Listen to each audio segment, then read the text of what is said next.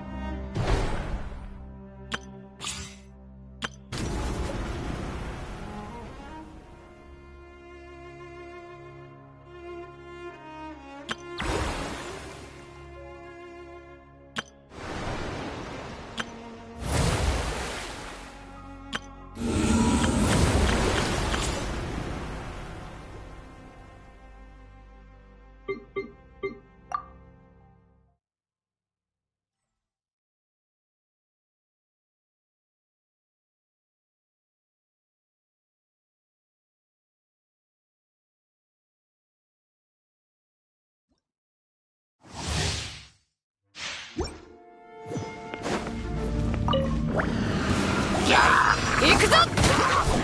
ふっやっはっやっふったっは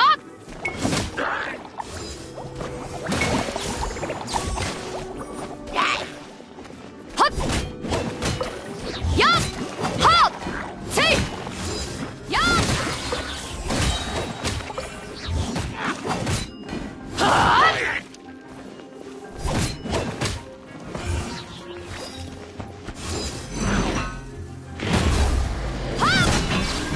勝ち負けはまだわからないよ。炭になるがいい。えいせいはっはっはっやったやっと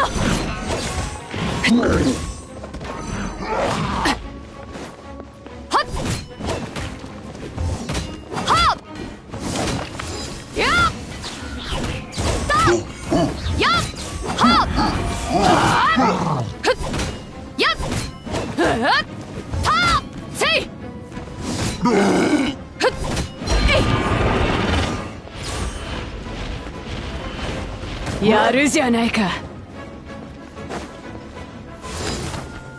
行くぞ。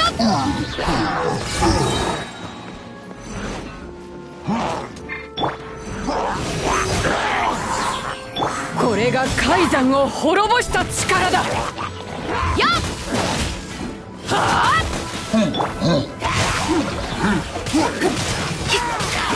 サユルコ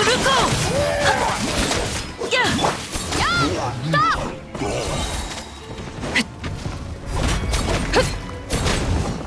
よく見ておけ。行くぞ。吸引テスト開始。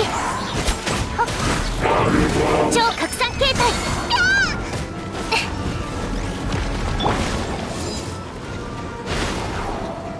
やっえいスター6308式ユニット。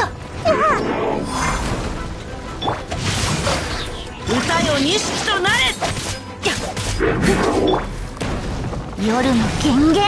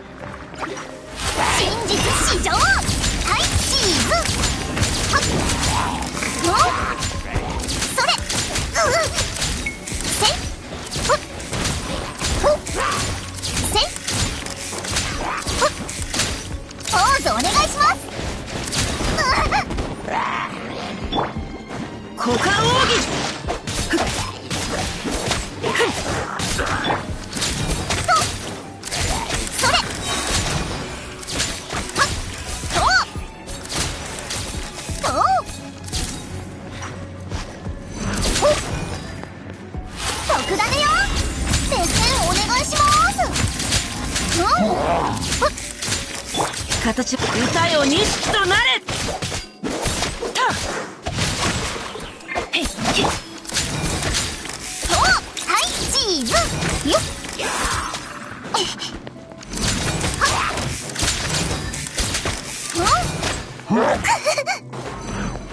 せいそれと先生お願いしますシャルロットが補導しますせいとそれとこの件はわかるかい。はいチーズとそれ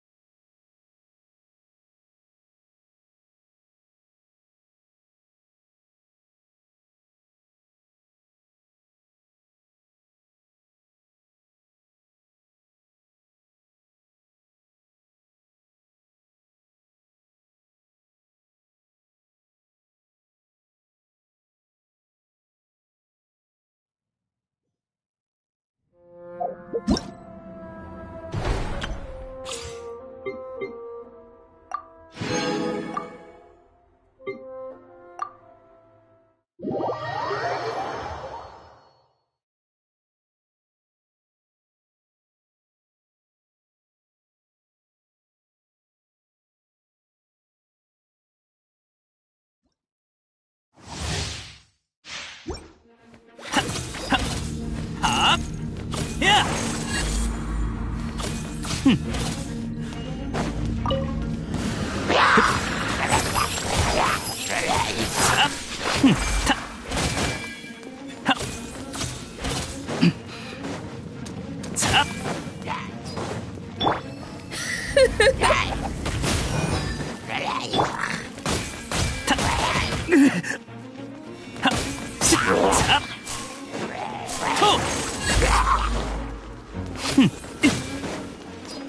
薬も毒になり得ます。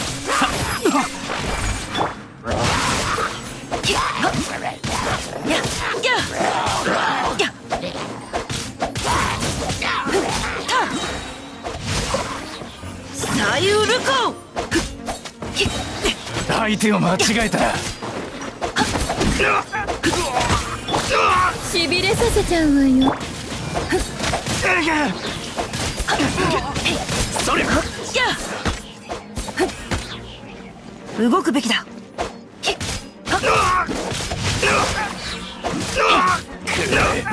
た命の重みを知りなさい。それ股間奥義形は静止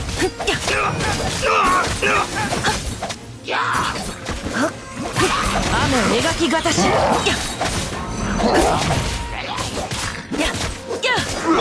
あ婦人観来です。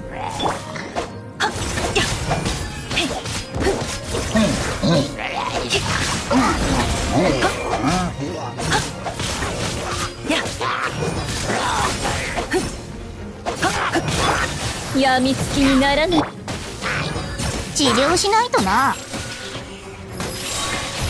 命の重みを知りなさい。左右ルコこの件はわかるかい。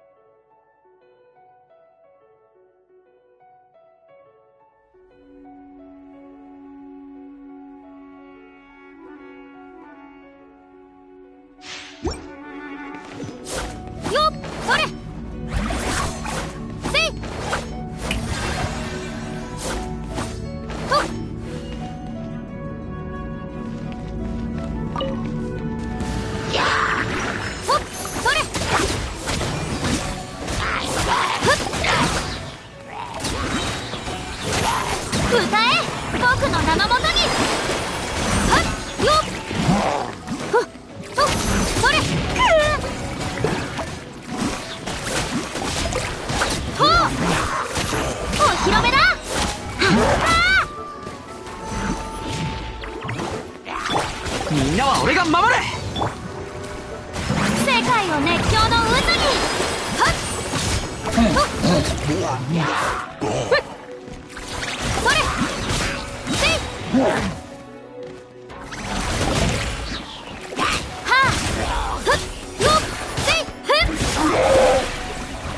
そほったよっふっ歌え僕の名のもとに。はっ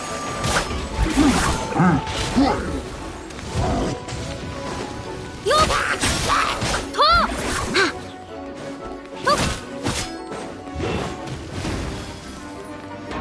光、何をするんだい。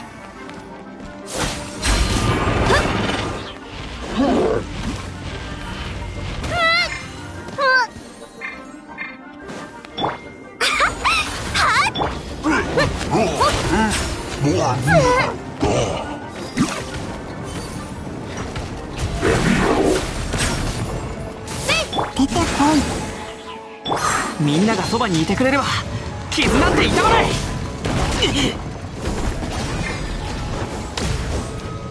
あ、吹き飛べ。世界を熱狂の渦に。ふっふっ君に捧げよう。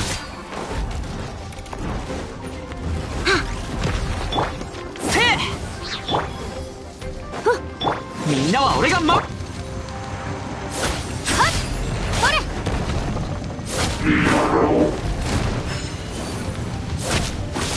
とはっふっ光よ。はっ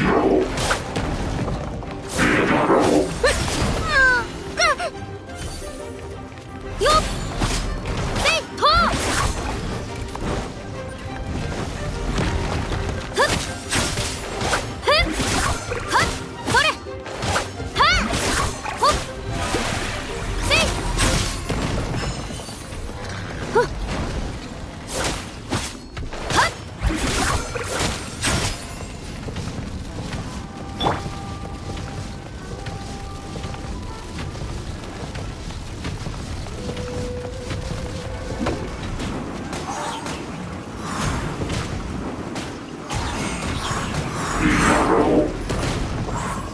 風向きにした渾身の術。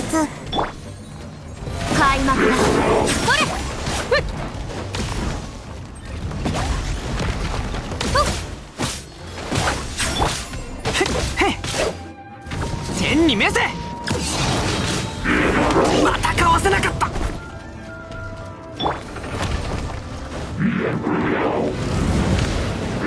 やめてくれ。君に捧げよう。ふっ冒険だ冒険。はあ、みんながそばにいて。師匠の技を食らい。はあ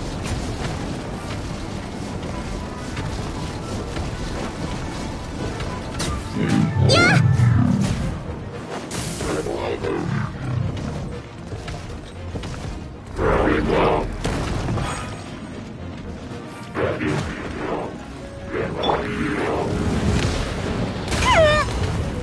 光よ。はっふっほっほっせいふっはっはっふっ天に召せ。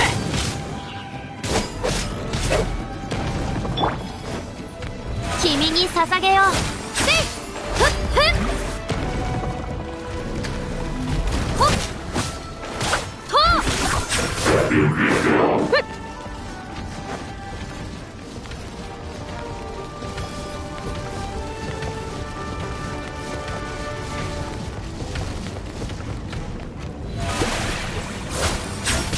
はっ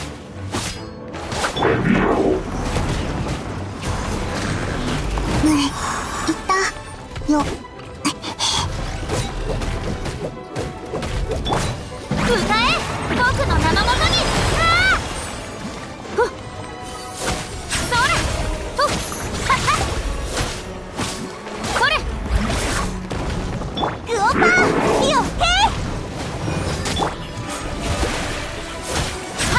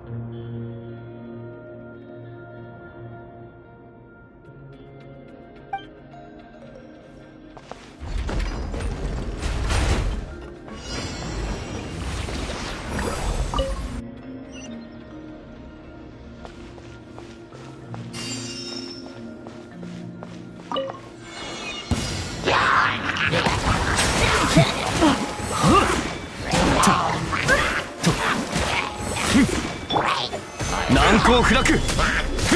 隙あり。具現化せよ。直や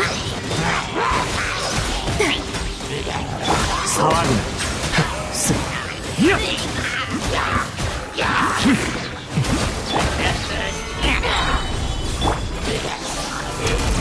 姿を残さず律令。高き者私は下げず。はっ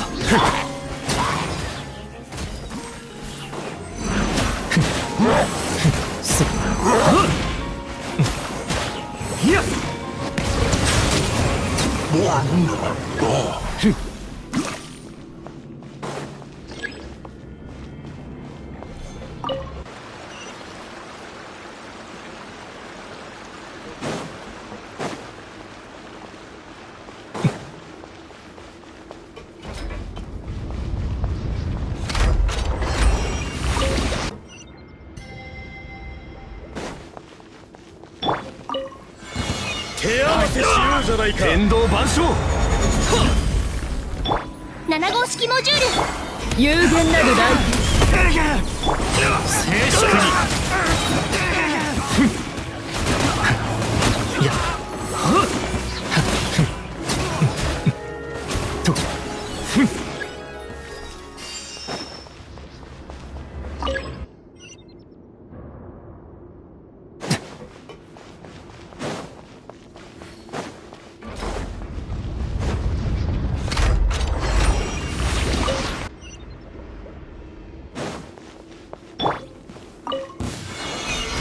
盤石。天道ここにある。無双の風具現化せよ直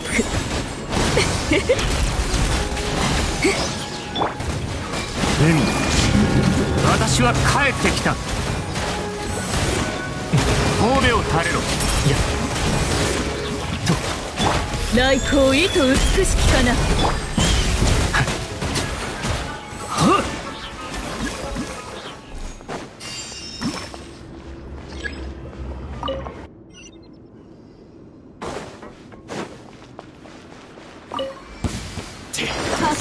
姿を残す。難攻不落。いや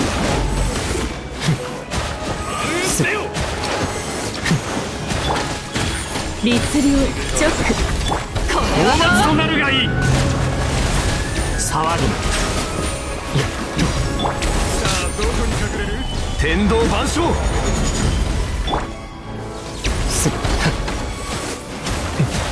いや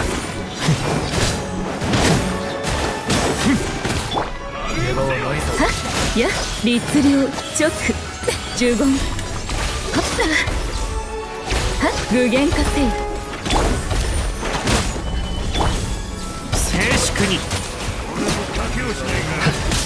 超拡散形態高き者私は下げず。久々の獲物。いや神道の権限。剣の万角天理チョーク。騒ぐな。いや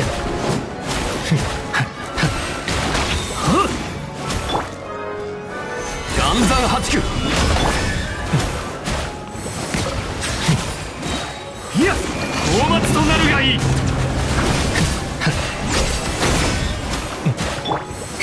姿を残す。具現化せよ。逃げられると思うな。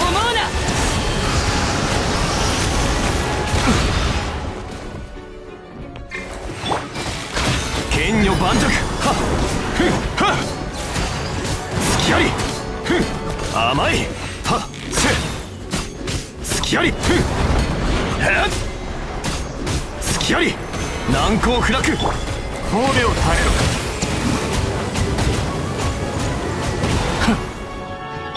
天道ここにある。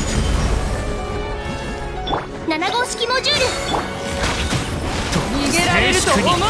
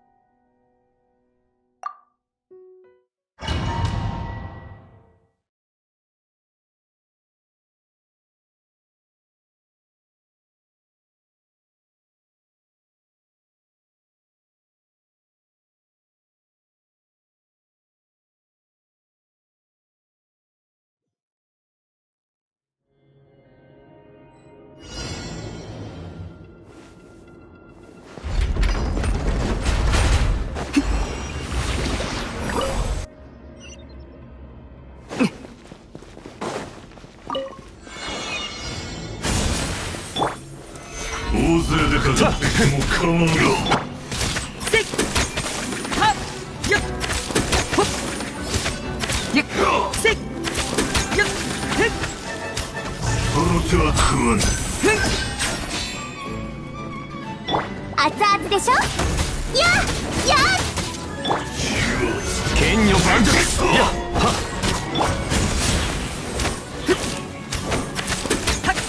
そこほっそれやっとそれせいへっとここではいやっほっとやっはっはいそれみんなあれば行こうか小賢しい。ほっはい全力攻撃岩山八九。いや天理チョーク。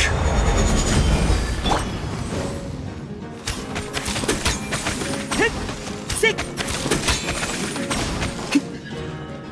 はいちょっとしたトリックさ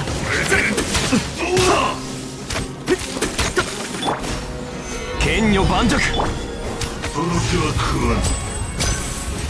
お主の勝ちだ。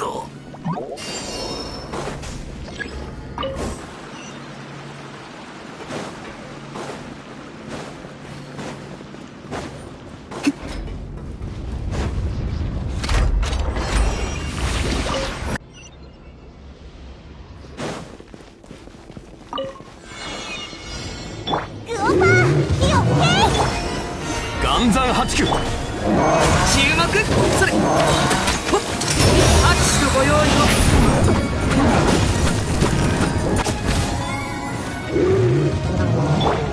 話が通じないなら叩くまででしょう。それや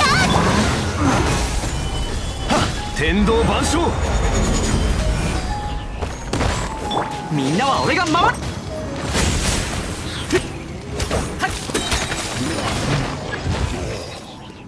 やっ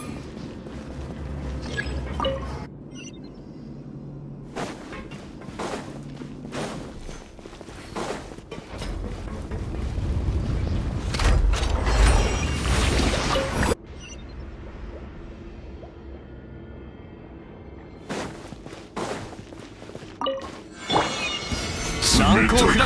天道ここにある。正体ちょっとしたトリックさほっこうってしまう。やっ美しいし痛みだ。冷凍の時間だよ。冷凍食品だ。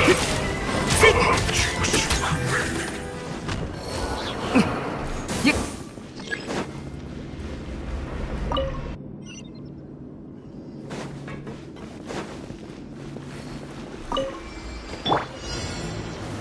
岩山八九。いざ天理チョーク。みんながそばにいるやっ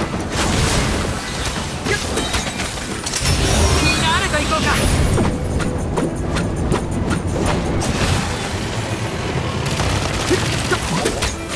そこせいやっはっはい剣女盤石。サプライズだよふっふっせいやっはっそれふっとはいふっそれそこはあ全力攻撃だちょっとしたトリックさ一正体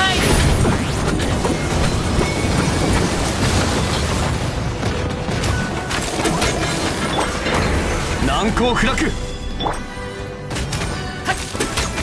ふっほっそこせいとそれはっほっせいサプライズだよ師匠の技を食らいなさい。岩山八九。天道ここにある。拍手のご用意を。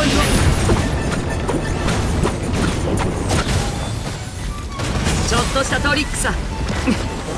それ。みんながそばにいてくれるわ。傷なんて痛まない。天に召せ、全員どけ。難攻不落、天理チョーク。サプライズだよ。一生態。落ち着こう。全力攻撃だ。注目。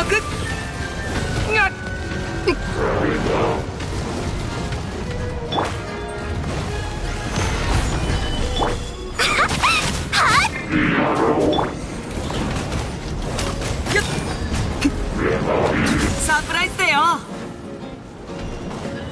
ほっ、それ。やっと。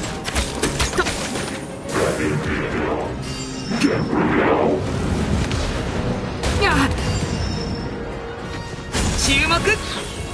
天道、ここにある。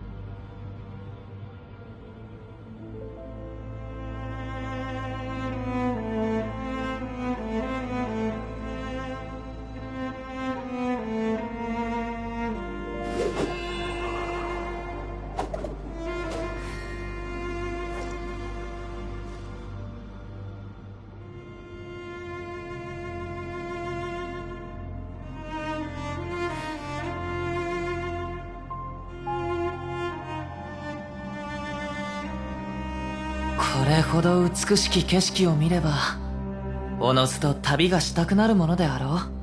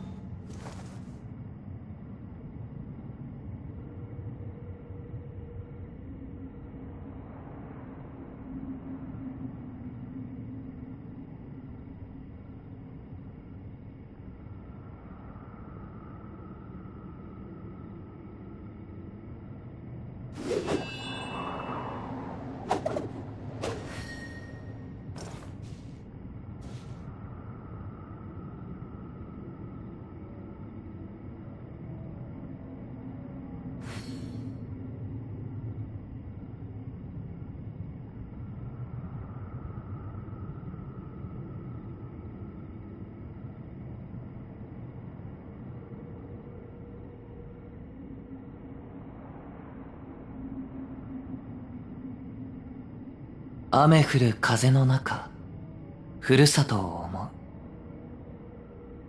拙者と故郷のつながりはもうこの刀のみでござる。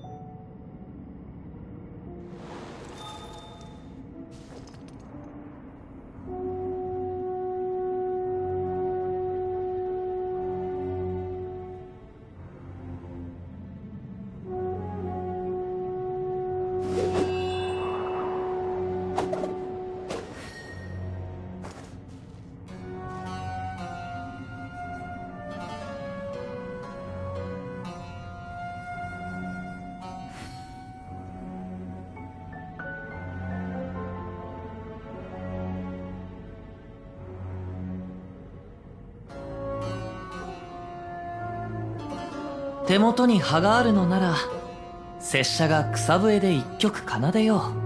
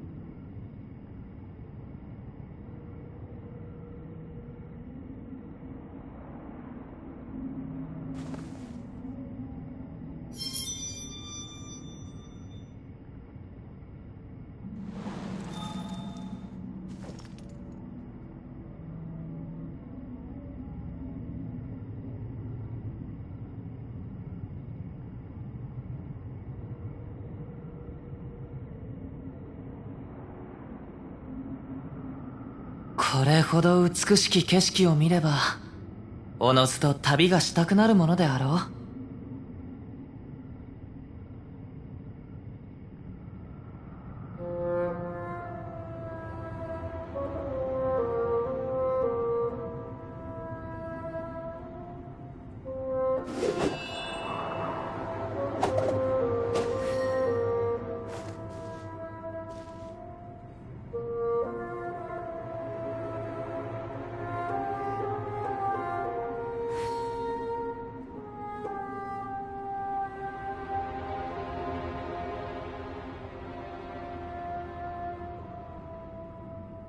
雨降る風の中、ふるさとを思う。拙者と故郷のつながりはもうこの刀のみでござる。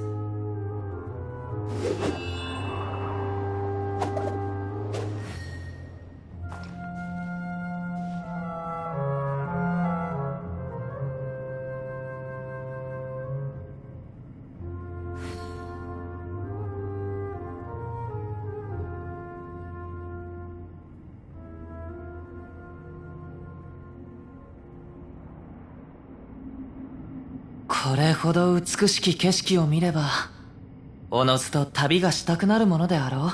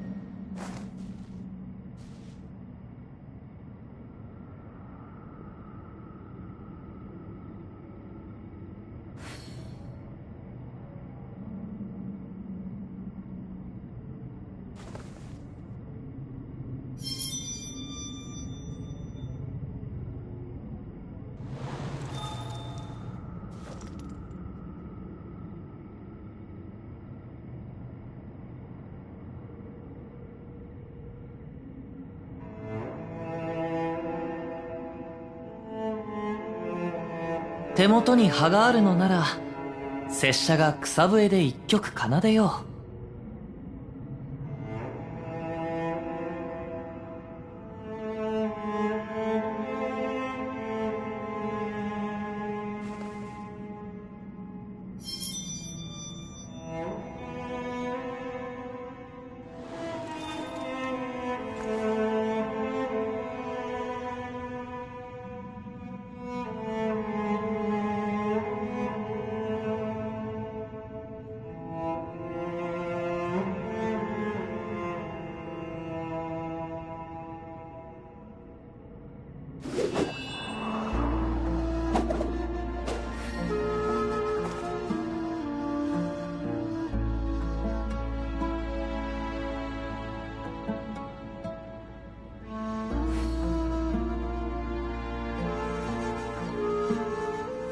雨降る風の中、ふるさとを思う。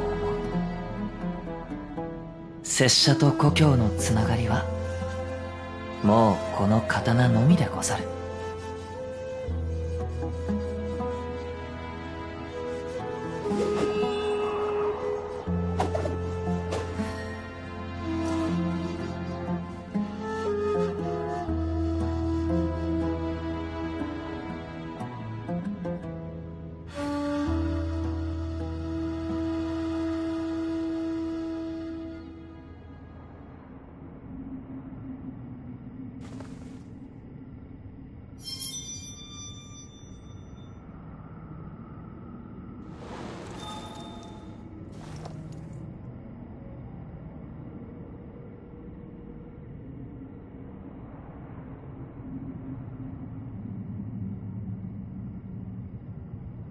手元に葉があるのなら拙者が草笛で一曲奏でよう。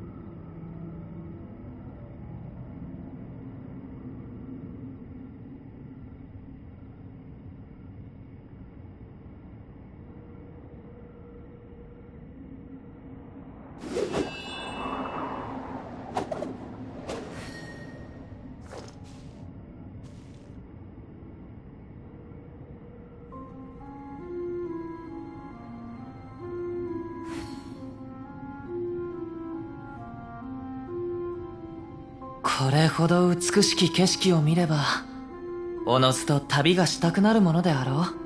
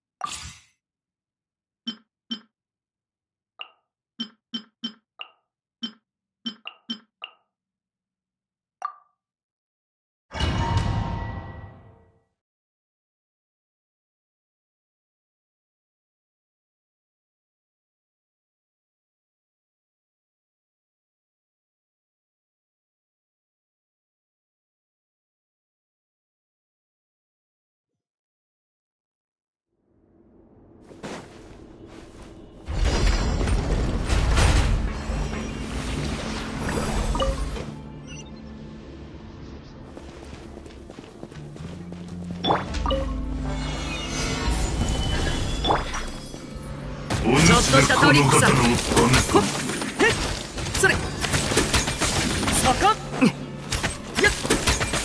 へっ料理の時間だよ。はっこれでほっし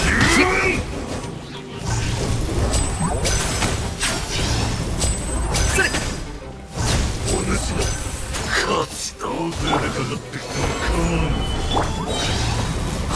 一撃で仕留める。注目。小賢しい。ほっこれでもよ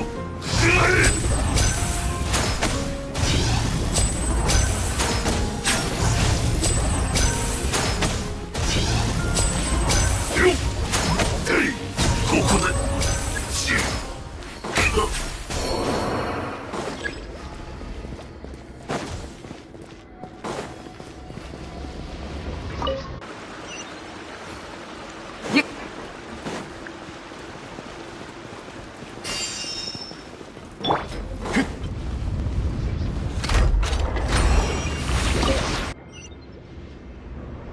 いざ剣女盤石。そ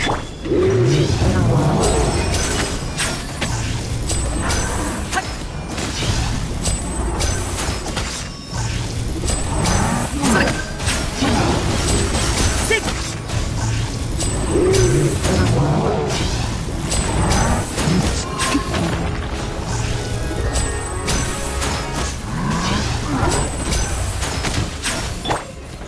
岩山八九。みんながそばにいてくれれば。ほっ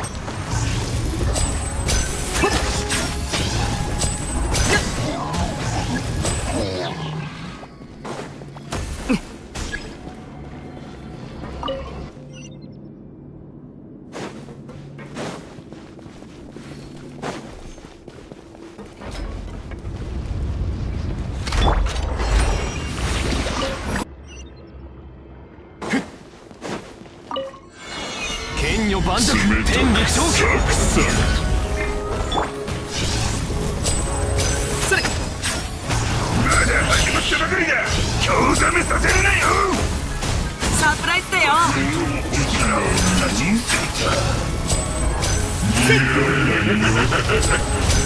畜生め。冷静肉の盛り合わせだ。冷凍の時間だよ。降臨。冷凍食品だ。温度が高い。みんなは俺が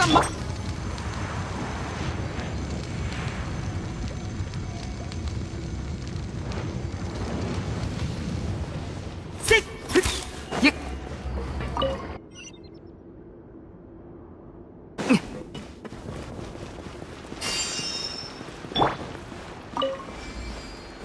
岩山八九。師匠の技を食らい。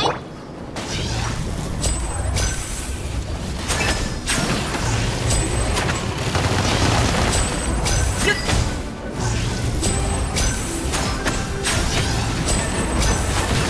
せっ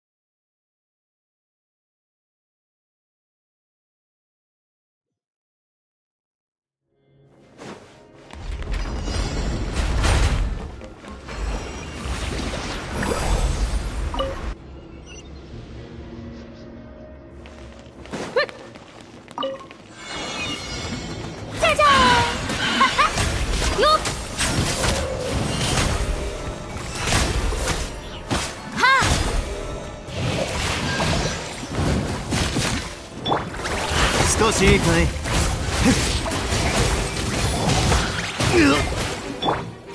行こう、風を知れ。風の行く先よ。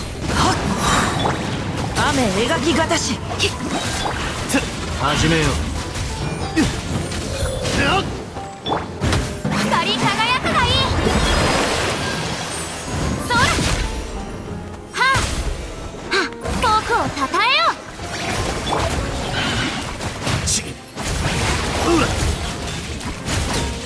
さあ、雲が借りなく時、風の赴くままに。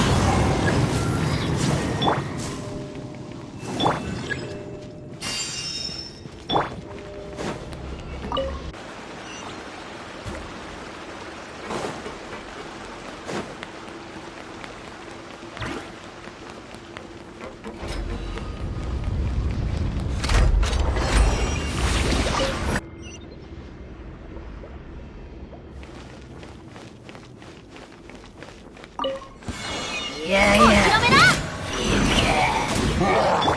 しっ、風の行く先よ。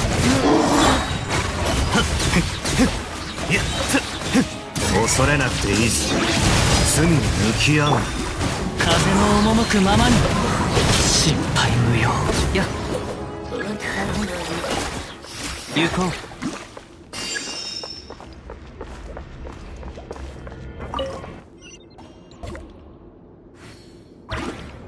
しっ、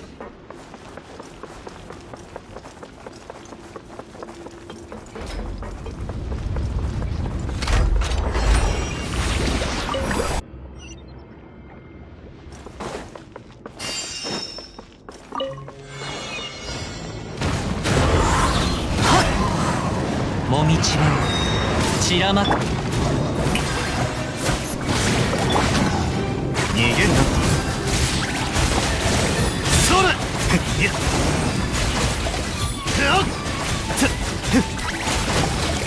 それ。いや。世界を熱狂の渦に。始めよう。さあ。いや。それ。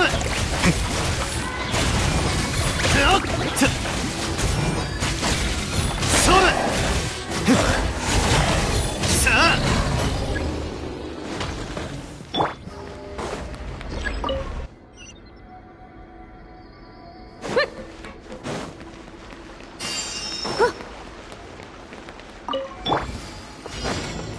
風の行く先よ。歌よ錦となれ。じゃじゃーん。少ししいかい。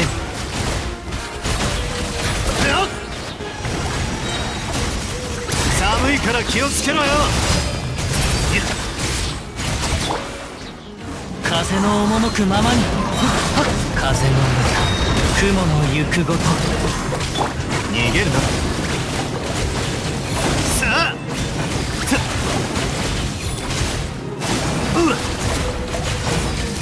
それ。光り輝くがいい。何をする。焦るな。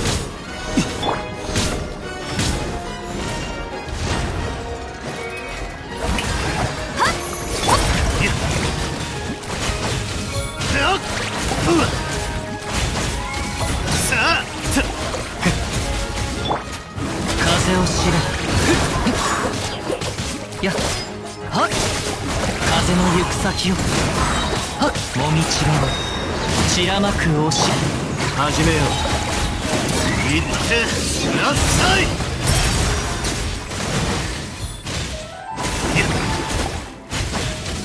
それ。世界を熱狂の渦に。ふっふっはっはっよっふっふっふっ。それよっ。風を知れ。ふっ。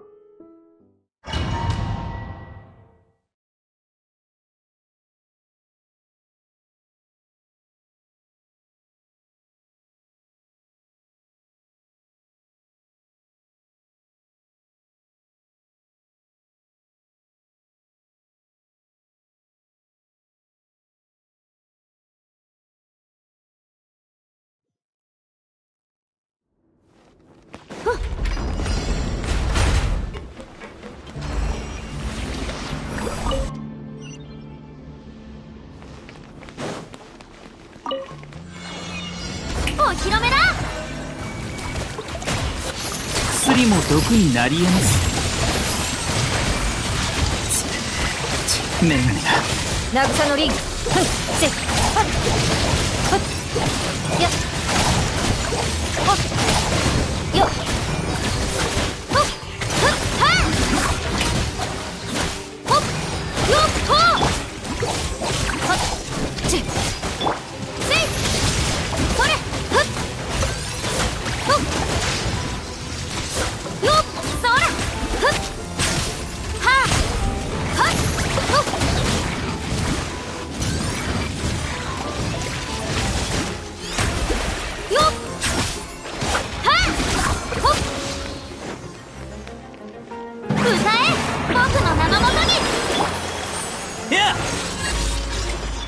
良薬は口に逃がし。し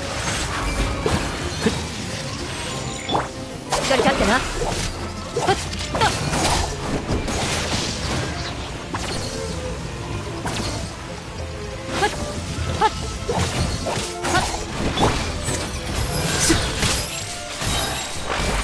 さあ婦人観覧。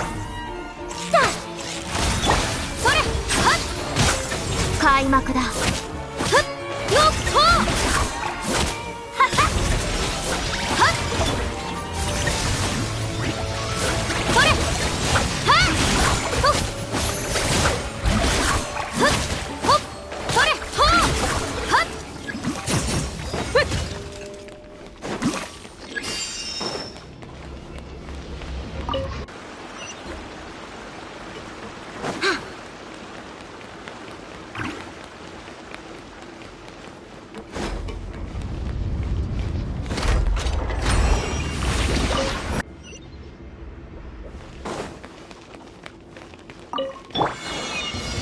相手は間違いようじゃないか。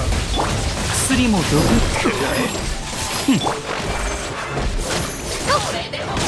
ゃじゃーん。重い拳を。ほっふんどうだ。世界を熱狂の渦にそれふっわー頼むよこれあんたよっふっふっ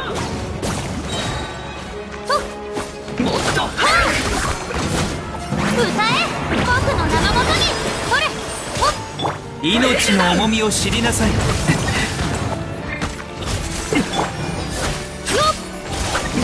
君に捧げようほっはっ強火で焼くぞほっふっほっ燃料切れだよっ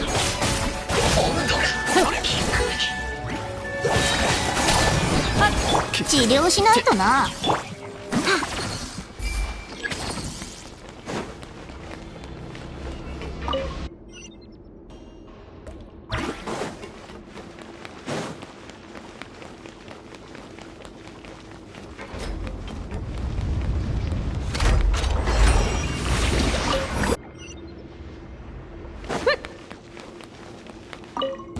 招かれざる客。遊んであげよう邪魔をするな。薬も毒になり得ない。世界を熱狂の渦に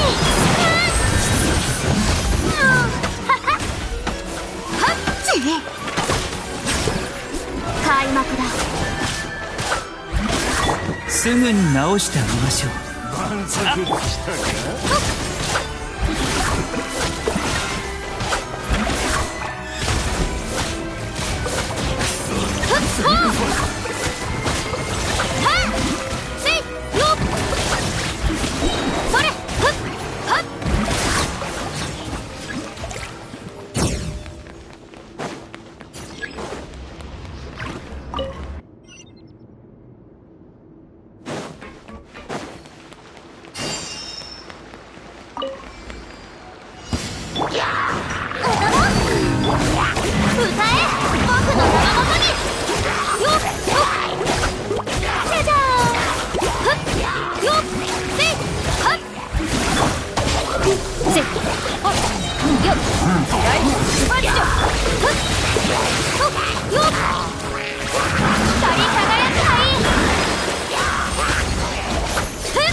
さあ婦人観来です。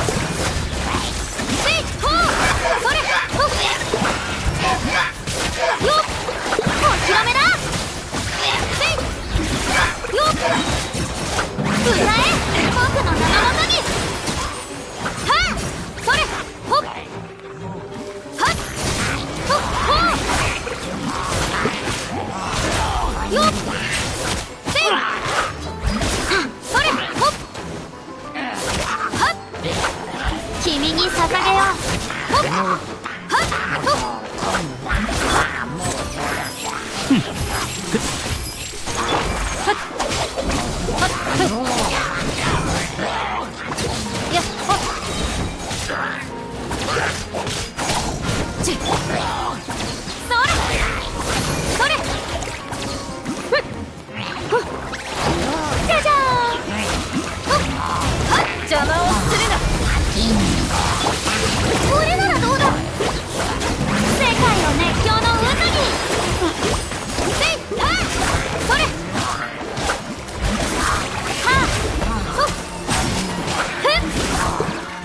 そ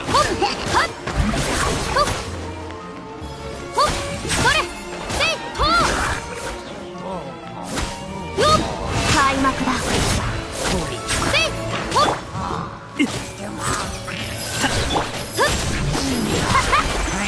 よっそれほっせいふんそれはふっ命の重みを知りなさい。ほっほっほっせいよっほっはっふっふっ光り輝くがいいそれよっ渚の輪はっしっかり立ってなやっふっ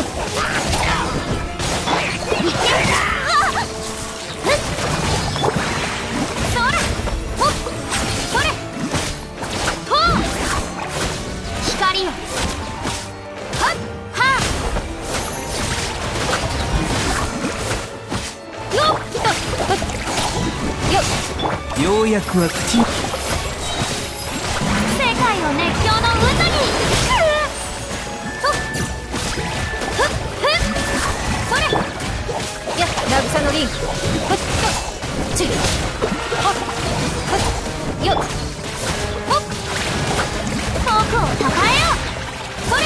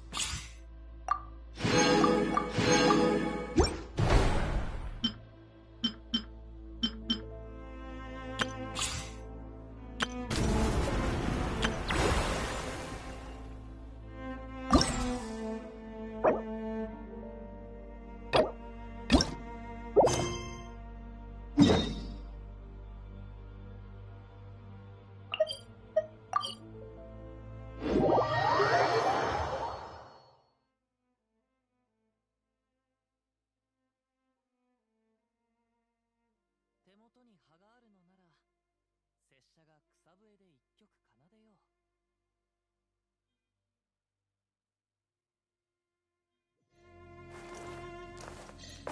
いざ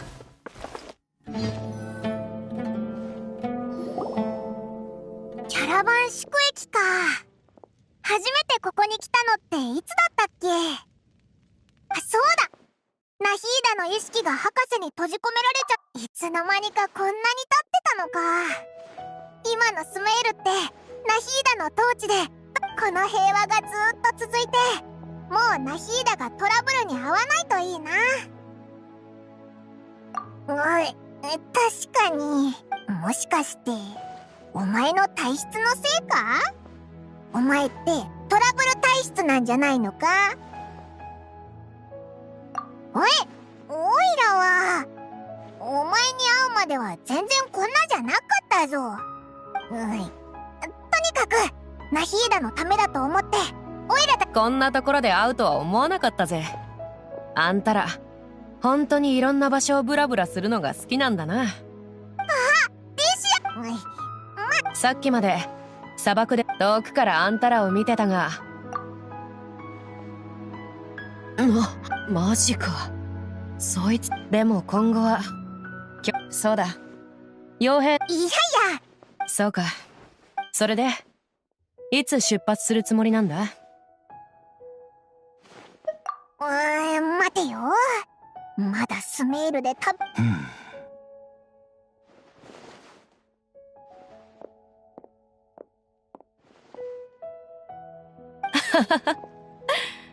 なら今思えば。でもナヒーダにも挨拶していかなくていいのか？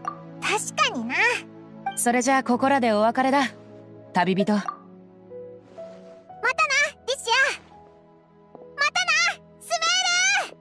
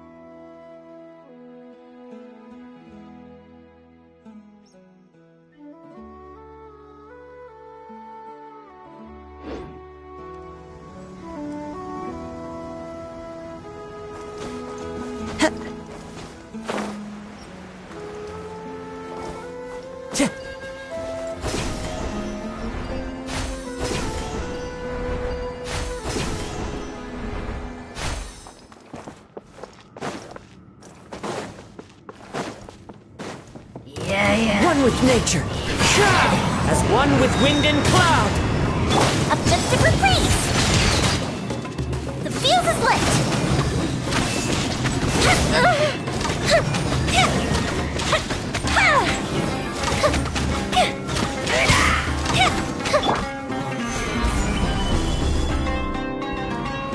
Order guide you.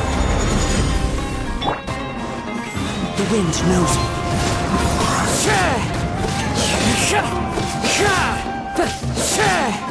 Life goes on.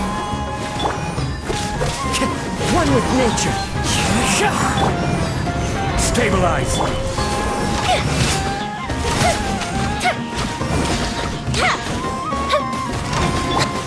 Into the wind.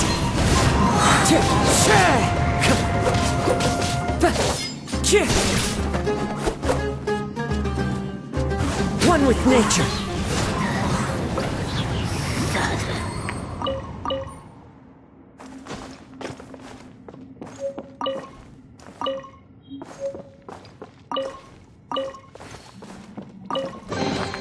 A fateful offering. Time to go.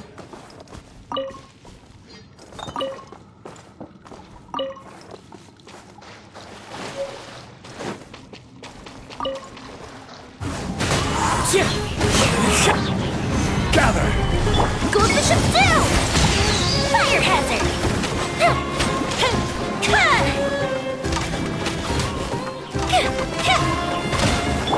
Fallen leaves, adorn my night! Into the wind.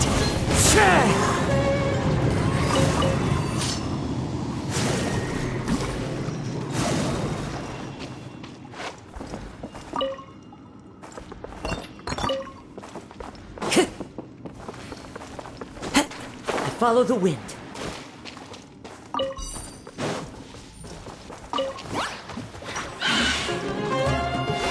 wind knows me.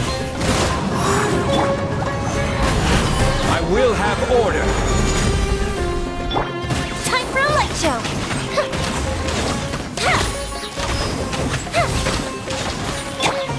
One with nature.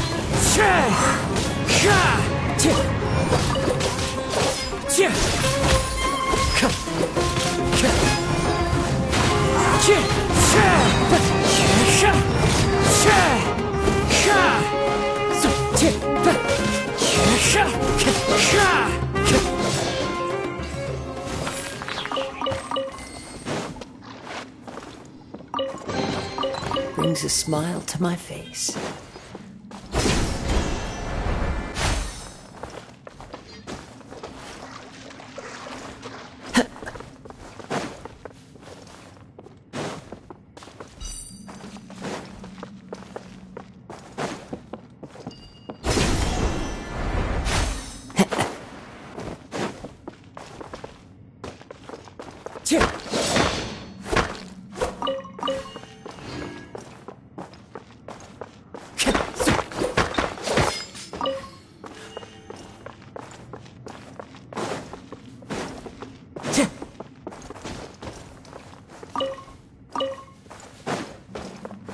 Time to go.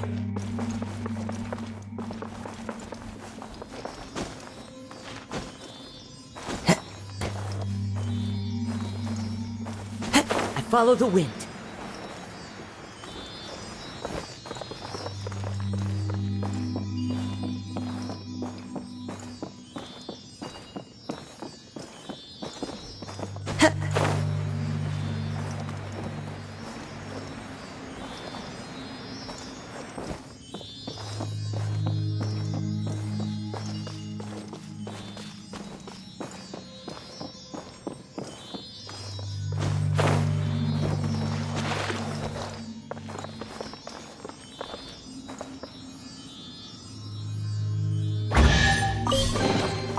Who says there aren't benefits to a life of wandering?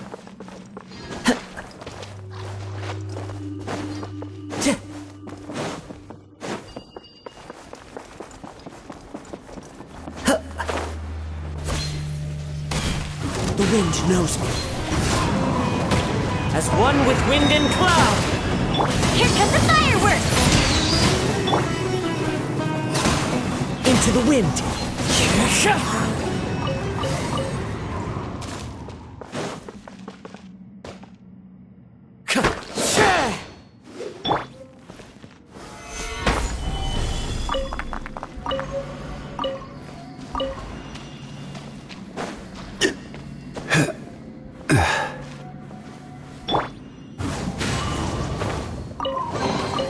A fateful offering.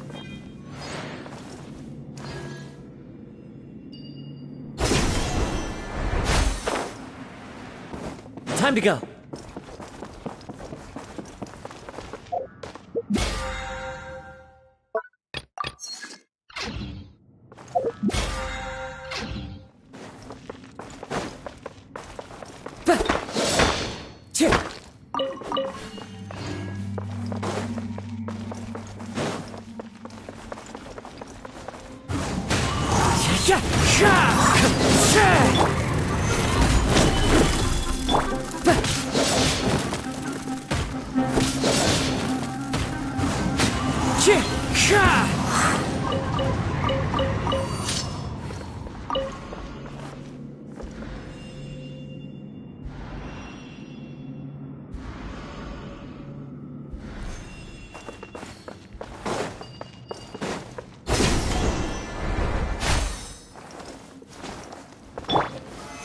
Solidify!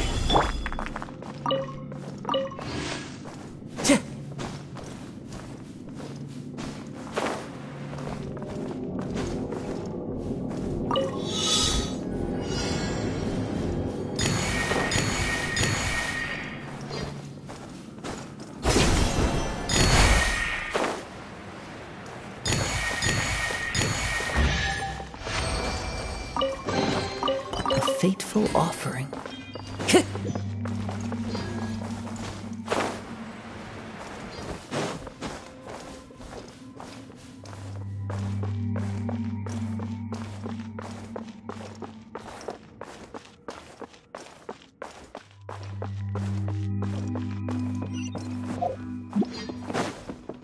Time to go.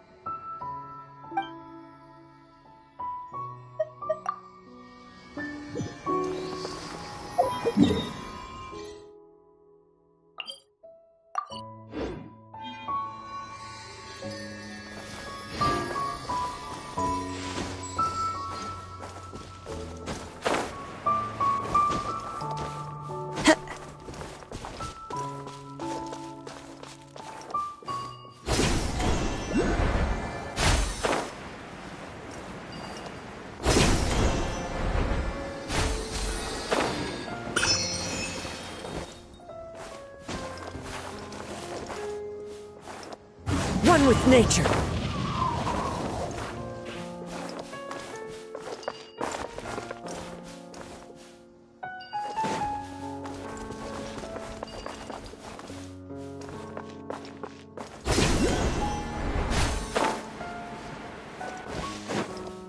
The wind knows me.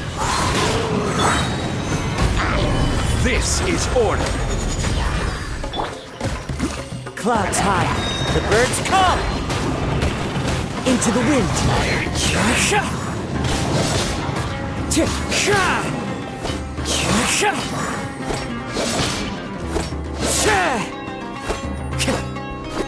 The wind knows me.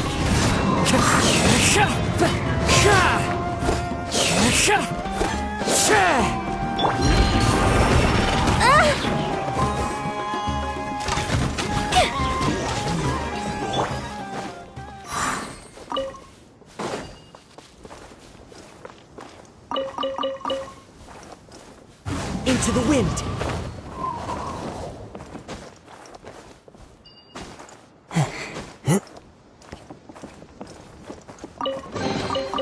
says there aren't benefits to a life of wandering?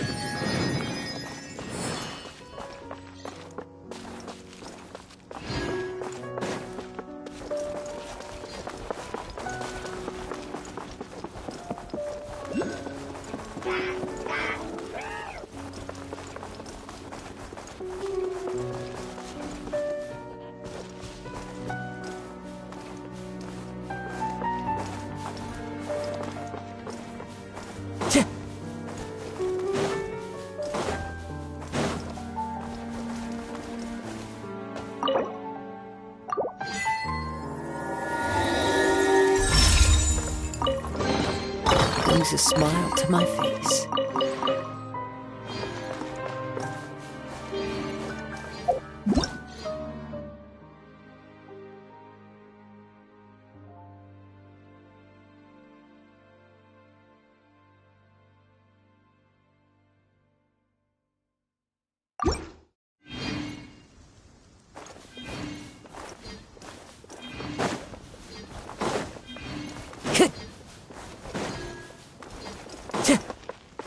The wind knows me.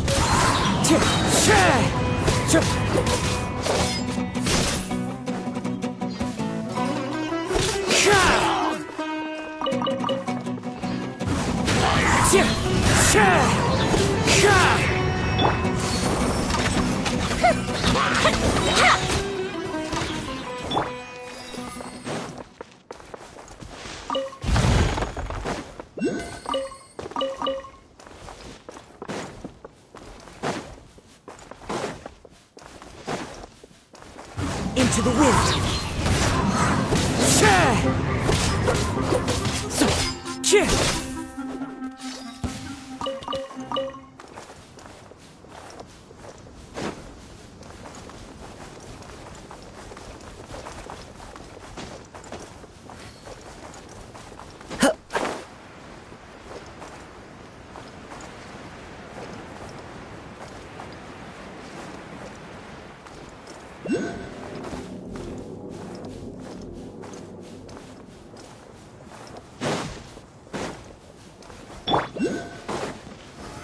Stabilize! Time to go.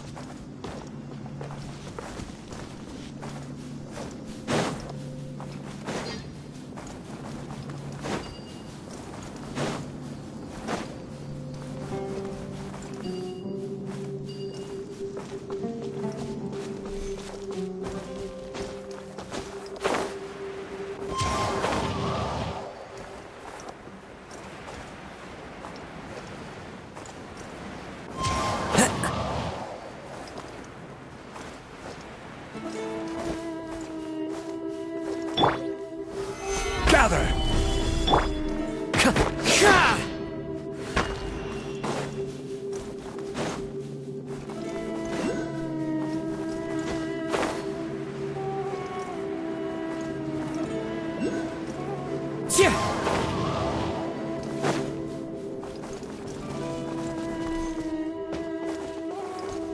One with nature.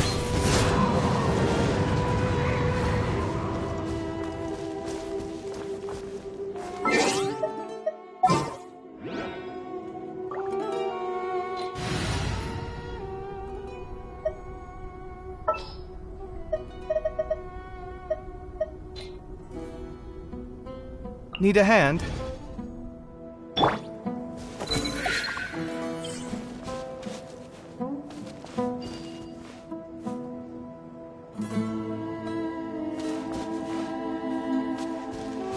Scanning.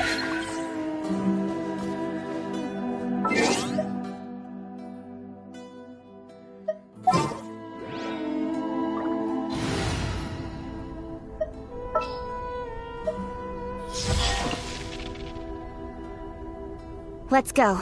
Time is against us.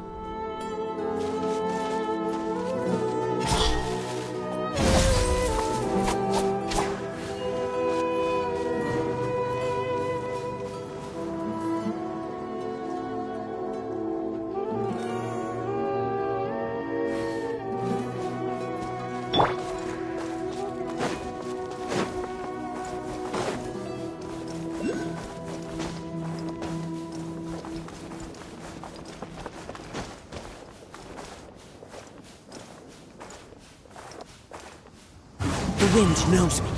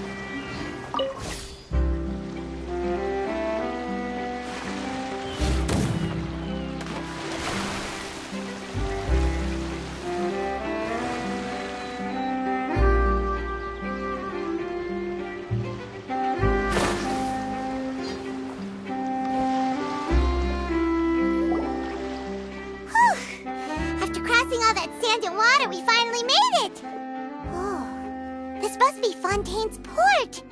Wow! Everything looks so advanced in Fontaine! Paimon's heard that the industry here is extremely developed, and there are all kinds of unusual machines! Just sights as a tourist is nice, but maybe it would be better if we found something to do. What do you think? Good idea! Nahida gave us loads of useful information. Seeking out the Seven is probably still our best source for information at this point. Yeah, the more we can learn, the better. So, what do you think the Hydro Archon's like? Will we get along? Nahida said that she has a very unique personality, whatever that means. To learn about a nation's god, start with the nation's people. There seems to be some locals talking over there. Let's go see if we can join the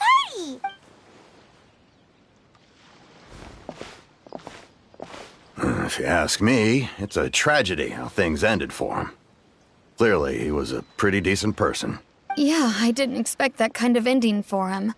I thought he would at least fight on a little longer for his family. I was expecting a sudden plot twist, but it's a pity that it never happened. Still, his story is quite the tearjerker. Excuse me. Can I help you two? I couldn't help but notice you standing here listening. Hi. We're travelers new to Fontaine, and we had something we wanted to ask, but you seem to be really busy talking about some kind of play, so we didn't want to interrupt. Play? Oh, no. We're talking about something that really happened. In fact, it's a case that was just heard a few days ago. Really? Like, a real trial? But the way you were talking about it and the words you used just now made it sound like some kind of story. Well, good tales are often based on true stories, aren't they? And what you see in reality may also be someone deliberately putting on an act while harboring ulterior motives. Whether something is true or not simply isn't that important. The main thing is whether the story being acted out on the stage is splendid enough. Oh, but it looks like you're not from around here. You probably don't know that the Fontaine Court of Justice is called the Opera Epiclese, or more commonly known as just the Opera House. But, shouldn't court cases be treated a little more seriously than that? Not to question Fontaine's way of doing things, it's just that putting someone on trial is usually a very serious thing. No worries. Other visitors to Fontaine have wondered the same thing. You could say that we just don't want to waste the moving stories behind those cases. And as for your worries about whether the cases are treated with due reverence, we have the absolutely just and honorable Chief Justice Neuvillette, as well as the Oratrice Mécanique d'Analyse Cardinal, a machine created by the Archon. Between the machine and the Chief Justice, false charges and injustice are a thing of the past now. Oratrice? Is it some kind of machine, too? Oh, Paimon's curious. We should check it out if we get the chance. Wait, Paimon almost forgot to ask you our question. Do you know what we should do if we want to meet the Hydro Archon? Oh, that's easy. Just go to the Opera House. Lady Farina practically lives there. You could definitely say it's her biggest passion. I think what they mean is that they wish to speak with the Archon personally. In that case, I'm afraid it's going to be a tad more difficult. You'll have to make an appointment well in advance, and it'll depend on whether or not she has any time slots available. Huh. Is the Hydro Archon super busy taking care of official stuff?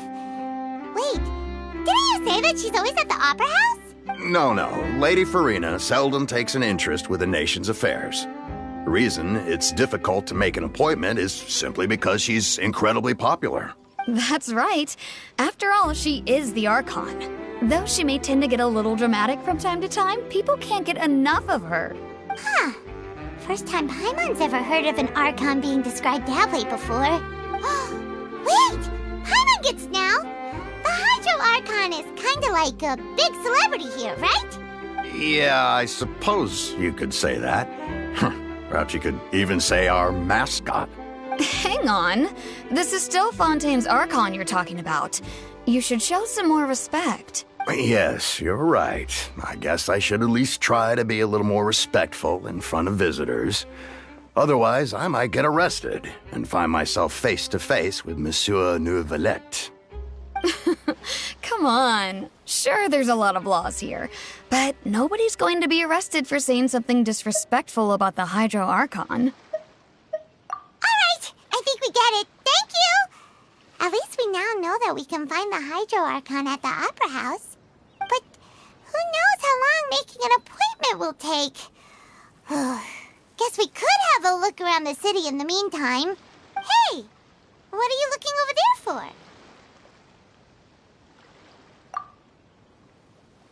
Huh. Maybe something's the matter. She isn't going to jump into the water, is she? Maybe we better go check on her.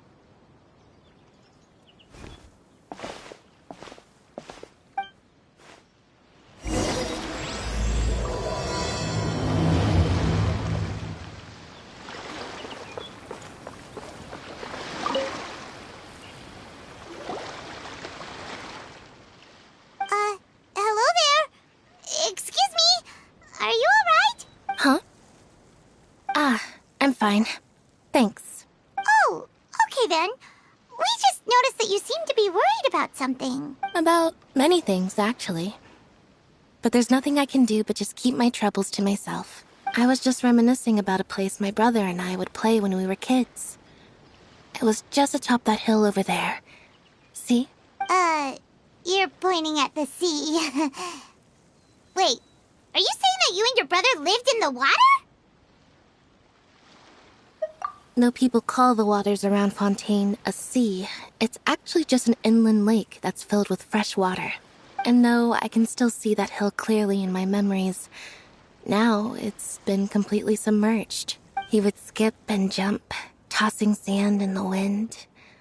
The sun shone brightly, and the air was filled with the scent of the sea. But now, the water is gradually swallowing our memories. It won't be long before it swallows us. Sorry. Paimon doesn't really get what you mean. I don't believe we've had the pleasure of meeting. Are you Lynette's new friends? Oh, and you are? Thanks for looking after my sister. She often comes here to reminisce about our childhood, that's all. There's no need for any concern. Allow me to introduce myself. I'm Linny, and this is my sister Lynette. If I had to guess, I'd say you must be travelers from abroad. Nice to meet you. Paimon is Paimon, and this is the Traveler. We just arrived in Fontaine. We were just talking with your sister. Even though we didn't really get what she was saying. I see. It's unusual for Lynette to be so willing to talk with anyone. In fact, she seldom speaks at all. I'm usually the only one she ever talks to.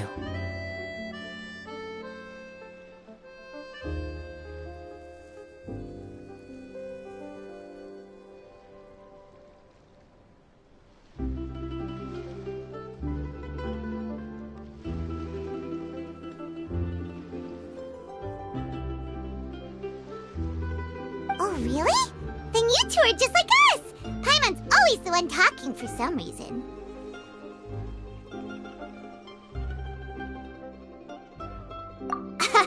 So that's how you think it is? I also think my brother can be too talkative at times. Seems you were right, Paimon. We are quite similar. So, what did Lynette mean just now when she said that the water is engulfing your memories, and that it won't be long before it engulfs you too? Oh, that. It's from a prophecy that's been circulating in Fontaine for some time now. Well, I suppose prophecy isn't exactly the right word, because that implies a certain amount of uncertainty. There's no doubt about what's happening in Fontaine now. Where to begin? Let's put that question on hold for a moment. We still haven't formally greeted each other yet, have we? Did all the introductions earlier not count? Hello, traveler.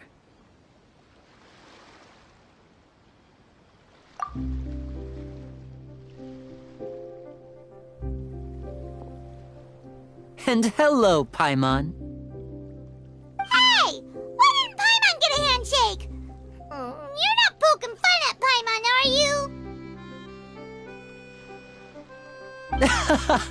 Please, don't take offense. Just consider it a sort of etiquette we have here in Fontaine when making new friends. You should remember it. It might prove useful. Oh, all right then. Well, Paimon's just happy to have a local friend now. By the way, we were just getting ready to go to the Opera House to meet the Hydro Archon. Would you be able to show us the way? So you're going to see Lady Farina? No problem at all. In fact, I was planning to go to the Opera House later myself. I'll gladly take you once I finish things here. Please, follow me.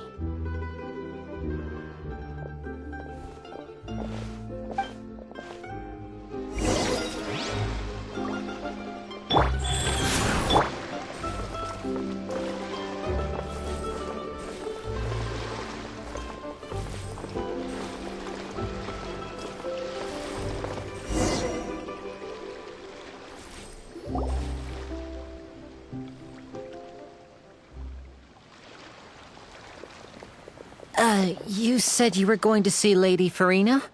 Well, it seems Lady Farina has come to see you.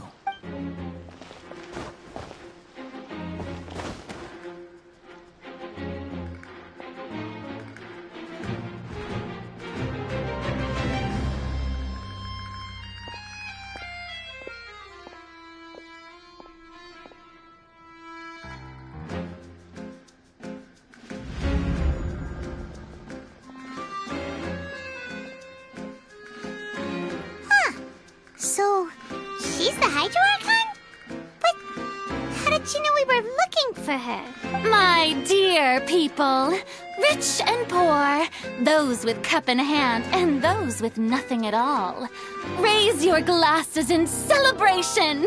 If you don't have one, then just raise your hand in lieu.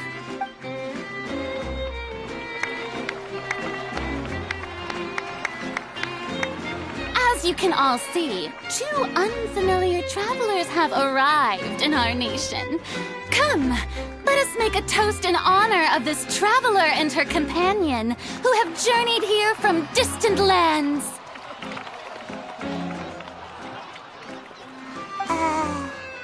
Is she talking about us?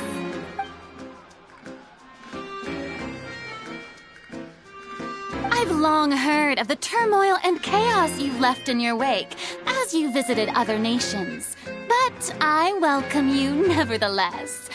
No, I have come to receive you personally. Fear is for insignificant cowards.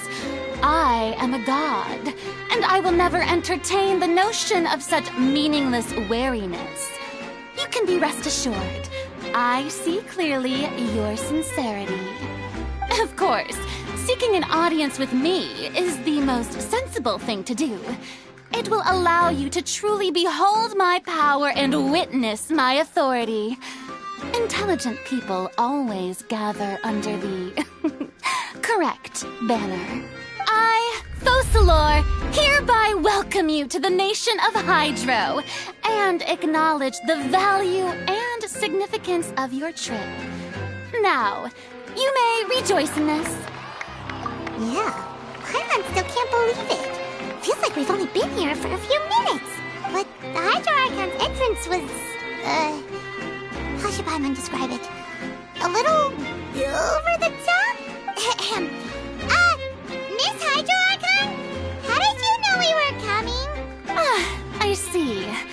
As Outlanders, you inevitably lack even some of the most basic understanding.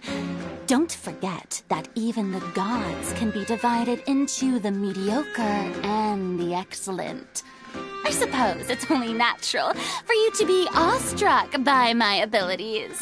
You had best stop and you really have the noble qualities and etiquette necessary to communicate with a god.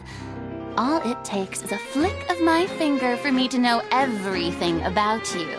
Whoa, talk about sounding high and mighty. Oh? What's with these looks? Perhaps the welcoming ceremony still isn't enough?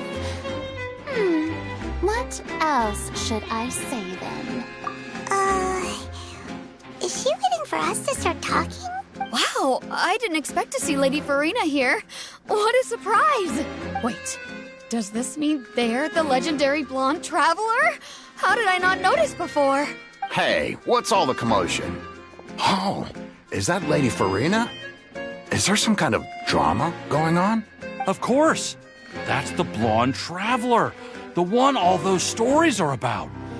Lady Farina came here to personally see her. Oh, I bet this is going to be the duel of the century. Ooh, I've got to see this. I knew Lady Farina would never disappoint. Yes, but don't get too excited now. My dear believers and spectators alike tend to get quite rowdy, and despite the noise, I've come to tolerate all their ruckus. You may consider this my reward to all of you. I have determined that there will be an epic duel between myself and this traveler from another land, just as you were hoping to see. Now she wants to fight? Aren't we getting a little ahead of ourselves?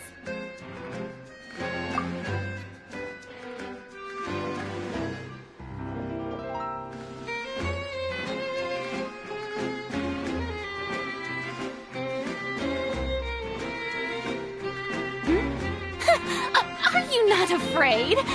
Might I remind you that this is a duel against the divine? What are you trying to do, traveler? Provoking a god in front of her people? Stand down, Clorend. I admire her bravery. Few have the courage to draw their sword against a god. She is obviously a true warrior. Unfortunately, people nowadays only crave to be thrilled, and a mere duel will not slake their thirst for excitement. Oh, yeah, she's right. Just a duel wouldn't be all that interesting. On Araneus, criminals are always requesting duels to defend their honor. You're getting a bit old, to tell the truth.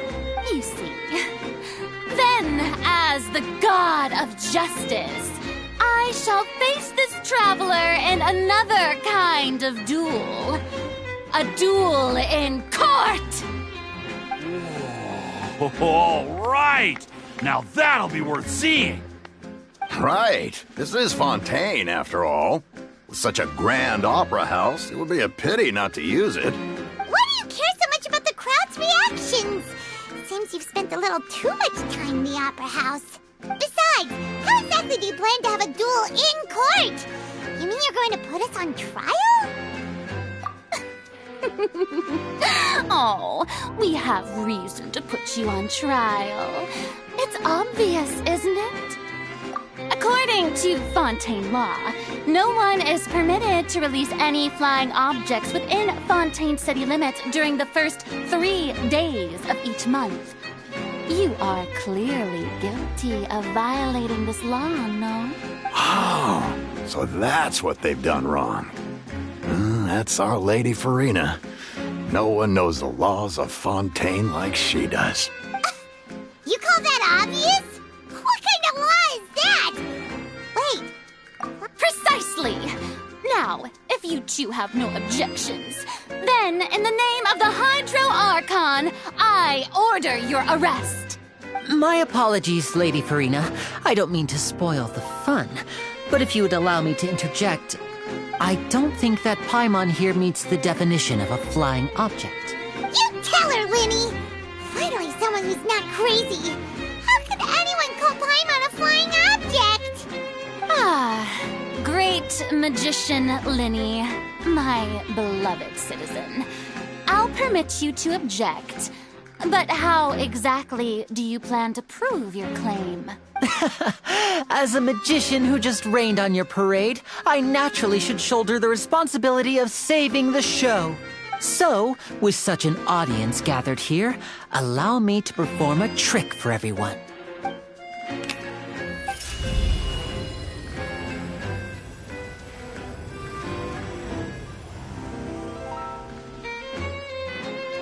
Ta-da! What?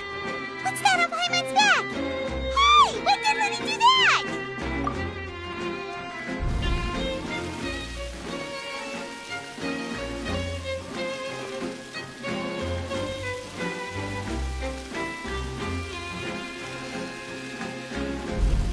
There. As you can all clearly see, Paimon should be classified as, well, something like a balloon. This rope has been in the traveler's hand all along. It was just that no one could see it before. Huh? You call that magic? You've got to be joking. I thought it was pretty good. Nice one. Huh. I'm not sure what to think. It seems Lady Farina's charges no longer hold water.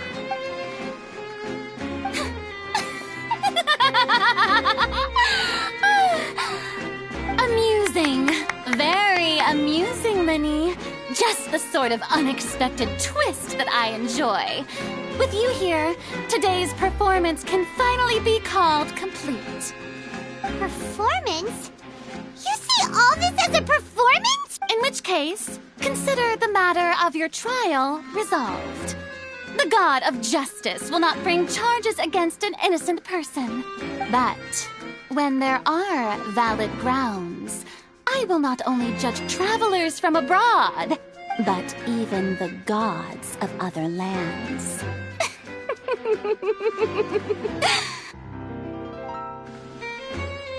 I look forward to seeing your upcoming performance at the Opera House, Mr. Linny and Miss Lynette. That's enough for now. Toodaloo!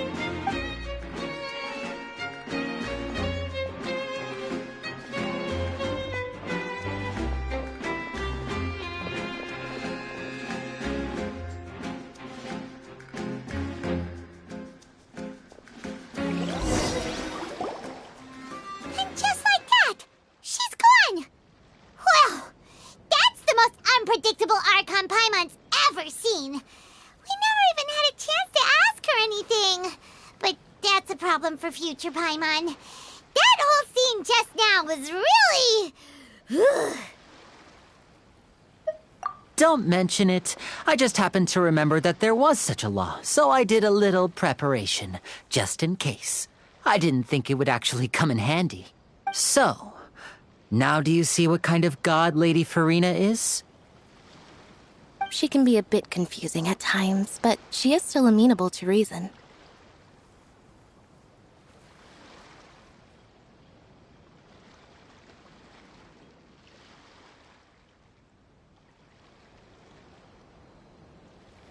Anyway, Paimon had no idea you were a magician, Linny.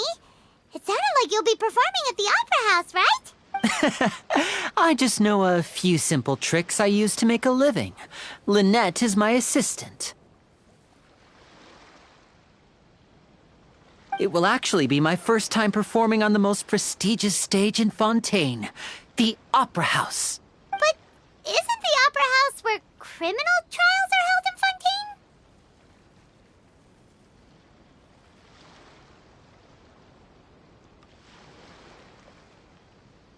When there are no public trials being held, the Opera House hosts a variety of other performances.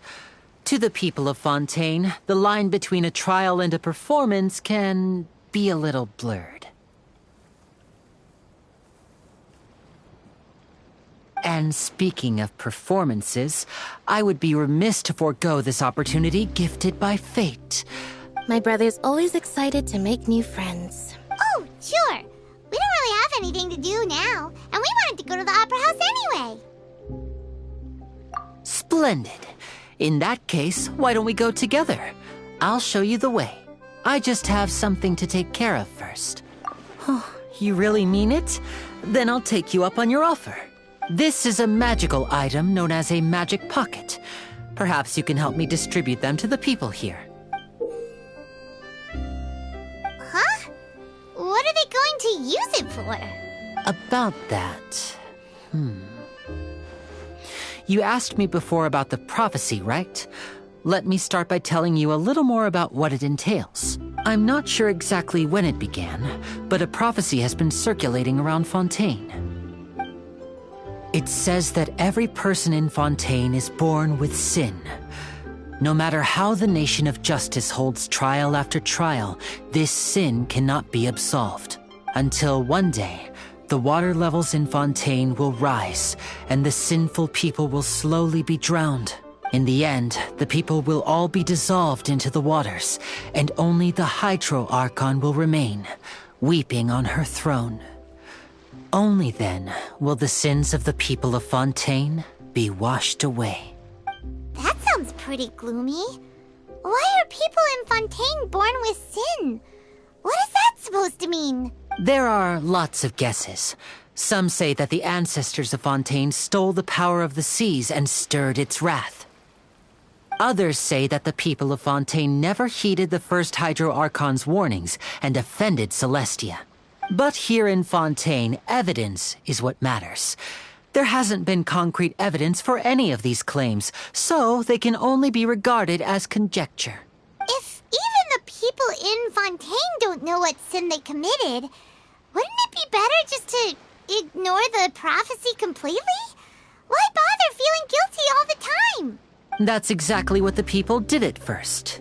But in the last few years, the water levels in Fontaine have actually started rising.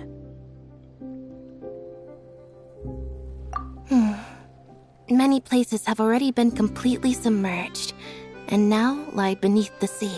Many people carry on with their lives as before and shrug it off as a natural phenomenon. But my family and I think that the people of Fontaine shouldn't ignore the possibility, which would end up sentencing them to death. We hope that at least the people who reside near the waterfront can move away before it's too late. So, we've started distributing magic pockets to them. As a magical item, these magic pockets have astonishing capacity. I'm sure they will come in handy when people are moving their belongings. Oh, Paimon gets it! It's like preparing for a rainy day! But this is more than a bit of rain. Perhaps only absolute power could ever contend with such a catastrophe. But who knows? We're just tiny specks in the grand scheme of things. Now, if you'd like to help, then please give these magic pockets to anyone nearby. Be sure to convince them to take it, regardless of what they say.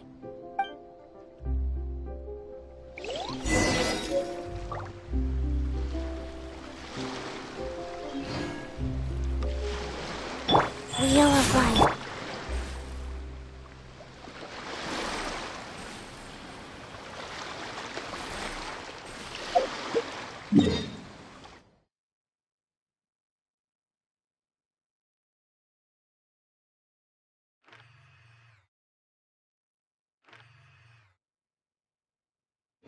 Wherever in this world I roam, I carry memories of my home. This blade, it is the last... So you're the blonde traveler that... Oh, a magic pocket? Seems you really thought of everything. I guess it's better to prepare for the worst. Thanks.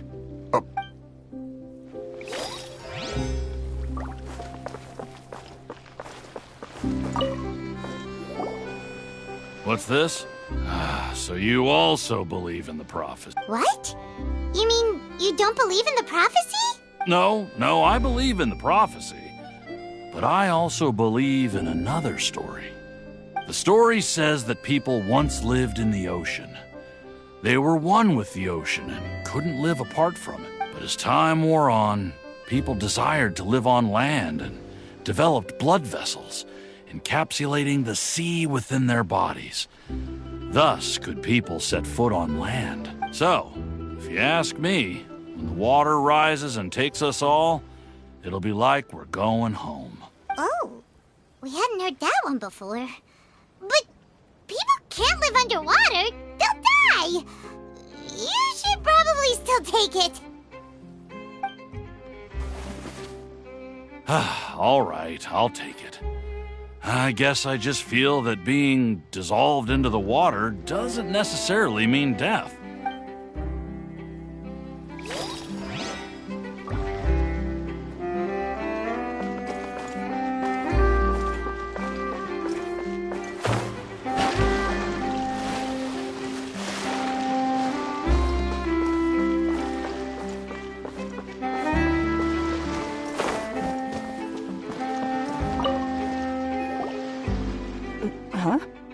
I don't want that thing.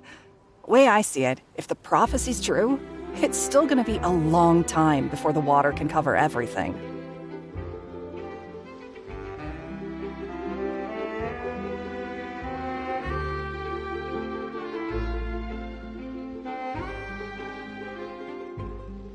Life is all about living in the moment.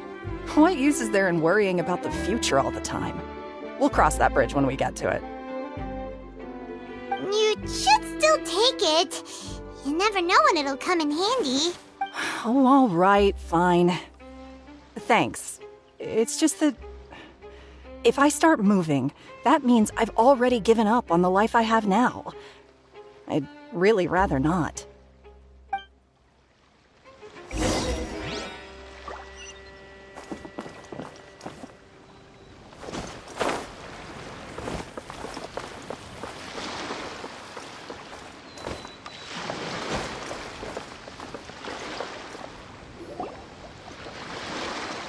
Oh? You already handed out all of the magic pockets? That was fast. So, what did people have to say? I bet you heard. Yes, but that will change once disaster strikes. I know they'll change their minds, so it's only right to help them prepare. Is there anything else you need to do before we leave? Yes, one last thing. I have the magic pockets made by a workshop in the court of Fontaine. Since we're out and about, I was thinking about bringing him some more materials. So, you want to collect materials? Just tell us what the materials look like and we'll help. Many hands make light work. Oh, that would be much appreciated. We'll need some romaritime flowers. I remember seeing them near the waterfront on the east side of the harbor.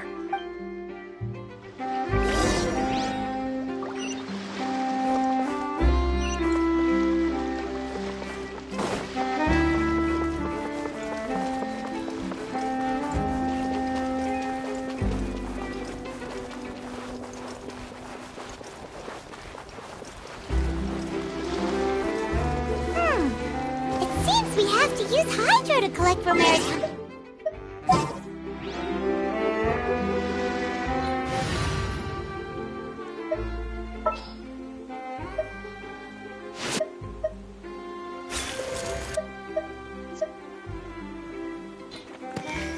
Chivalry will never die.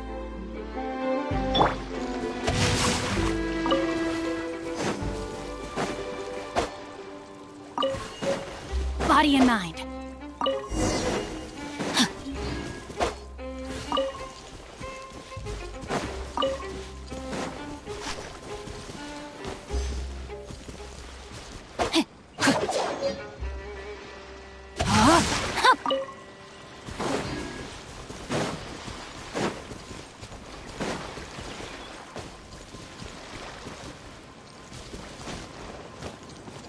Time to act.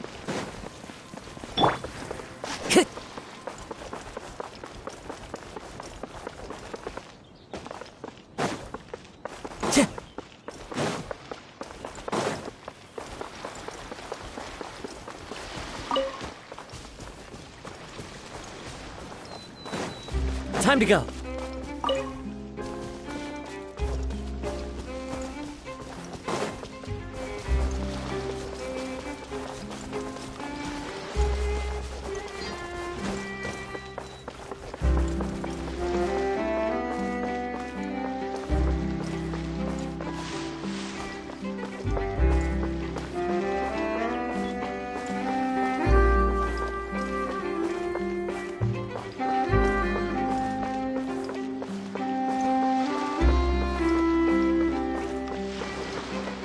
One with nature.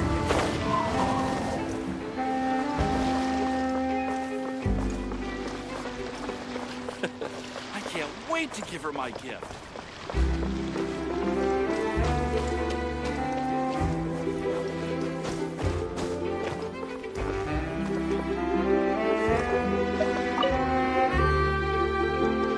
You made quick work of that. I can tell you're an experienced. Maybe next time you'll feel like helping too, Lynette. No way.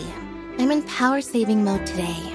Otherwise, I fear I may not have any energy left for the performance at the Opera House. Fine.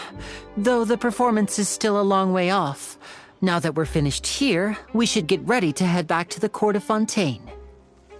So, we're going to the Court of Fontaine before we head to the Opera House? Good. Paimon wants a tour of Fontaine's largest city and try...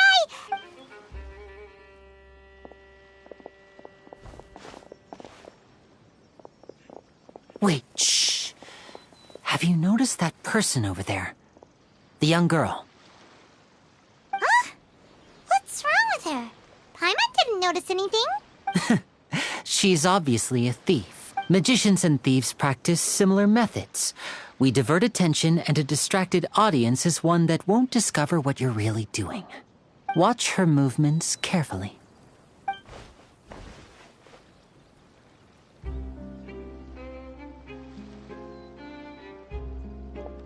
Oh, he's right! Shh, keep your voice down. We need to think of a way to catch her, but it seems she's very alert. Perhaps we should split up. You two can ride the lift over there and wait up top. I bet that'll be her escape route if she tries to run. All right, let's go.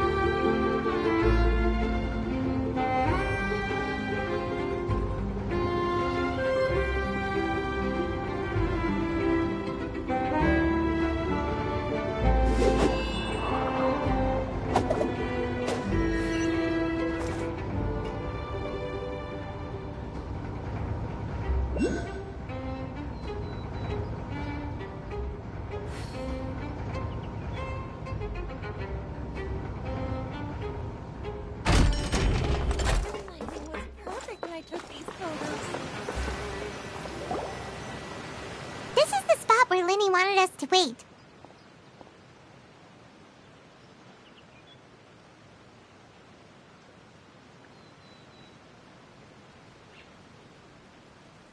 Oh, look!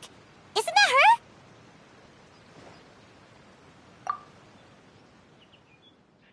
Oh no! Did she notice us? She started running the other direction! What should we do? Should we chase her?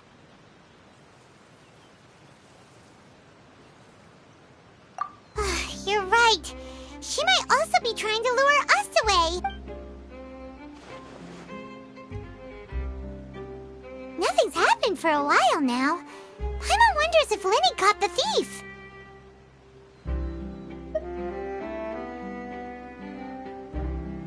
Yeah, let's go.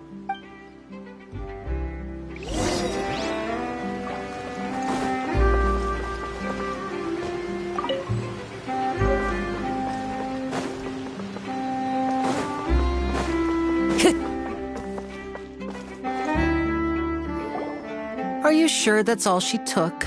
You should check to make sure you're not missing anything else. No, that was all. Oh, I can't thank you enough. I didn't notice a thing earlier. Anyway, I should be going now. Thanks again.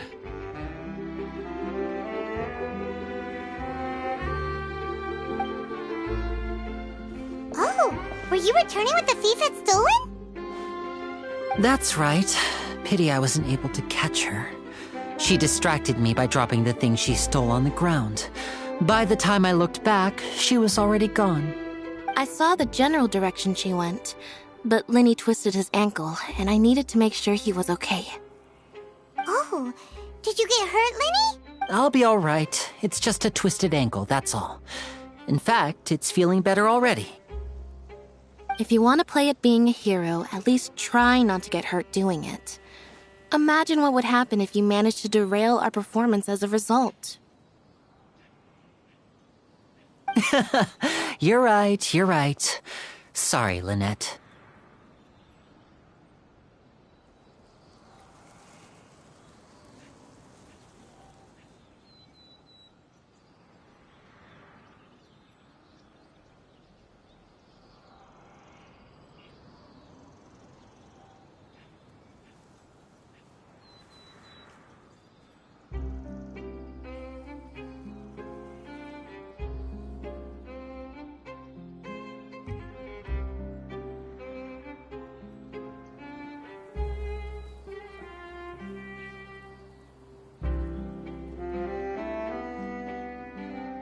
I have to admit that the thief was even more skilled than I had anticipated. But at least we were able to get the stolen items back, so it wasn't a complete failure. What a slippery little thief! Guess things turned out alright in the end, though. Lenny's initiative paid off! All right, let's put this little detour behind us. We should go to the Court of Fontaine now.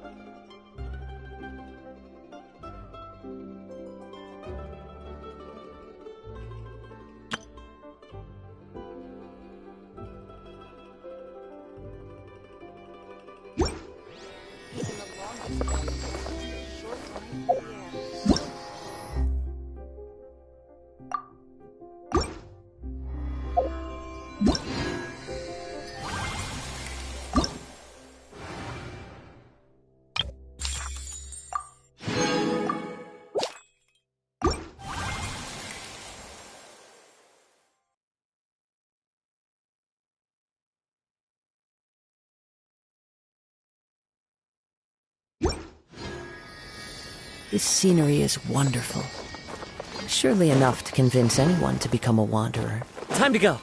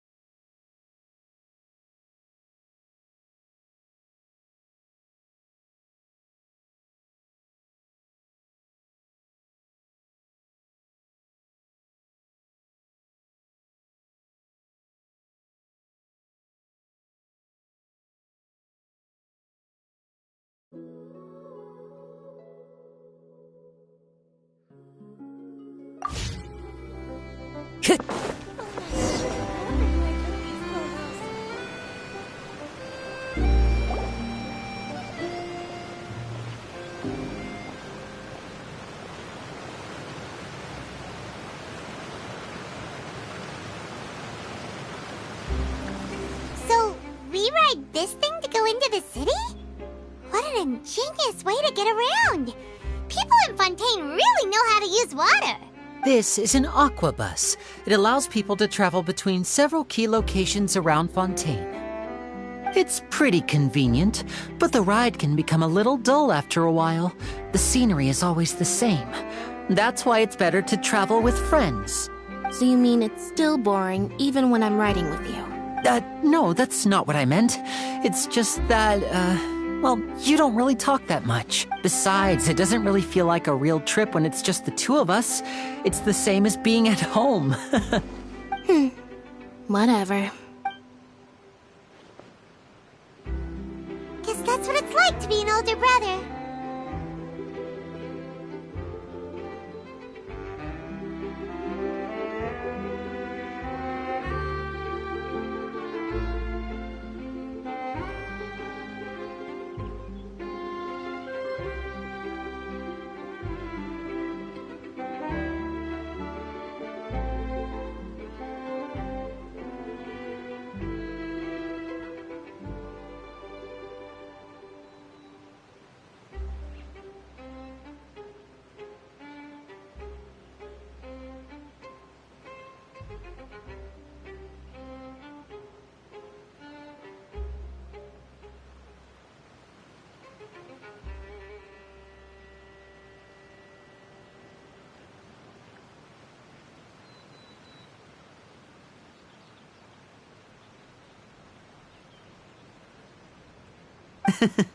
It's about time for us to leave. Let's get on board.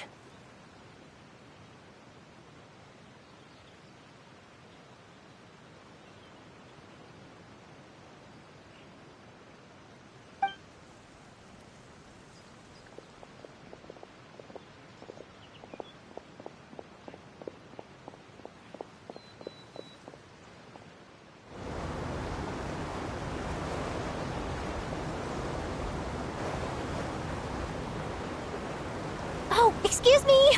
Aren't you the great magician Linny? And his assistant Lynette? Hello. I don't believe we've...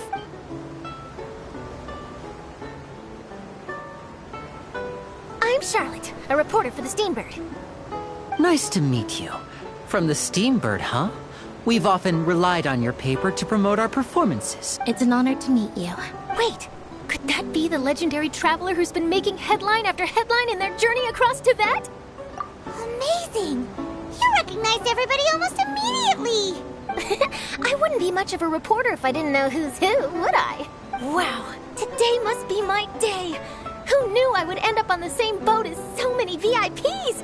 Could my vision finally be showing me some favor? So, Charlotte, what do you usually report on? Well, when there isn't any breaking news, I mainly cover the trials at the Opera House.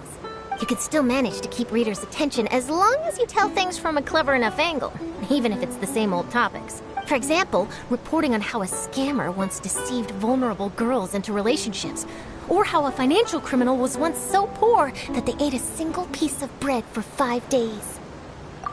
That's fine and all, but what I'm really after is exclusive, sensational news pieces that could shake the country. These smaller stories are a waste of my talents. Oh, I just remembered! I've been following a case lately. Well, a series of cases, actually. You mean the serial disappearances of young women case? That's right! These stories are the talk of the town right now, and it's probably the most mysterious case we've ever seen.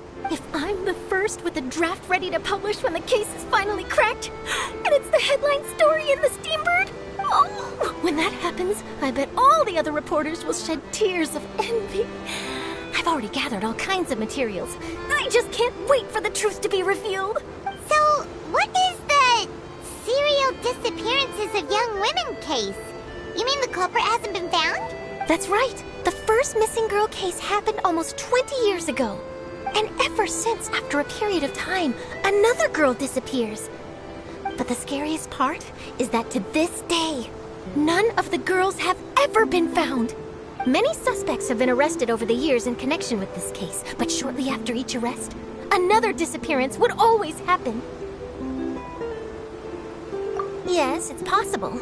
But either way, I believe that every case has some precise truth behind it, waiting to be exposed. Yes, I agree. And at the very least, the family of those missing girls deserves some sort of explanation. I just imagined for a second what I would do if Lynette were to suddenly disappear. I'd pay any price to get her back, and then find a way to track down the culprit. Please don't imagine that, Linny.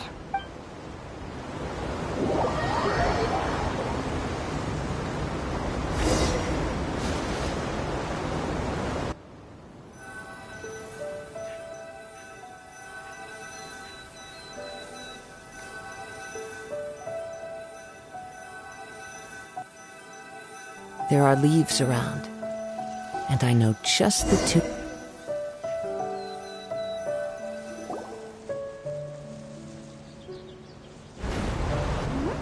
Hey, we're almost there! Look!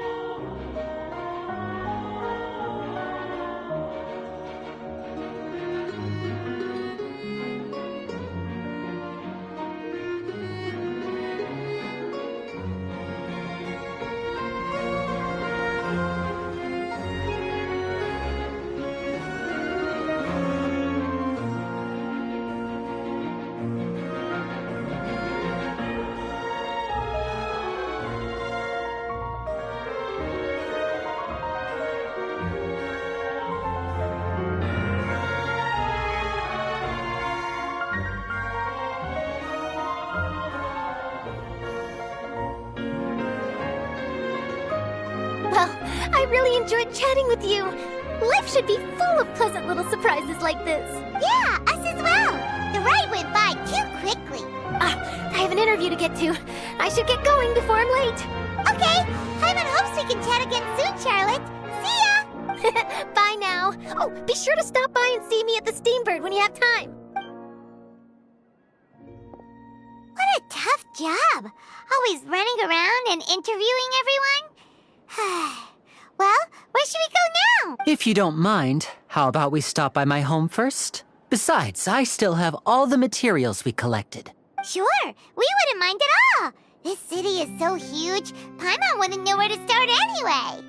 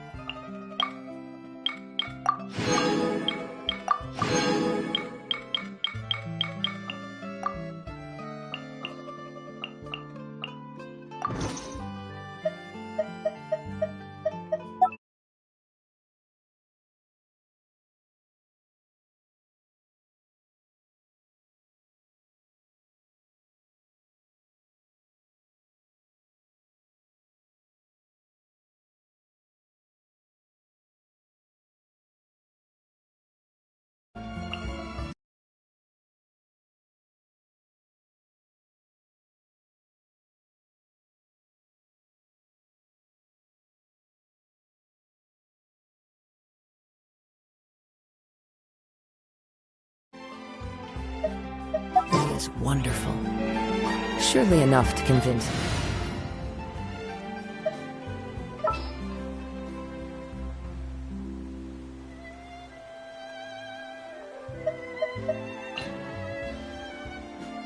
This world is full of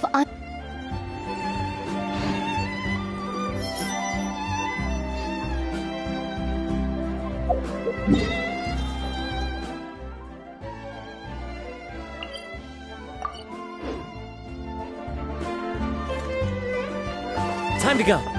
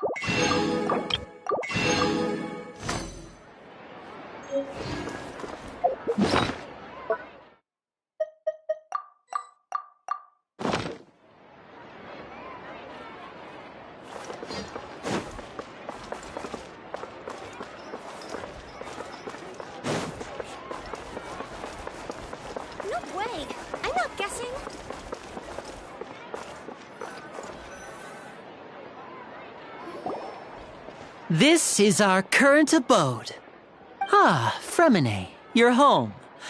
Where did everyone else go?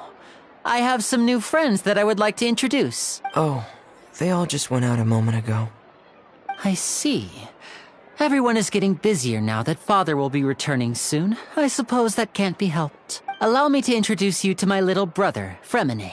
He is a phenomenal diver. Hello. Nice to meet you. Paimon is Paimon, and this is the Traveler. Oh, you sound very proud to have a diver as a brother, Linny. Linny, could you come here for a moment? What is it, Fremine? Do you have something to tell me?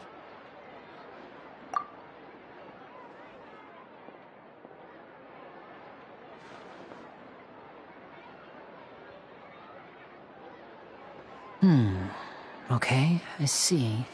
Is everything all right? Oh, it's nothing. We were just discussing a little housework. Sorry for the interruption. Oh, before I forget, the Traveler and I collected more materials to make magic pockets.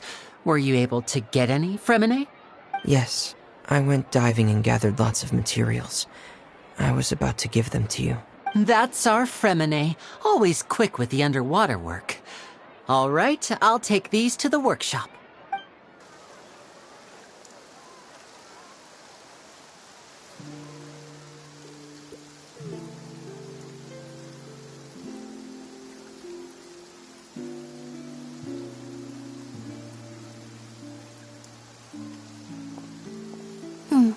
Looks like rain.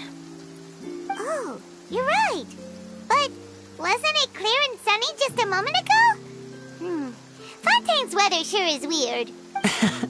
I'm afraid that's just how it is here. It often rains on days where there are trials being held in the Opera House, but don't worry, it'll clear up soon enough. What's wrong, Fremine? There's a legend about the rain that I tend to believe. It's said that a dragon of water once resided in Fontaine. Though we don't know where the dragon went, every time it weeps, the skies will cloud up and pour out rain. When I was a child, my mother told me that if I wanted to go outside and play, I should yell toward the sky at the top of my lungs. Hydro Dragon! Hydro Dragon! Don't cry! If it's an elemental dragon, then having the power to make it rain wouldn't be very unusual. Let Paimon try something. Hydro Dragon, don't cry!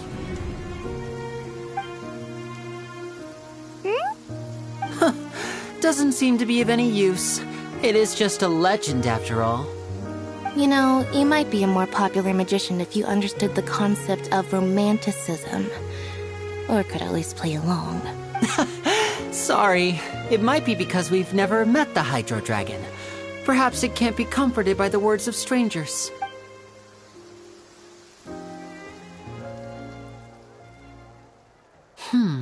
It rained for longer than I suspected. Oh, it's already getting late. Was there something you needed to do, Linny? Yeah, some preparations for the show at the Opera House. I need to find a way to catch the last aqua bus of the day. On the day of the performance, just ride the aqua bus to the island of Araneus. I'll have Lynette meet you at the fountain in front of the Opera House. Oh, are you leaving now? What is it, Fremine? I'm in a hurry. Oh, I get it. You feel nervous delivering the materials for the magic pockets, is that it? Perhaps we could trouble the Traveler to help us take these materials to the Beaumont workshop and deliver them to the owner there? I'm afraid that Fremine can be quite introverted, and the boss there tends to be pretty talkative. Fremine has always been a little afraid of her. No trouble at all! Don't worry, we're on the case! Sorry for the inconvenience. I'm quite useless when it comes to such tasks. I'll think of a way to make it up to you. Oh, no need. This will be a walk in the park for us.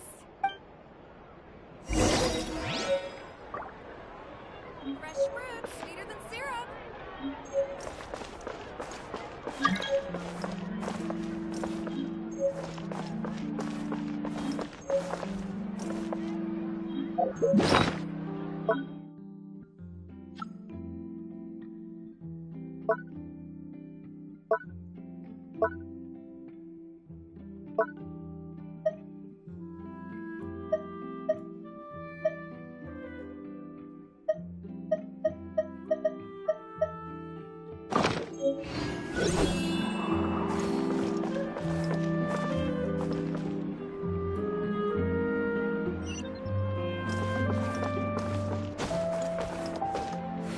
Follow the wind.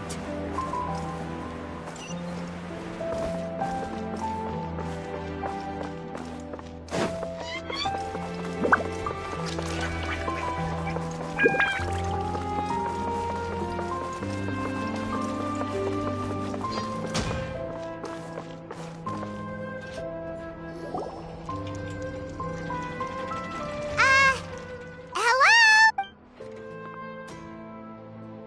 Oh, hello there. New customers? Looking to buy, or do you need something made?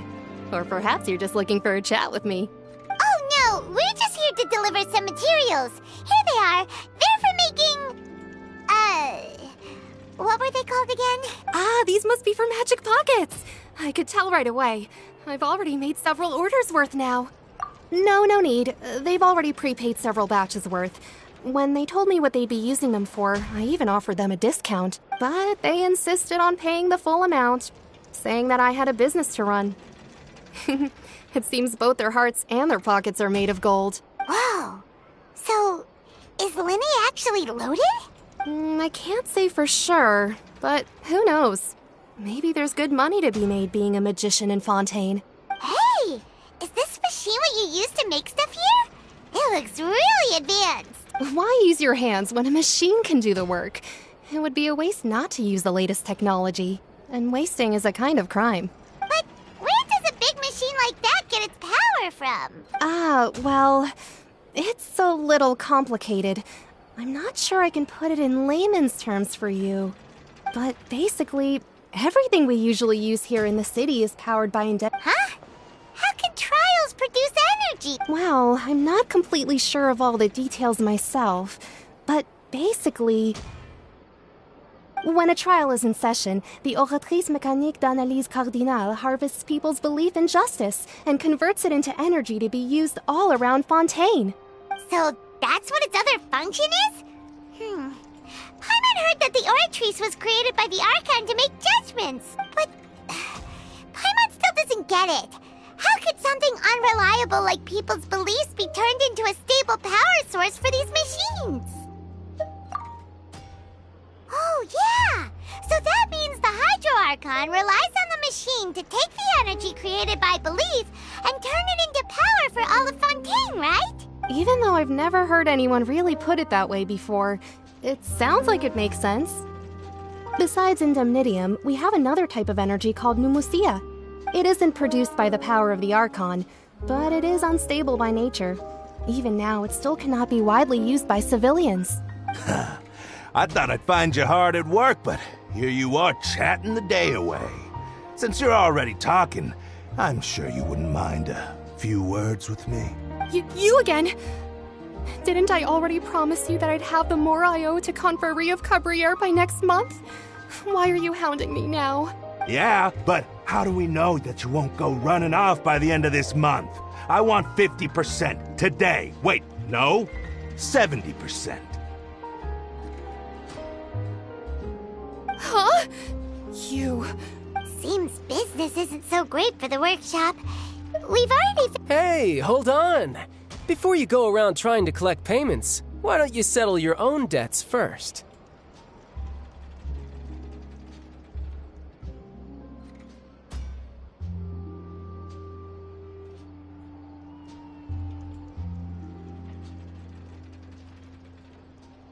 If Confrérie of Cabriere wants to poach clients from Northland Bank, that's fine. But I'm afraid you still owe the bank a hefty sum of mora. So why don't we work things out between us first, before you get back to your little conversation here? You're from Northland Bank. But we said we'll pay everything we owe next month. Why are you hounding me now? Traveler, Paimon! I didn't think I'd run into you here in Fontaine. What are the chances? We're surprised to see you too! What are you doing here in Fontaine? You didn't want to stay in Snezhnaya? Long story short, I've already been in Fontaine for some time now, and honestly, things have been pretty boring. But it seems that fate brought our paths together today. Not only will I have some good friends here now, but ones who always seem to find trouble.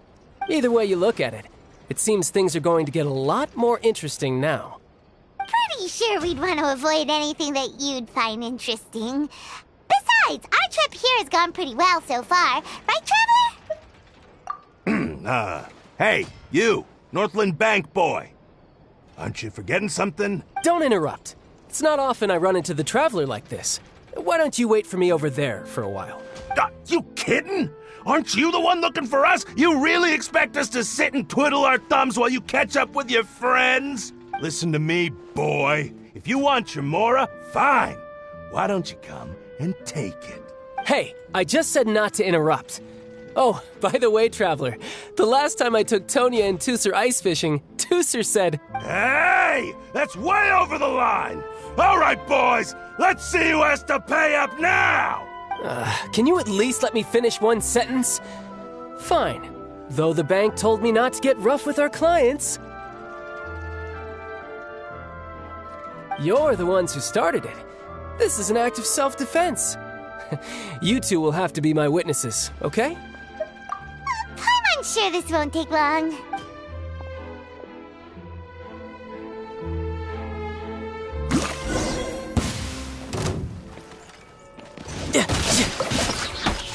Shouldn't let your guard down. Yeah, yeah,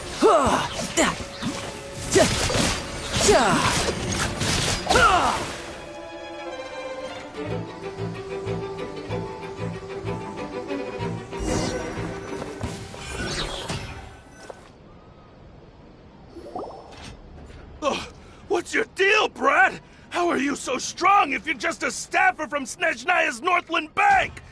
Wait, don't tell me you're... Oh, now you notice. It's a little late, don't you think?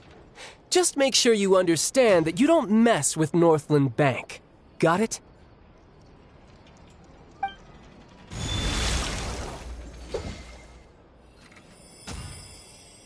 Huh? Now's my chance!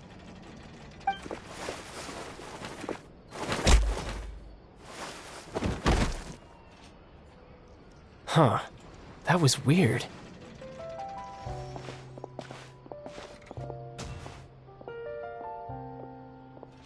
I'm not sure. It's as if I suddenly lost control of my hydro powers when I needed them. Maybe there's something wrong with my vision? Strange. How could that happen? First time Paimon's ever heard of someone losing control of their vision. Never mind. It doesn't matter. If I want to stay sharp, I shouldn't be relying too much on my vision anyway. Besides, I always have my delusion in case I need it.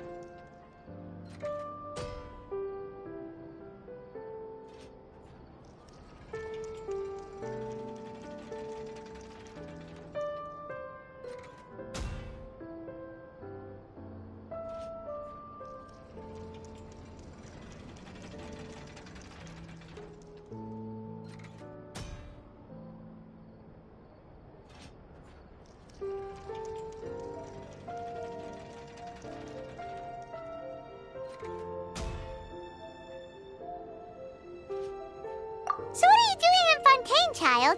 And don't say it's work for Northland Bank. Well, I guess it's because I've been in a bad mood lately. Huh? What kind of reason is that? Wait, since when do you feel down about anything? I don't know. Maybe I still have a lot to learn about myself.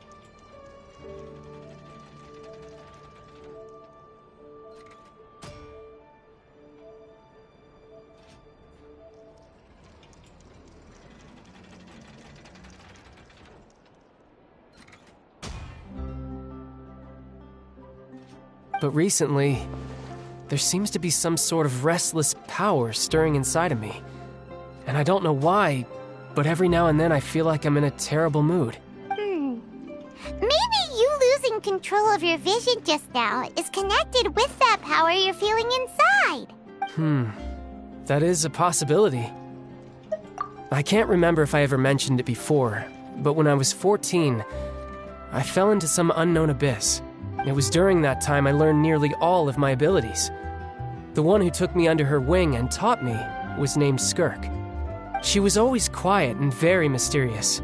Nobody knew where she came from or what she had been through, and she was always very strict when teaching me combat techniques. One time, I asked her why she was willing to take me on as an apprentice. From what I could make of her answer, it was because I had awakened it, and traces of it remained on me. She said that all my combat training would be useful in the future. But what is it?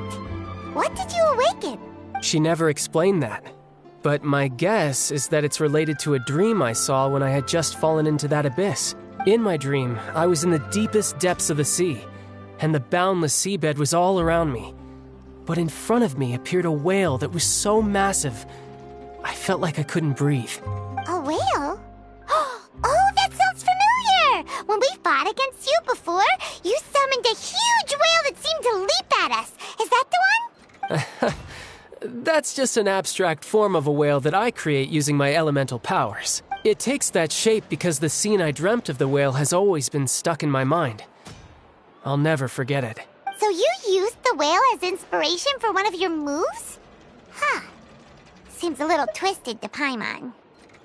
So why don't you just go ask your master? Maybe she knows the answer. You make it sound so easy. Ever since the incident I experienced there, I've never stopped searching for Master Skirk and that unknown abyss. But it's been years now, and I've still found nothing. There isn't even a trace of the place where I remember falling into the abyss. Oh, it sounds like some kind of ghost story. Yeah, I'm out of leads at this point, but there's nothing more I can do. It seems that strange encounters in this world tend to be elusive like that. Oh, seems the time really flies when I'm talking with you. I just remembered I have somewhere else I need to be, so I should get going. What? More work for the Northland Bank? No, it's more of a personal appointment. Lately, I've been sparring with some of Fontaine's official champion duelists whenever I'm feeling bored. Official champion duelists? You mean it's their job to duel? Yep. In Fontaine, before a criminal goes to court, they're given one chance to defend their honor by requesting a duel with an official champion duelist. The champion duelists are all-powerful fighters selected from among the nation's best. And the duel itself is a no-holds-barred fight with no specified stopping point. So engaging in such a duel is regarded as a symbol of defending your honor. If a criminal manages to win the duel, they'll be acquitted. But if they lose, they'll have no choice but to stand trial. And the worst-case scenario is that you're simply killed in the duel. Though it's rumored that Fontaine has a death penalty, from what I can tell, no one has ever been officially sentenced to death. So really, the only people who opt to duel are those who have suffered a grave injustice in being accused, or those who greatly value their honor. Otherwise, why gamble with your life? So, do many people actually get out of their trials by winning the duel? Apparently, it's exceedingly rare for anyone to actually win. Fontaine probably enacted this system as a way to show that the nation respects the honor of its citizens. Besides, none of the champion duelists are to be trifled with, which is exactly why I was itching to face them as soon as I got to Fontaine. Apparently the one I'm meeting today, Clorend, is the strongest of the champion duelists. I had been asking her for some time before she finally agreed to face me today. Well, that's child for ya. Paimon feels like we heard that name somewhere before. Oh, before I forget, I want you to have this. Huh? Your vision? You're seriously just giving it away? I'm just worried that it could become uncontrollable again. I'd be pretty upset if it got in the way of my duel, so I think I'll be better off without it for now. Besides, I just need you to hold on to it for a short while. I'll come retrieve it when I have some time later. Paimon knows what you're up to. You just want an excuse to come talk to us again, don't you? Whatever gave you that idea? I'll be in touch later. That sneaky guy. He said he's been feeling down lately, but he seemed the same as ever to Paimon. Well, since we don't have much to do for now, we might as well walk around and see the city before Lenny's performance.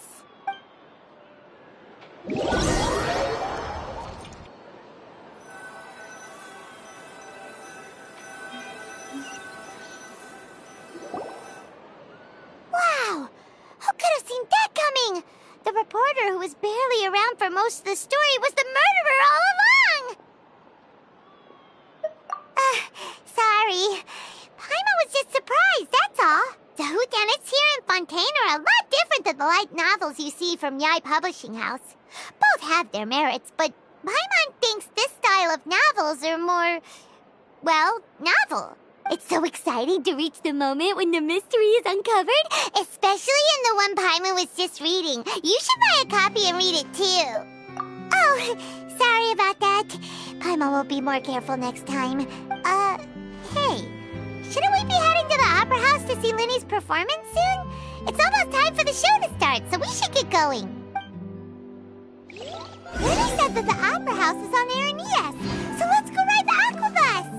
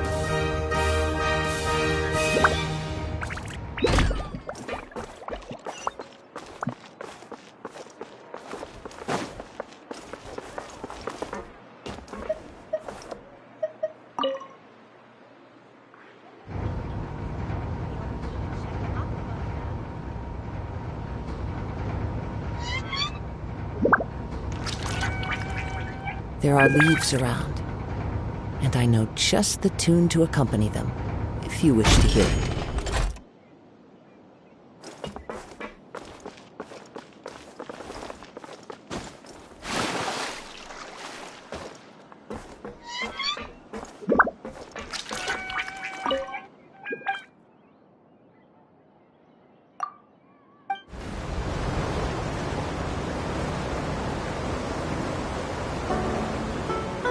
Welcome to the Navia line.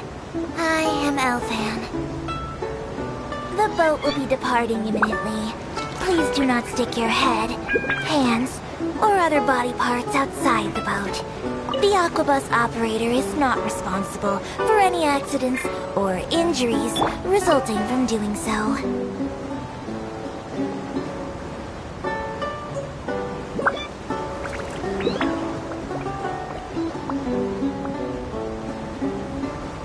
The destination of the current tour is Erinias. Points of interest worth visiting include the Fountain of Lucine and the Opera Epiclese. If you look to the left in the direction we are currently traveling, you will see the famous Fontaine Research Institute up in the sky. An experiment gone wrong turned new sightseeing opportunity. Human ingenuity truly is a wondrous thing.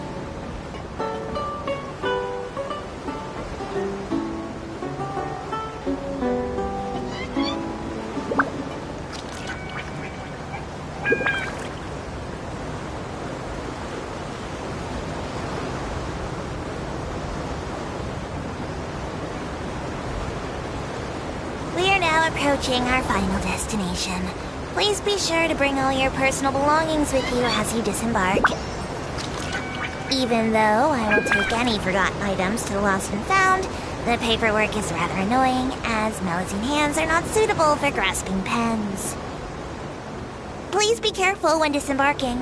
It has been my honor to be your tour guide this trip. Thank you.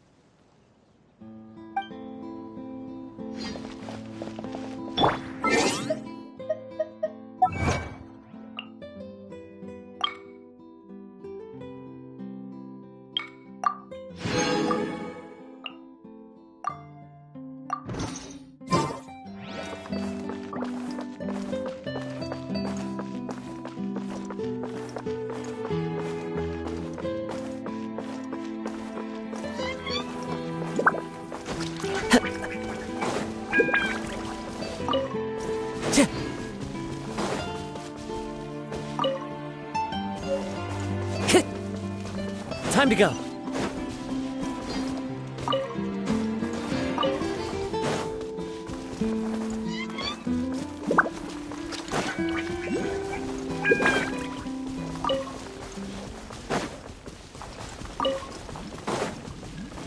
The wind knows me.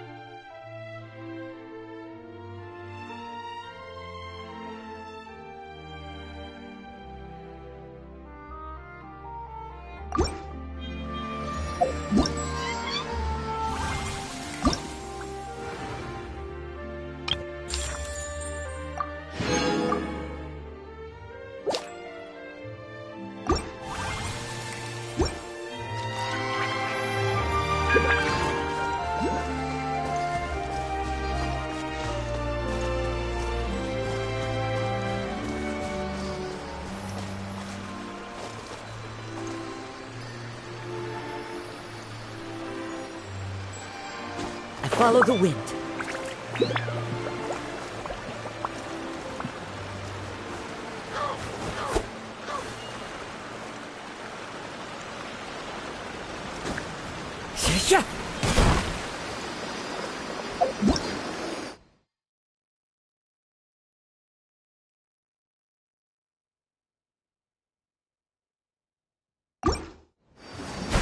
Yeah.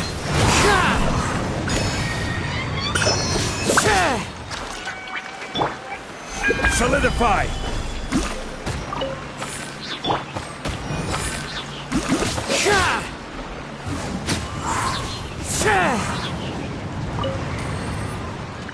As one with wind and cloud!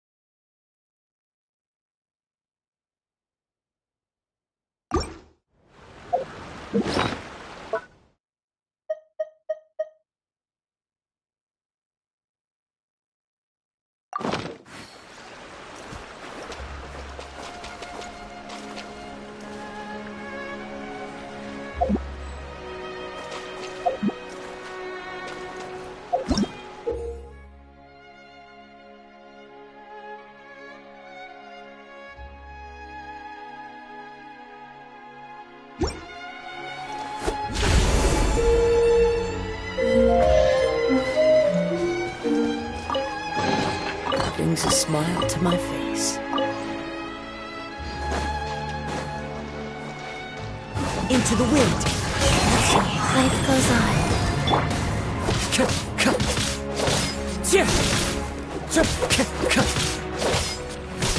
One with nature.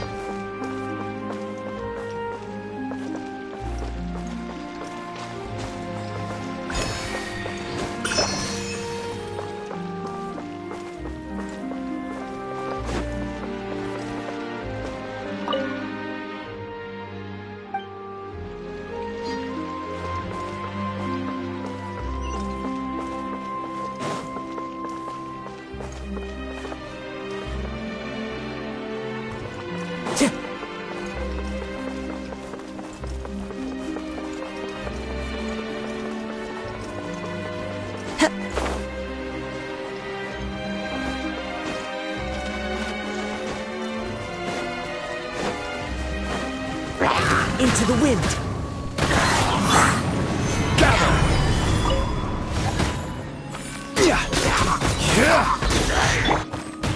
The wind knows me.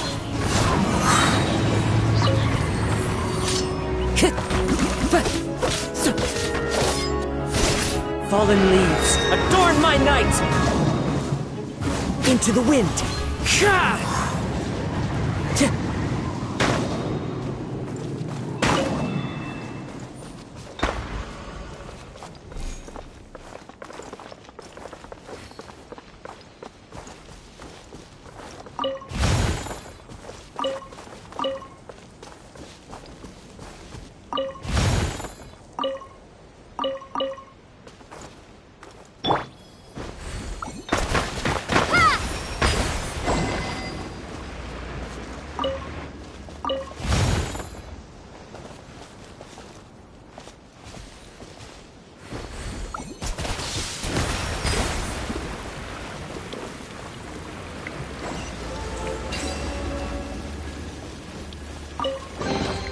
Is this an answer from this world?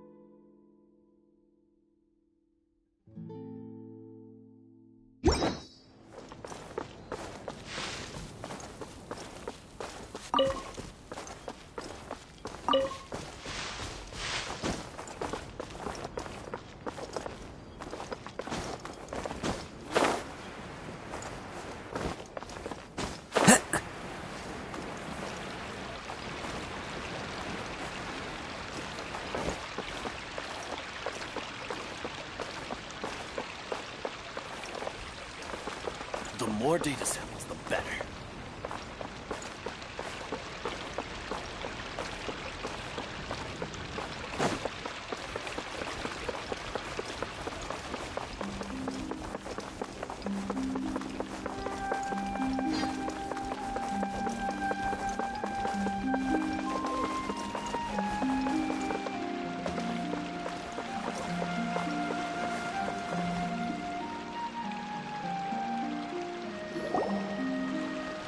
Whoa!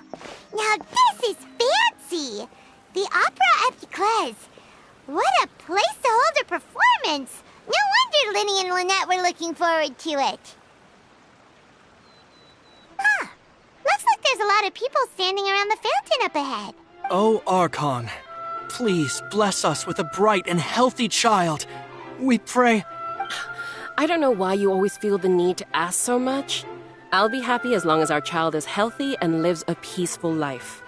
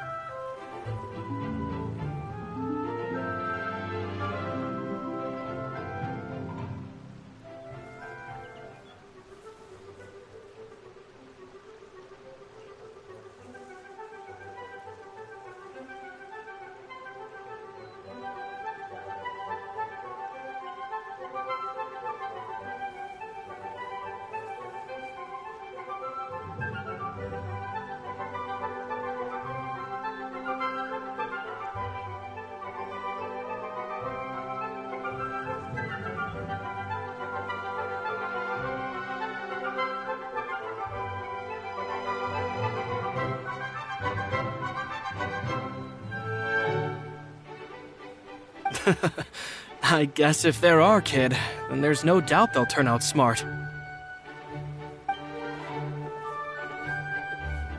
Maybe this is one of the customs in Fontaine. There sure are a lot of couples here. Vache. What's wrong? Vache. Vache. No, Paimon didn't say anything. Are you hearing things? Welcome to the Fountain of Lucine.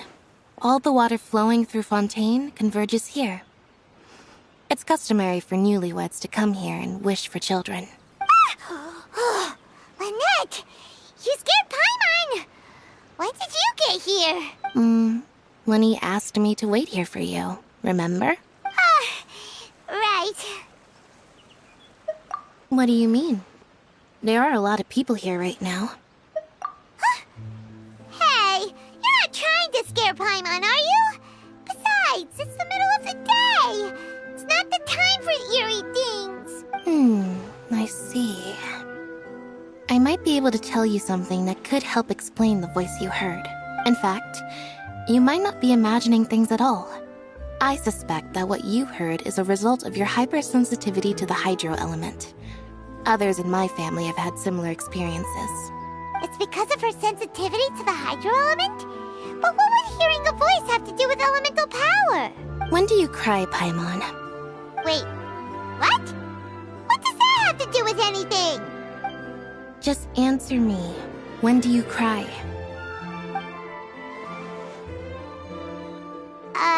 When Paimon's really sad? Oh, and when Paimon's super happy. Oh, and also when Paimon's really, really scared. Then you should understand that tears contain your most intense emotions. Like I just mentioned, the Fountain of Lucine is where all the flowing water in Fontaine converges. Even the tears that fall to the ground will eventually gather here. So maybe what you heard was the intense emotion coming from someone's tears.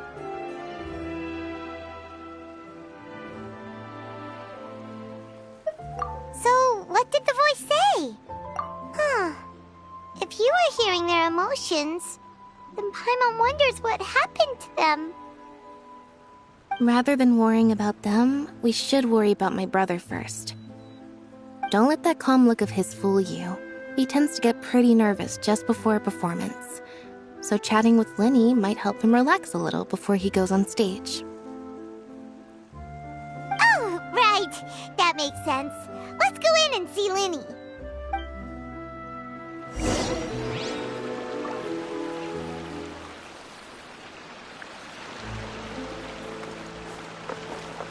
I think the next one's a trial.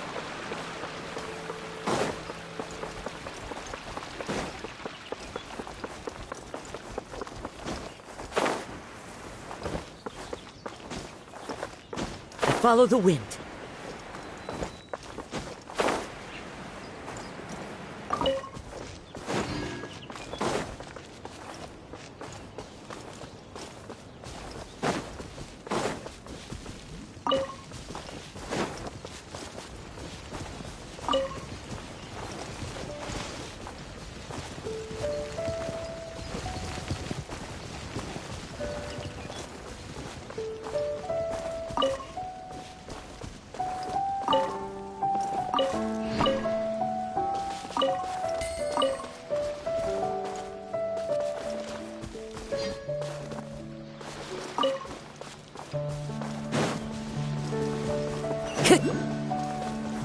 One with nature.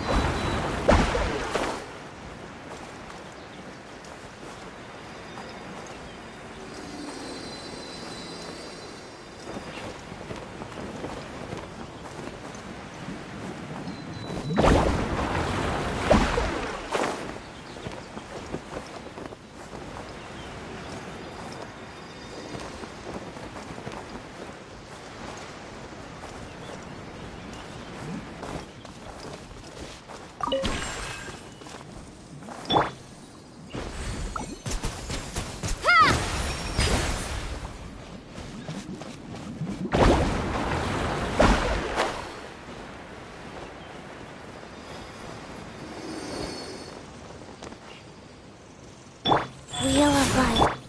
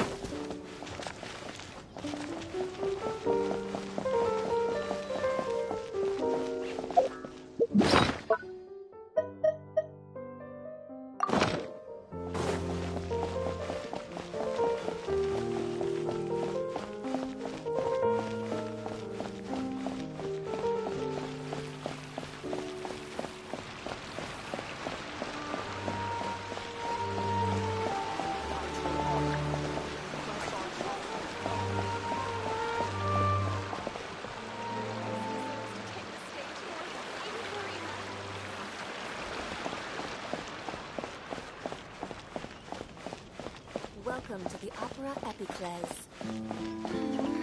Lady Farina hasn't changed one bit.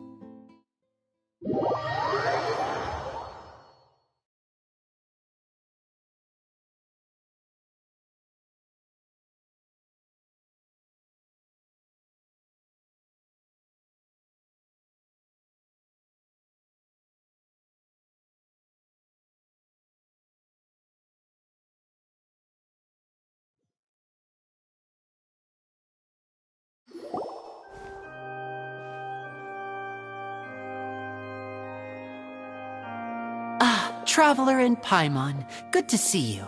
I knew you two would come. Are you kidding? We wouldn't miss it for the world!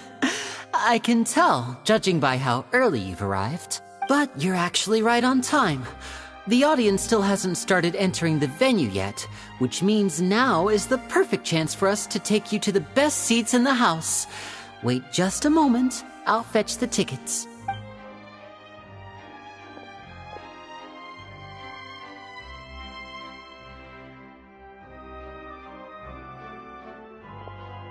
The Opera House has assigned seating, so you always have to make reservations. I've already reserved your seats, and here are your tickets. Ooh, front row seats! Thanks, Linny! Don't mention it. There's no need to keep thanking me. Hey, Lenny! Could you come over here and take a look at this? Oh, I'll be right there. Seems there's an issue with the stage props over there. That's Cal, my assistant, calling me. I'll go lend him a hand. Yeah, we'll just go to our seats. You go ahead, Lenny.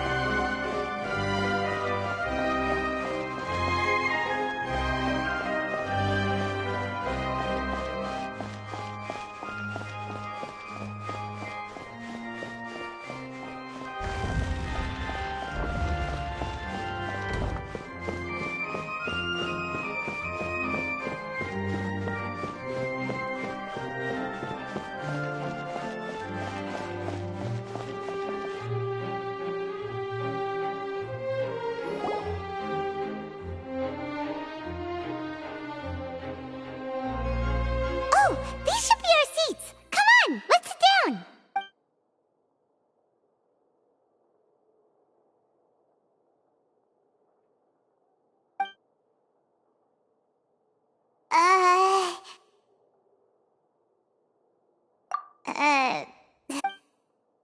Hey, Traveler. Maybe we should strike up a conversation with the person next to us. Since we're sitting together and the rest of the place is practically empty still, it's kinda awkward if we don't say anything.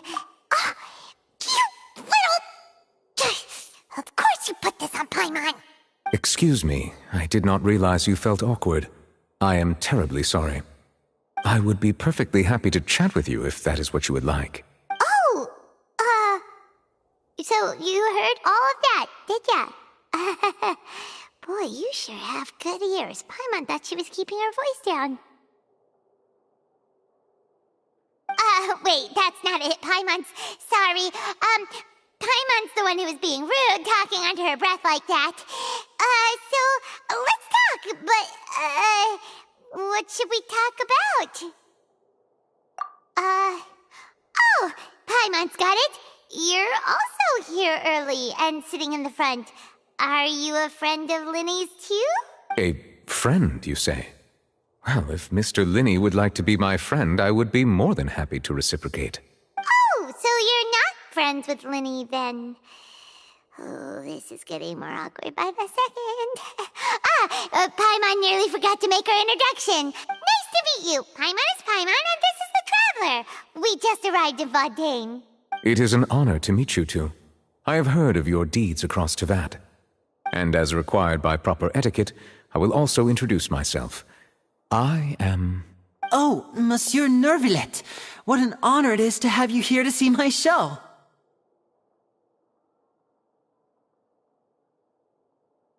Ah, Mr. Linney. I should say it is in fact an honor for me to see your performance in person. Wait, Nervillet? Could he be... I saw you all chatting just now, but it seems you still don't know who Monsieur Nervillet is. Allow me to introduce you to Fontaine's Chief Justice. That seat is always reserved for him. It wouldn't be too much to say that he's the symbol of justice and honesty here in Fontaine. Whoa! Sorry for being so rude just now. Paimon had no idea you were such an important person. No offense taken. Being Chief Justice is merely what I do for work. Nearly every person has their usual reserved seat, so I'm not so special, really. And by the way, I should probably let you know, even though I would prefer not to, there's someone sitting up there in the VIP seats that has been striking a pose for quite a while now. I believe she is trying to give you a most elegant and impressive first impression. So I think you should take notice of her sooner rather than later. Otherwise, she may become flustered. Huh? Oh, it's Farina, the Hydro Archon. Huh. She sure has a smug and satisfied look on her face. Guess she has no idea that you saw right through her act. Very good. That is for the best. No need to pay her any more attention. We may now enjoy the show. Huh? So is this what things are like between the Chief Justice and the Hydro Archon? All right, please wait just a moment longer. I've pretty much finished my preparations, and the performance will start as soon as the audience has made their way to their seats. Yay! The show's finally about to start! Paimon can hardly wait! Paimon's never seen a real live magic show before!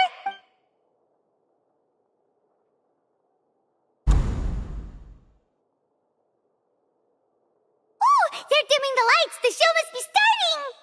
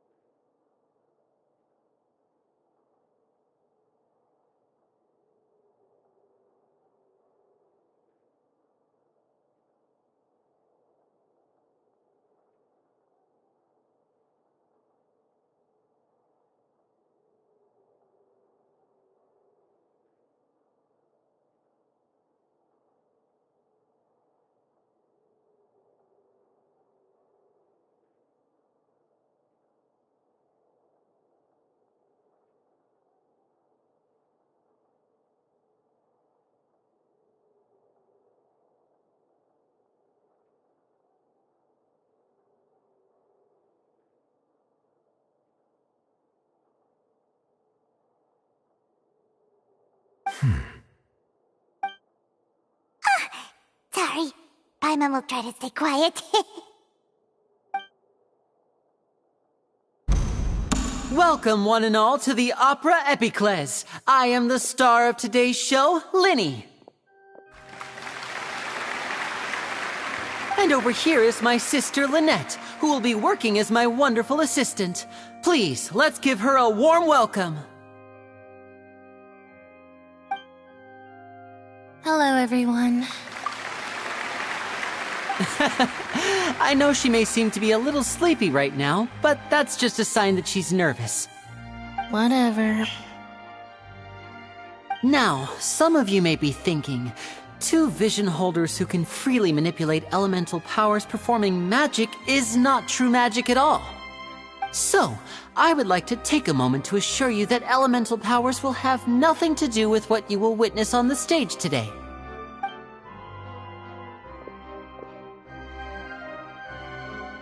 Both Lynette and myself have removed our visions for the show.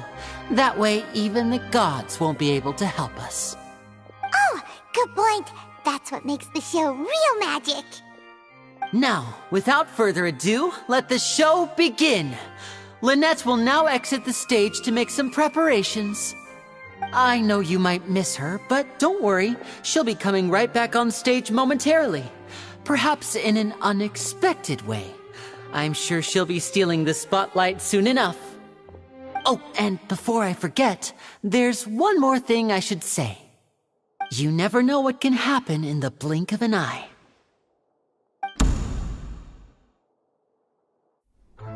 A magician's greatest skill is making things disappear or appear. The possibilities are endless.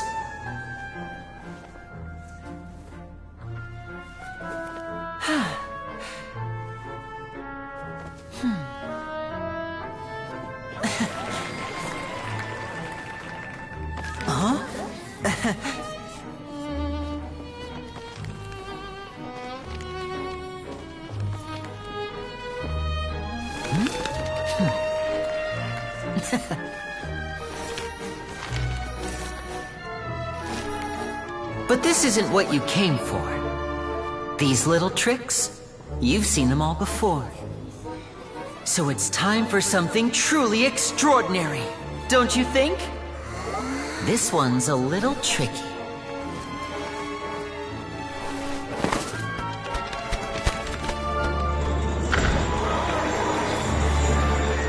Using this water tank, I shall make my sister vanish completely, right before your very eyes.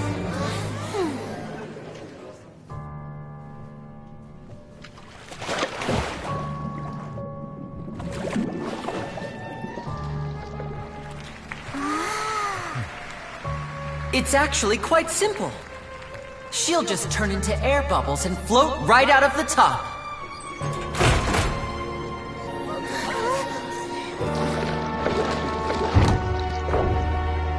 Oh no! I told them to check all the props carefully.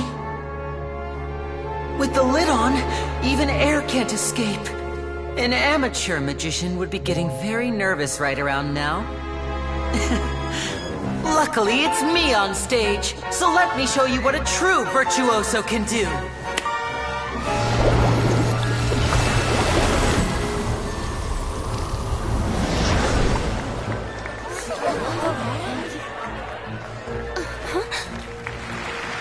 Lynette, are you still there? Don't go too far. We don't want to use up all our magic. Hi, I'm back. Uh-huh.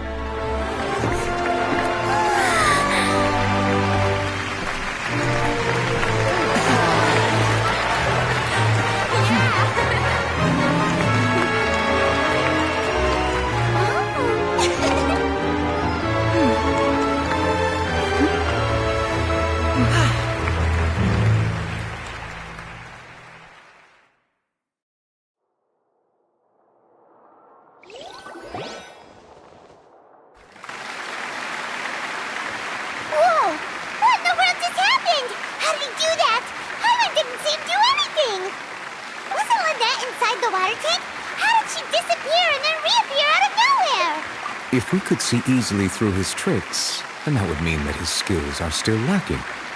To appreciate magic, you should focus on the show happening on stage, rather than getting caught up in trying to see that which has been intentionally hidden. Guess you're right. Paimon couldn't believe her eyes when Lynette reappeared. Amazing! Thank you everyone. I'm glad you enjoyed that performance. But our magical journey has only just begun. I've prepared even more astonishing surprises for everyone here. The magic of transformation and disappearance can go far beyond what you've just seen. I'm sure many of you are thinking that escaping the water tank was impressive enough, but Lynette is still my assistant after all. In which case, I have ample time to make all necessary preparations. So, for my next trick, I will require the participation of one lucky audience member. Please, if my assistants could bring out the magical boxes now. There are 2 boxes and only 2 boxes. One is here, and one is there in the aisle among the audience. I'm sure many of our clever audience members have already guessed our next magic trick. A swap! Our lucky audience member and I will each enter a magic box. After 1 minute, we will each emerge from the opposite box. Now please, everyone pay very close attention to the box you see here. Don't give me any chance to make a move. Wow! How's he gonna do this? Hey, do you think this is all magic tricks, or does Lenny have actual superpowers? The lucky audience member will be generated by this random number selector. It selects numbers entirely at random. Even I don't know who will be chosen to participate. Now then, let's begin. Let me see. Oh, row 7, seat 3. Congratulations! You now have the chance to experience magic firsthand for an entire minute. Please, come forward. My assistant will take you beside the magic box. I'm sorry, it might be a little cramped inside, but no need to feel nervous. We've carefully arranged everything for you to be as comfortable as possible. You don't need to do anything, but no matter what strange things may happen, don't come out of the box. If the magic is interrupted, who knows where you might end up? You might even find yourself in the Fortress of Meropide. Oh, okay. All right. Before I enter the magic box, there is one more thing I need to ask the audience to do. Could you all give me a countdown? Like this. 60, 59, 58. Just keep counting down. You can go a little faster or slower if you like. I won't be able to see anything in the pitch black box, so I'll be relying on your voices to know when time is up. Oh, and no tricks now. If you quickly count from 60 in just 30 seconds, then I'll be in a tough spot. Ooh! Paimon kinda wants to count faster after hearing him say that! No, that won't do. I can see it in your eyes. You still can't be trusted. Let's practice together. Come on, repeat after me. 60, 59, 58. 60, 59, 58! That's right, perfect. Keep it going. All right, I'll see you all on the other side once you've finished counting.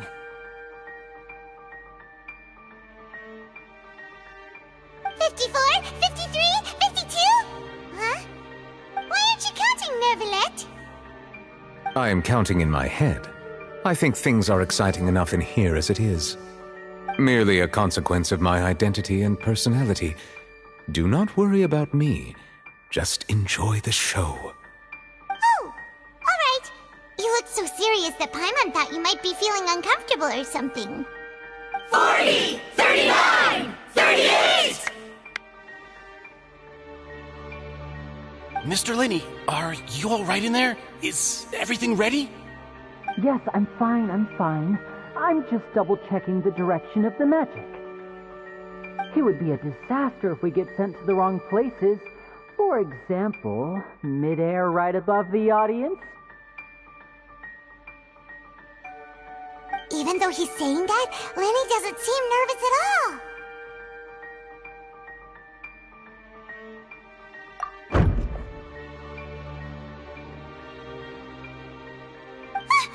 What was that noise? Did you hear it too?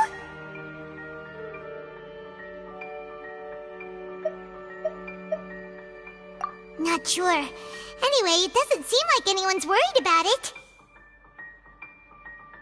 25! 24! 23! What's wrong, Mr. Linney? I can still hear you moving in there. I seem to have accidentally knocked over a decoration. I'm trying to fix it, but it's pitch black in here.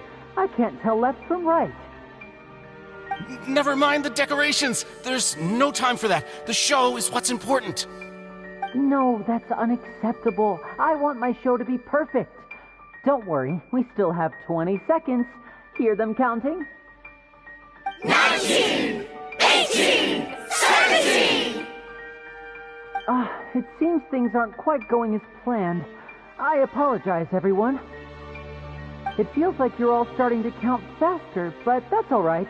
I know it can be tiring to do such a long countdown. 10 seconds and change is still plenty of time. 10! Almost there now. Whew. Swapping two people is harder work than you might think. Even a master magician like me can't guarantee I'll get it right the first time. Hey, wait! Is this the back one? I can't tell. They both look the same inside. Huh? No, that's not it. I'll try again. 7! Hey, slow down! Honestly! 5! 4! 3! Whoops! That doesn't count! 0!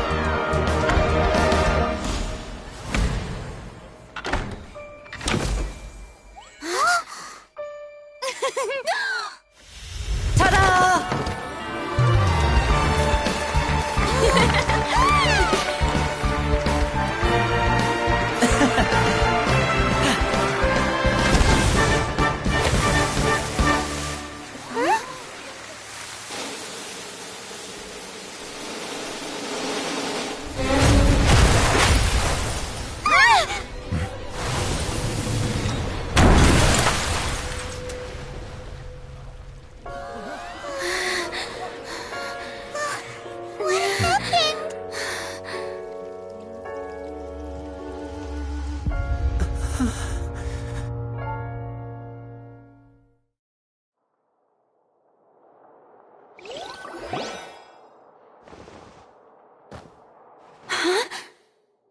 Is this part of the show? Mr. Lenny, you're going to use magic to fix the stage now, right? What happened? Oh no. Maybe this isn't part of the show. The girl was still in that box, right? This performance is over. Medical staff with me. Guards secure the scene and detain all the performers. Seal the exits. No one is allowed in or out at this time. Yes, that's right. If this was just an accident, then we must investigate the cause. But if this was all part of some scheme, then those accountable will not escape the judgment of the God of Justice. No need to be alarmed, you two. We'll get to the bottom of this soon enough.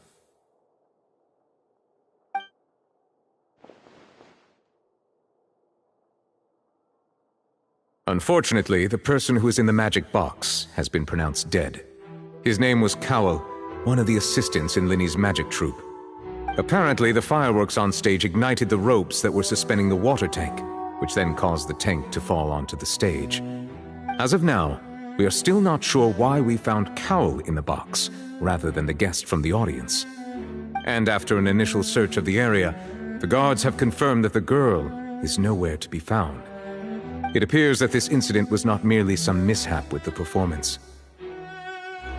And there are many indications that it is connected with the case of the serial disappearances of young women. The serial disappearances case? That's the case that Charlotte mentioned before! I know the truth. I can see through the whole thing. Really, using such a shallow and obvious mystery as his finale. Did he really underestimate us that badly? I say that our powerful magician, Mr. Linney, is now the prime suspect for the serial disappearances case. Huh? Why me? This whole thing was an accident. No, this all occurred during your magic show, did it not? The missing girl disappeared after being chosen, did she not? The deceased is one of your assistants, is he not? Now that I think about it, that whole speech about magicians making things disappear was nothing more than a provocation, a bald-faced challenge. That can't be right! How can Linny do this? He was in the box on the stage the entire time! We can even hear his voice! Besides, before the show, he told us that he would like to catch the criminal behind the disappearances! He couldn't possibly mean catching himself! Save discussion for a later time, please. Lady Farina, may I assume that your comments just now constitute an accusation against Mr. Linney and his associates, and that you are pressing charges? I just think that I think it might be a little early to talk about formally pressing charges. But what Lady Farina said just now makes perfect sense.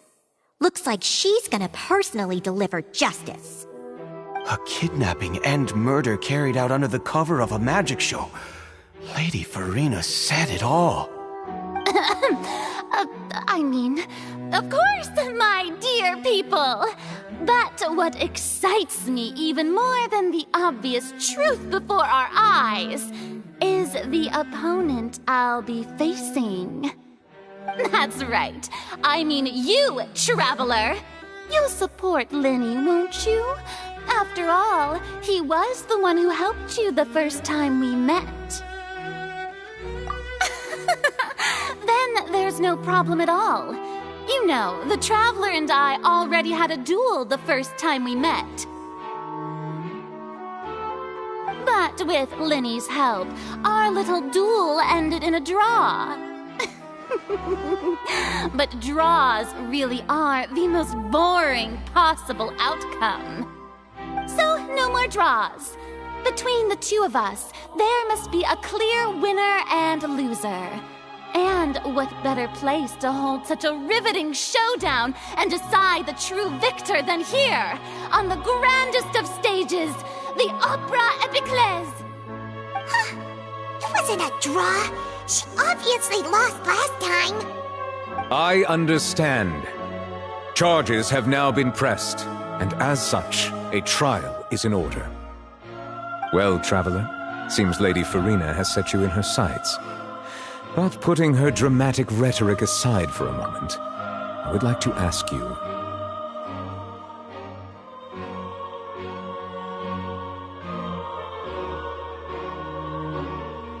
Are you willing to act as Mr. Linney's attorney and defend him in this case?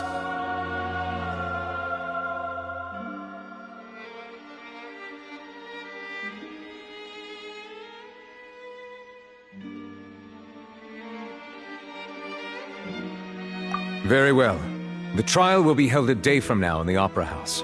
Both sides may investigate the scene to build their cases and search for the truth. Linney and his troupe are all potential suspects and shall remain within the Opera House.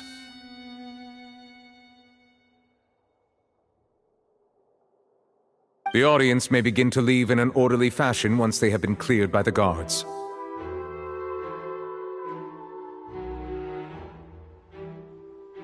A day isn't that long. Let's see what kind of case this big-shot Outlander can build in such a short amount of time. I'm really quite looking forward to hearing it.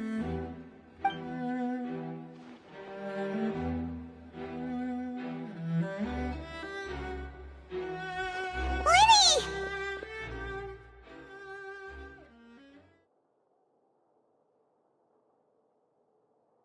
Sorry about everything that happened just now. Were you frightened? Of course! Who wouldn't be scared after witnessing an accident like that? Yeah, I'm a little shaken up myself. How could this happen? And poor Cal. I know you already claimed that you would defend me, but now it's just us talking. Tell me, do you think I could possibly be the murderer? Good to hear. Thank you so much for trusting me. I'm sure everyone sees me as the biggest suspect at this point.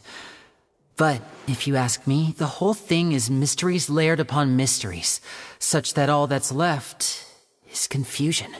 I don't know whether what happened there on the stage was purely an accident or not, and I don't know why poor Cal was in the box. As for how that girl chosen from the audience could suddenly disappear, I'm afraid I don't have any answers either. If even a skilled and knowledgeable magician like myself couldn't pull all that off in just 1 minute. Which is precisely why we need to investigate! As this book says, the impossible could not have happened. Whatever happened must have been that which is possible. Paimon bought them when we were reading at the bookshop in the city earlier. Pretty cool, huh? Don't worry, Paimon used her own savings to buy them. It wasn't from our travel funds. I think they look cute on you, Paimon. You have good taste, Lynette! That's the right attitude. Feeling depressed isn't going to help me now. I need to get back to my normal self. But with the guards watching our every move, it's going to be especially difficult for Lynette and I to prove our own innocence. Good thing you agreed to be our attorneys. Thanks for that. We'll be counting on you. Yes, thank you so much. Yeah, just leave it to us. Oh, since we're going to start investigating, Paimon has a question first. Where did Lynette go during the performance? Well, I'm afraid that would involve some of our essential trade secrets as magicians. The secrets behind our magic are past saving, Linny. I suppose you're right. The truth behind our tricks is going to be important evidence that will be weighted during the trial. 'Tis truly a pity. As a magician, our magic show is a work of art. We've poured countless hours and spared no effort in perfecting it. But if revealing our secrets will help you uncover the truth behind what happened, then it will be well worth it. We should go somewhere else if we're going to discuss our magic tricks. We'll go speak with the guards, and in the meantime, you can go investigate the stage and the seating areas. Alright, let's go have a look while the investigation teams are still here. Detective Paimon is on the case!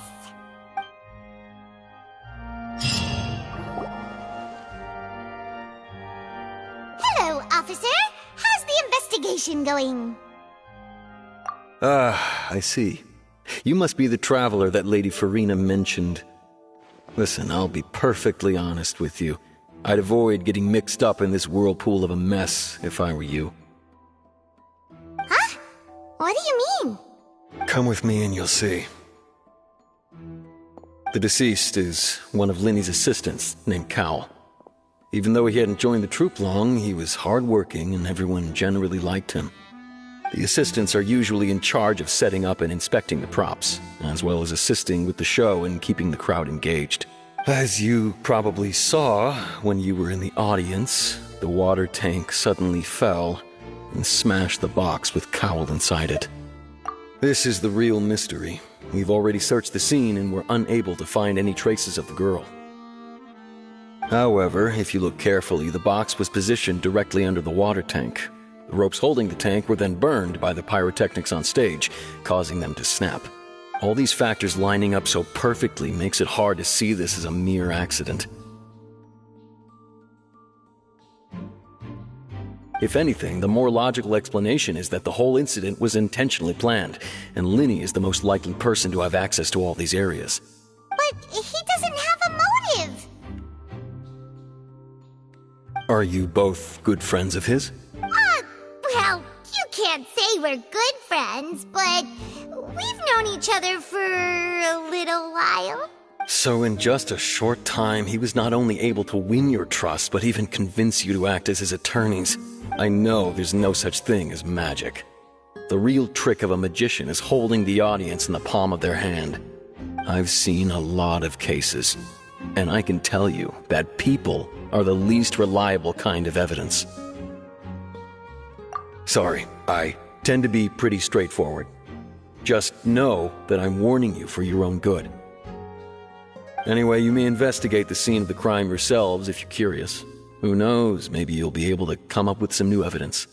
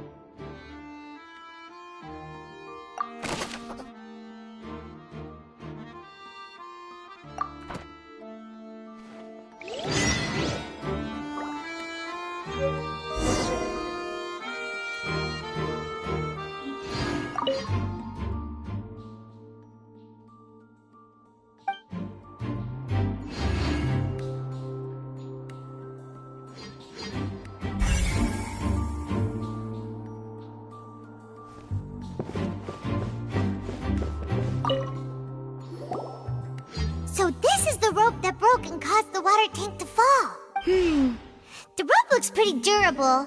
How can it be burned through so quickly by fireworks?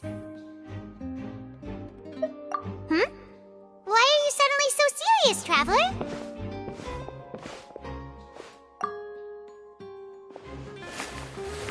Whoa! Look! This bit is made from different material! Most of it was burned away, but there's still a little bit of it left. Huh. So if a rope meant to hold something was made with that kind of material in it, then that means... Wait! Why don't you write all this down? Let's take notes!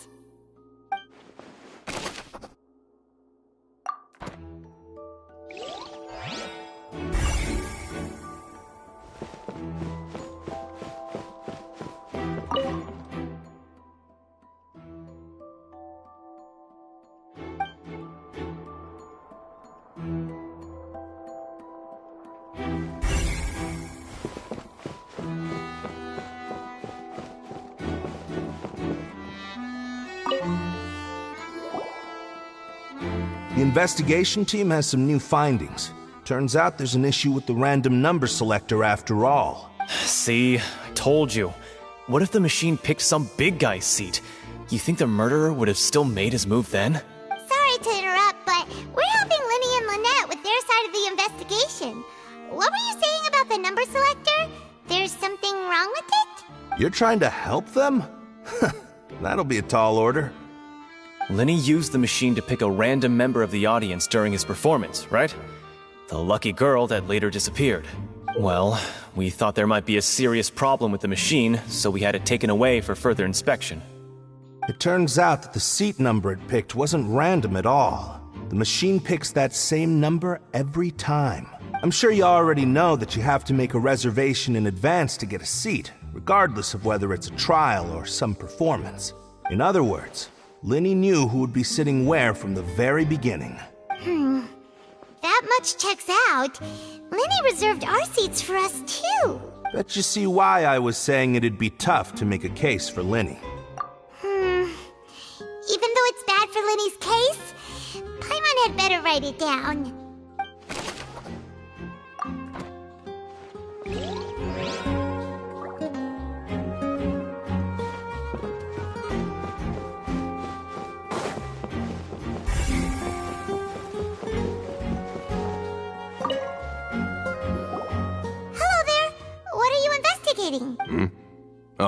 This location has also been cordoned off because the Magic Troop members are currently considered prime suspects. The investigation team is still collecting evidence. The seats were all booked in advance, so we were able to deduce the missing woman's identity by checking the guest list. Sure, it's not like this is confidential information. We will publish it later anyway when we petition the public to help us find the missing person. Her name is Halsey. She's a painter from Fontaine who's made a bit of a name for herself. Apparently, she wasn't a regular at the Opera House, but she'd been feeling some pressure with her work lately, which made her decide to come see the magic show. The Magic Troop members all claim not to know her. We have looked into her social connections. It seems that she has no personal grievances or conflicts of interest with the suspects. Simply put, she wasn't related to the Magic Troop at all, which matches the features of the previous serial disappearances. Were the victims of previous cases also chosen at random? That's how it seems to us, in any case. Apart from the fact that they were all young women of around the same age range, there really weren't any other connections between them. Okay then. No need to be so formal. If you do happen to see the missing girl, please be sure to contact us. It is of utmost importance that we get to the bottom of these disappearances.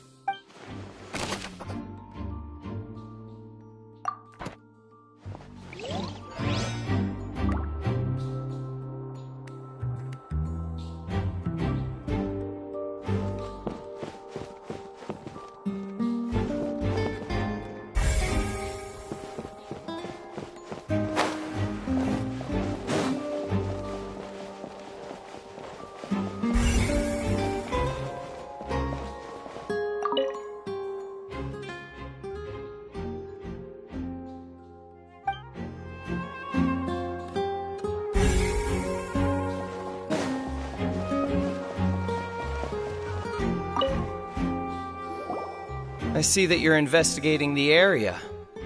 Well, it just so happens that I'm interested too. If you find any new and interesting leads, be sure to share them with me, alright? We don't have too many thoughts yet. Then why don't I tell you my hypothesis first? The way I see it. And I'll start it with that loud thud. The thud? Oh, you mean the sound that happened during the countdown? Yes, exactly. It wasn't terribly loud, but I suspect that most people heard it.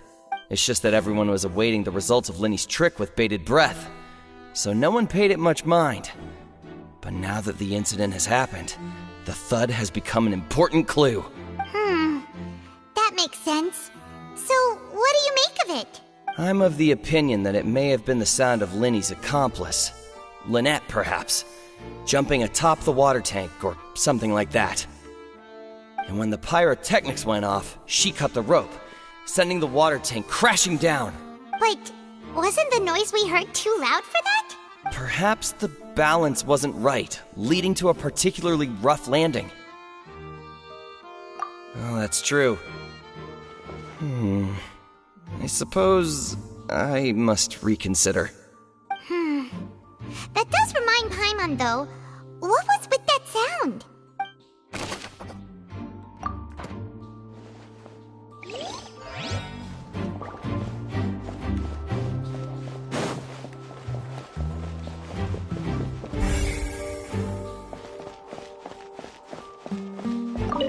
Lenny's still talking to the guards. It seems he'll have a lot of explaining to do. I think someone will be assigned to monitor us. Lenny's still talking to the guard. I think someone will be assigned to...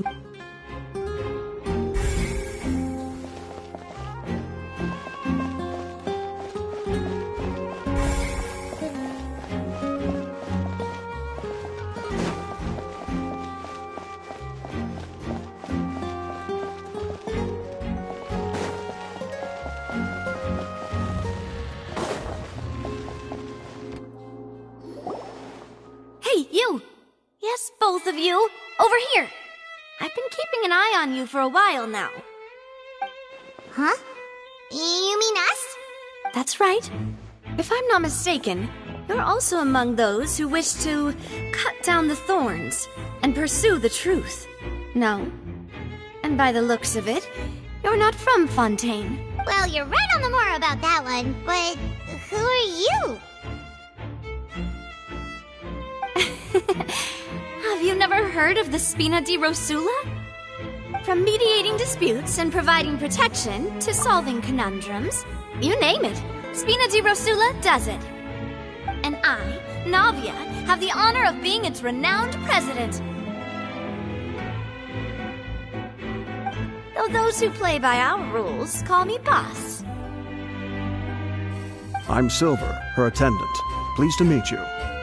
And I'm Melus. Demoiselle's various daily needs and affairs are under my purview. Huh? Boss? Demoiselle? What gives with the names? Well, I am the second generation president. Melus and the others are still used to my previous title. My apologies, Demoiselle. Should you prefer, boss, I will endeavor to use that instead. No, no need. You don't have to call me boss. Just Navia is fine. Okay, if you say so. Not that we're members of Spina di Rosula anyway. All merely trifling details. Never mind. Now, back to the situation at hand. That's right. I've always kept an eye on the serial disappearance cases. My interest stems from a matter back from my father's time.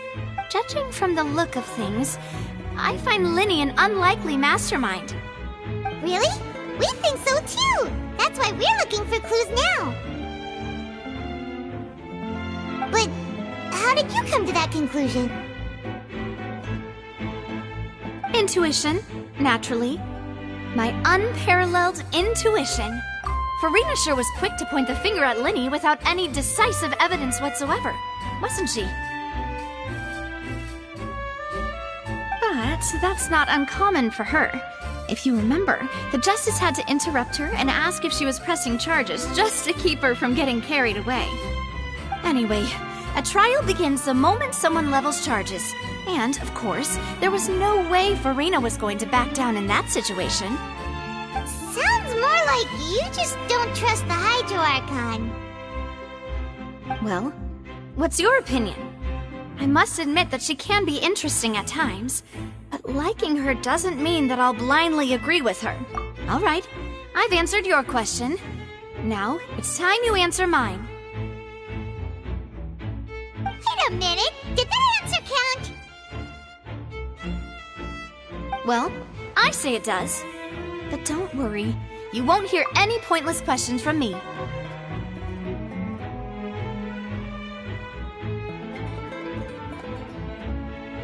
In your opinion, do you think it's right to treat a trial like it's an opera? Well? And why would that be?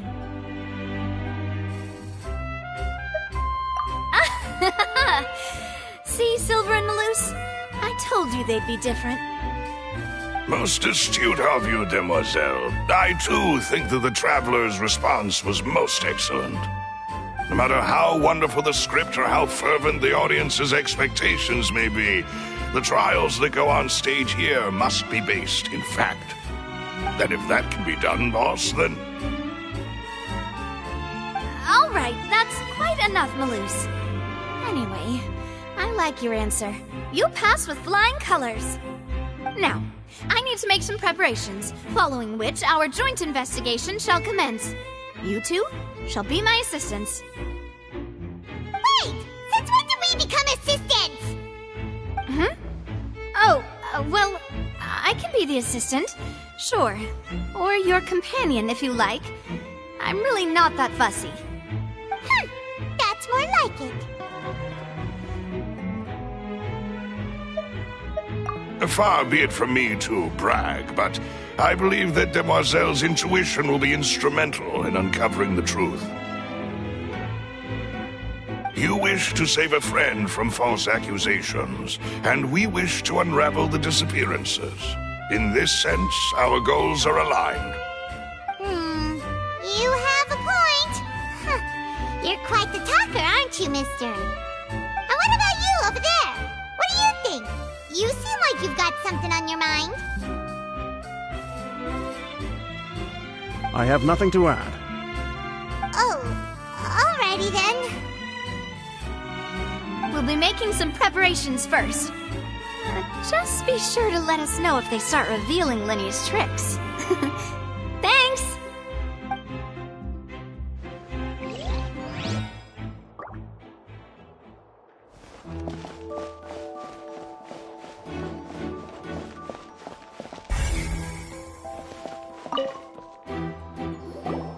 Sorry, but no one can freely enter or exit the Opera House at the moment. If you wish to leave, you must register your identity with us first. No, we're not leaving. We're representing Linny and Lynette as attorneys, so we're investigating the case. Were you always guarding this entrance? Yes. After the Chief Justice gave the order, everyone coming in or out must undergo a strict inspection.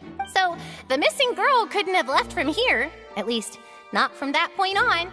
I doubt there was... How can you be... Well, because I was in charge of security near the entrance at that time. I couldn't see Linny's performance from here, which was quite a shame. Just my luck. But still, I did not abandon my post. And I stayed put no matter how loud the applause was. If someone had so much as even approached the door, I would have noticed it, let alone if they had tried to leave.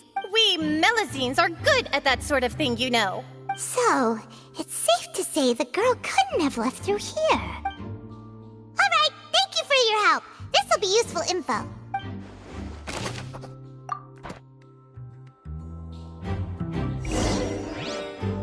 We've checked everything of note here at the performance venue. Paimon wonders how Linny's discussion with the guards is going. Let's go see, shall we? Ooh, things are getting interesting, huh? We're about to see how magic is made. Go!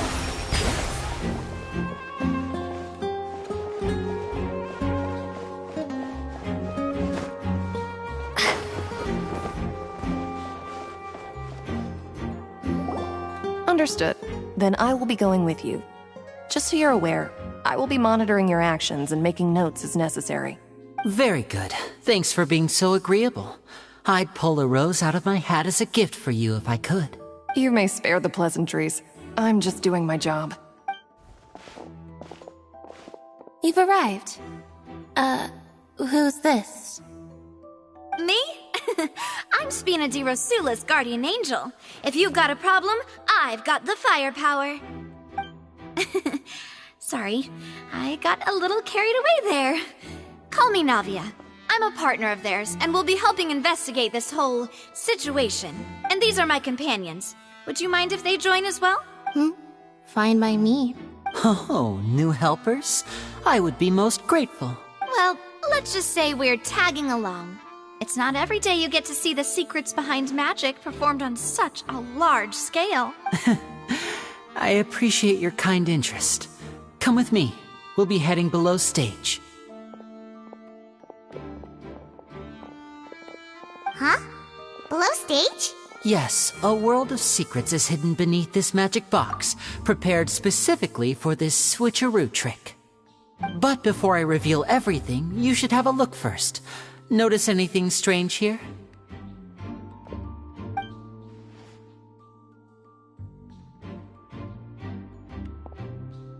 I'm not trying to be dramatic. Remembering the details of a trick will help you understand the methods used to perform it more easily.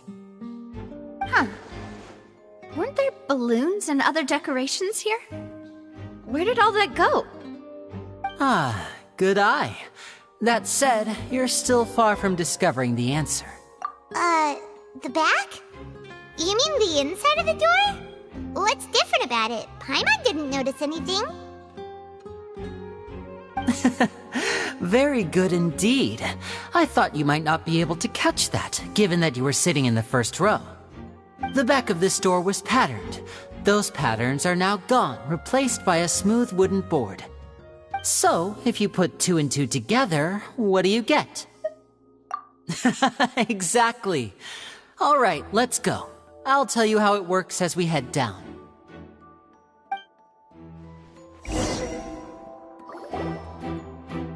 Oh, so there was a passageway under the magic box! I knew you'd figure out most of it as soon as you saw this place. The 2 magic boxes are positioned right above the 2 entrances of the tunnel. See this flatbed trolley? The box with the lucky audience member in it would be shuttled over to the other side using the trolley. This trolley can raise and lower and even rotate, ensuring that the box will face in the right direction. I see. So that's the purpose of the box inside another box. Precisely. The inner box would descend after the audience member was put inside and be moved along the trolley, all while the outer box would remain on stage as if nothing had ever changed. So that's how you did it! Once the box was lowered, the trolley would store some energy through this device here, with which it would complete the rest of the steps. The audience member would only be able to feel some slight movements in the dark, and by the time she walked out, she would already be back on stage. Right! You were talking that whole time, and you even came out for a moment near the end! Ah, yes. A phonograph operated by Lynette was used to achieve that effect. My assistant and I had already scripted our conversation beforehand. When the countdown began, I had already gone to the opposite box via a tunnel using that ladder. And what about Lynette? Where was she? I was in the mezzanine space in the back of the box. Oh, interesting! That's how we were able to coordinate Linny's lines with the assistant. And, by the way, I was the one who walked out of the box at the end. I mean, we are twins. All it takes is a change of clothes and no one can tell who's who. And that's my favorite part of this trick. Only Lynette and I can perform it. So that's how it all worked! Wow, every detail you revealed was more amazing than the last! Lynette would briefly walk out of the box and then go back in, jumping into the tunnel and escaping before the box on the trolley could finish ascending.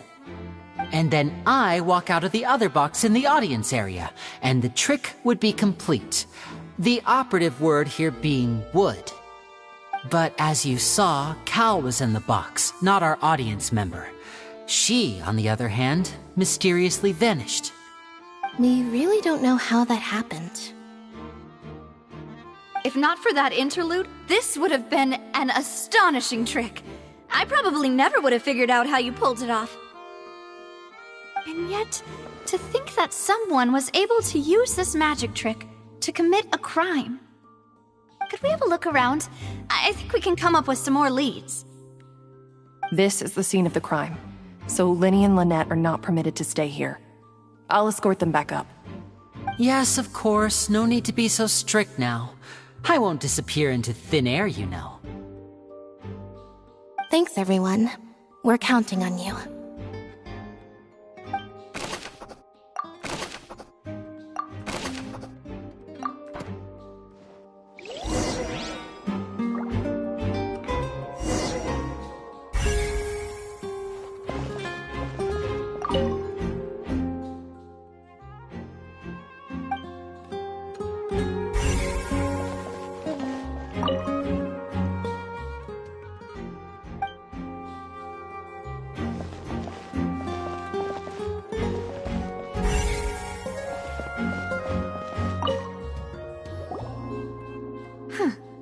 What's this? Looks like a hook tied to the end of a rope. Huh? There's all kinds of odds and ends here. Perhaps it was a prop for a different trick. But why would it have been left here? Whatever it is, let's make a note of it first.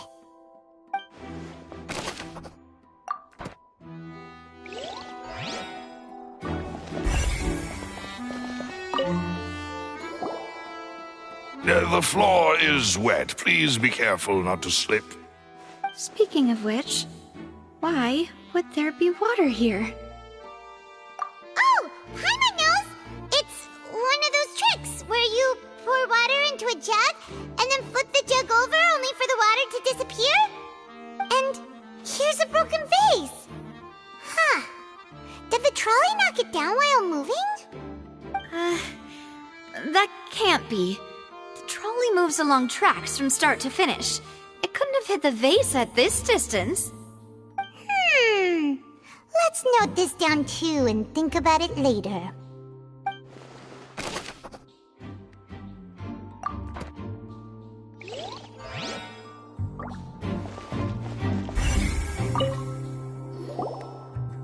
Oh, these are the clothes that the lady chosen from the audience was wearing, right?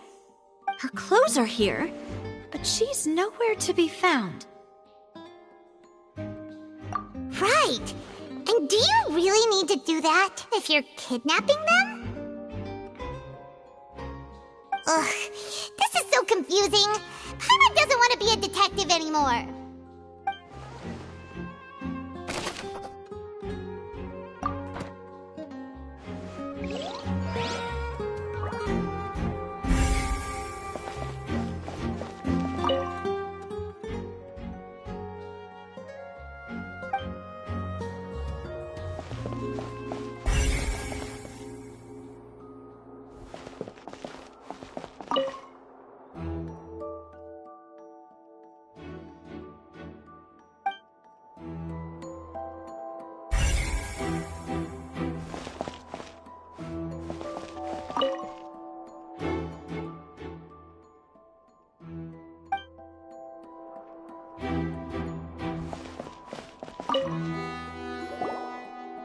What is this place?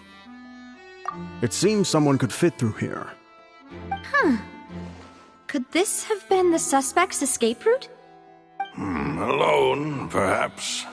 But if they had to pull another person with them, the space would be too narrow. But there are no other ways in or out of here. Oh, you're right! Let Paimon write that down.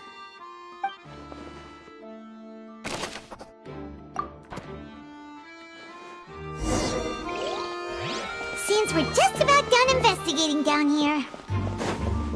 Yes, let's head back up.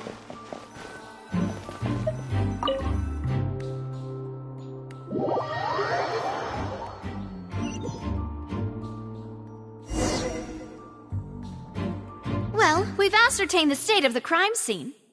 Let's find a place to sort out our findings once Malus returns. Seems to me that there are several things that don't add up here. Apologies for the wait, demoiselle. So, what did the guards say? Did the criminal escape through the vent? They believe the odds of that are very low, since the vent leads to the Opera House's basement. The guards have checked the area carefully. No one left through the basement during the performance or after the incident, and no one was found hiding there. So the tunnels become like a secret chamber then! You know, like the kind you usually see in novels!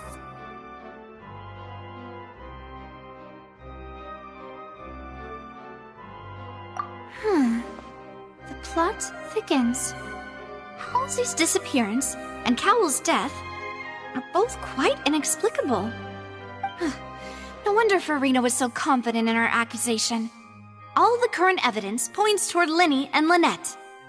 In other words, the charges are very likely to be upheld unless we make some considerable progress. Charges and then trial. So if the charges are upheld, they'll announce a sentence? That's right. This is how a trial goes in the Opera House. During the proceedings, the Chief Justice and the Oratrice will hear statements from both sides. That's right. This is how indemnitium is produced.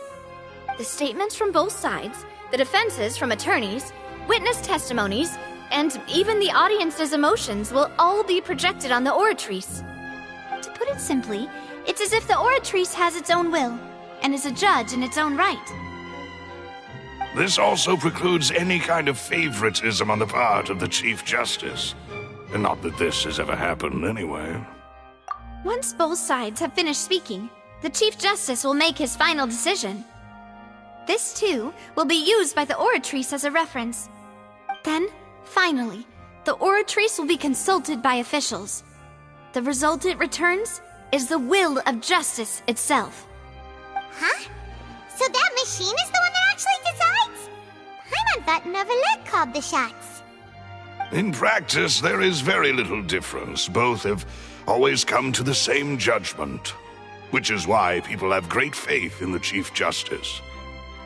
Ah, yes, the guards also asked me to convey that none of us will be allowed to leave this place before the trial. Huh? Why? Because we've chosen to act as the twins' proxies.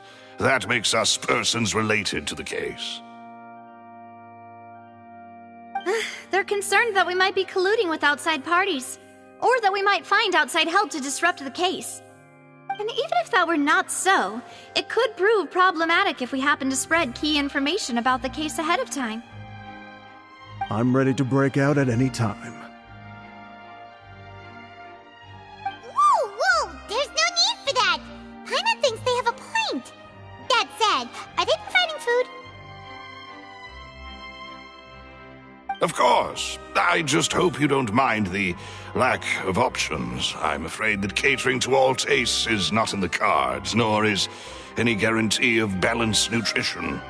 In that case, let's just sort out our findings together here. Pity. I was hoping to take you to try some of Fontaine's famous desserts, too.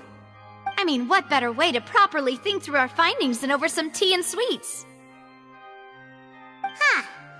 Breaking out suddenly doesn't seem like such a bad idea after all. Just kidding, just kidding. Paimon will still do her best, even if there are no snacks. What do you mean, no snacks? Of course we'll have snacks. If we cannot buy some, then we'll simply make some. Huh? Here? But how? Understood, Demoiselle. Everyone, please come with me.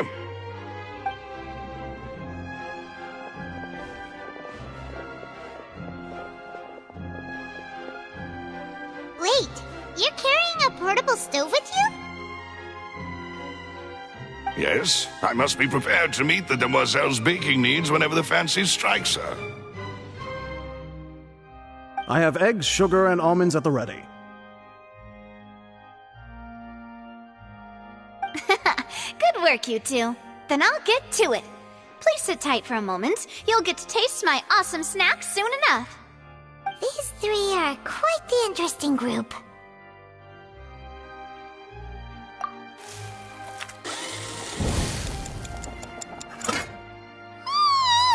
And Paimon thought it smelled good while it was still in the oven! Oh, it's even better now. Paimon can't stop drooling. From the way you had these two guys carrying all that stuff around, Paimon thought you'd have them do more during the baking process. But you ended up doing the entire thing by yourself! Beating the egg whites, grinding almonds, everything! I was applauding. And I was giving encouraging smiles. Paimon was just thinking, aren't you worried about getting your fancy dress dirty beating egg whites and baking like this? Well, I don't think it's carved in stone anywhere that fancy ladies can only read books, sip tea, ride horses, and play the piano. I just really enjoy making snacks. Don't underestimate beating egg whites, by the way. It's a real arm workout.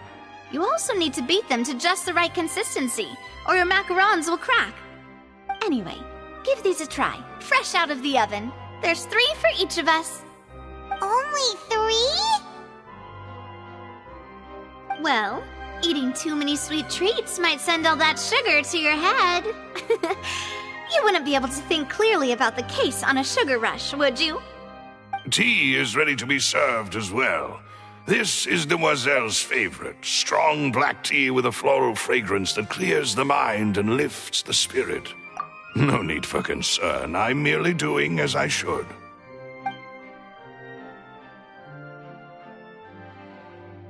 All right then, down to business. As Paimon mentioned previously, the tunnel seems to be something of a secret chamber.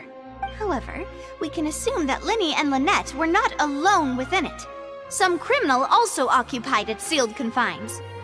The magician twins could have committed the crimes, of course, but they lack any logical motive. Exactly! Why would they do such a thing right when everyone was watching? The flower vase and the thud we heard during the performance could indicate some altercation between Halsey and the criminal in the tunnel, resulting in the shattering of the vase, the discarding of her clothes, and her abduction. Perhaps the criminal thought that since she was chosen from the crowd, she would be too easy to identify if she was still wearing the same clothes. Paimon thinks that makes sense, but the real trouble is... True. None of the clues we found thus far support the existence of this third person. But the only people left to consider are both technically victims, whether it's the missing girl, Halsey, or poor Cowl. Huh. Could Halsey have secretly made modifications to the magic props in order to murder Cowl before making her escape? That's right. And even if she had tampered with the setup, she would need to understand the entire trick to pull it off. Nor does she have any motive. The guards said that she has never had any dealings with the Magic Troop's members. Were we not thorough enough in our search? From the sound of things, this is turning into an impossible case. Your macarons are amazing though, Navia. They smell great! They're nice and crisp and super sweet! They are my specialty after all. And I see you've already had 5 of them. What? 5? Oh, that can't be right! Paimon only counted 3! Honest! Please don't worry about it. At my age, a few less sweets might actually be a good thing. No! Being greedy is one thing, but Paimon knows how to count. Besides, Paimon knows that if she ate too many, then others wouldn't have enough.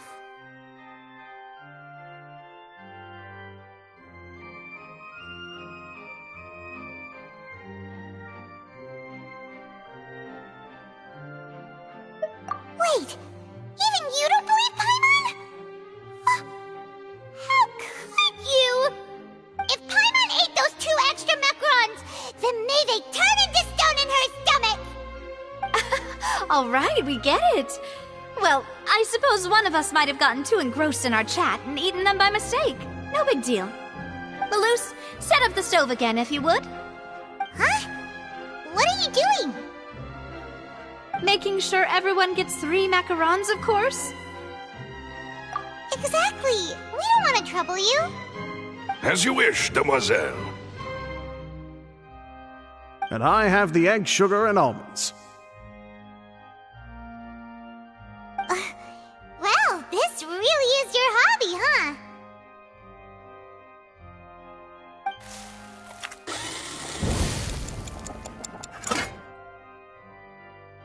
Well, that's it for snack time. I'm going to have another look around the area. I don't know what we're looking for yet, but we've still got some time. As attorneys, I suggest the 2 of you think the case over again. It would be awkward if you got all tongue-tied on stage during the trial.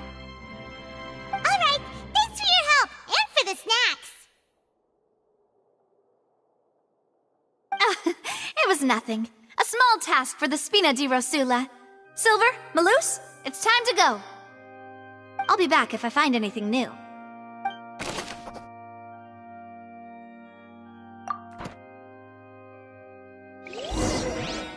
Alright, it's time to put our heads together.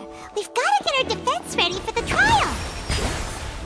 Oh, it's probably gonna be a long and difficult case. There's no point in worrying about that now. We just need to prepare. Here, take Paimon's notes. They should help you review the situation.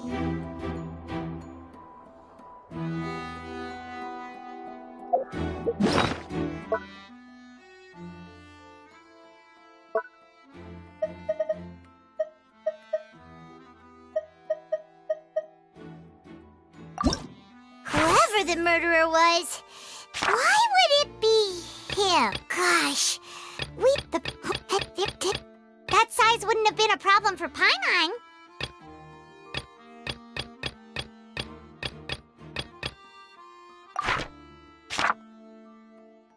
This rope was obviously tampered with. People needed to register and reserve a seat for the show. That, combined with this number selector, could have... People needed to register and reserve a seat for the show.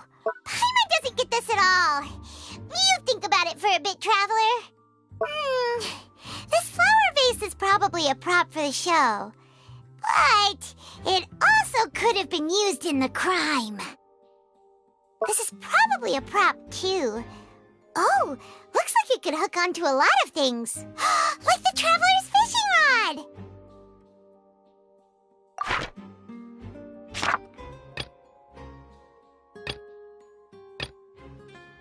Why would it be him? How strange. Gosh, no wonder the serial disappearances never got solved. We all heard that noise, didn't we? The performance would not have been visible from where the doors were guarded. If Paimon were on duty, she would have snuck back into the audience seating. Well, there was no chance Paimon could have seen that the box had 2 layers.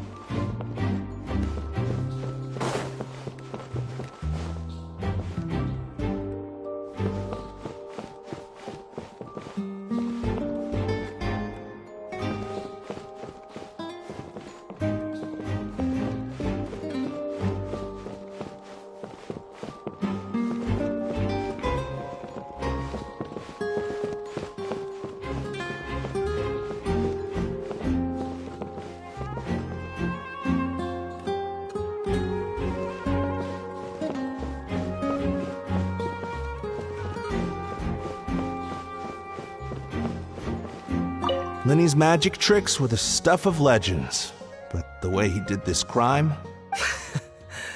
Look, doing magic tricks is one thing. Pulling off a crime is something else.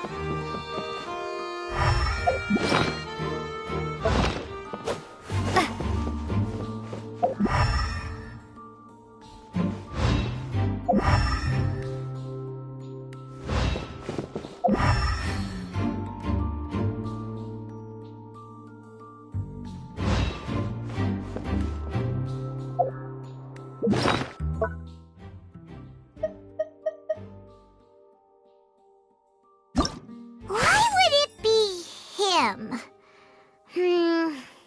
How strange. Whoever the murderer was, this is probably... This people need...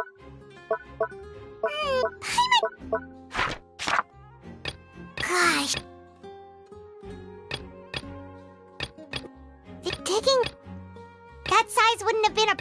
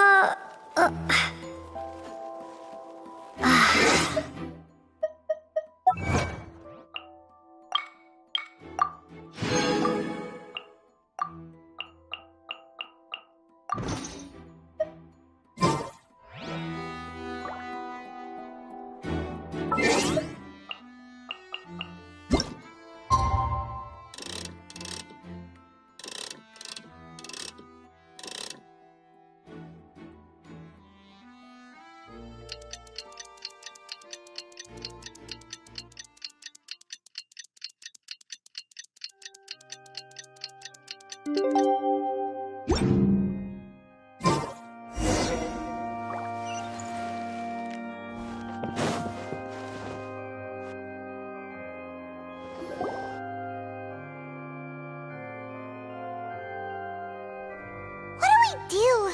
The whole situation is so confusing. Good plan. Impossible things don't just happen. We'll get to the truth one way or another. Just relax. Even if everyone else suspects Lenny and Lynette, at least we will be supporting them from the stands.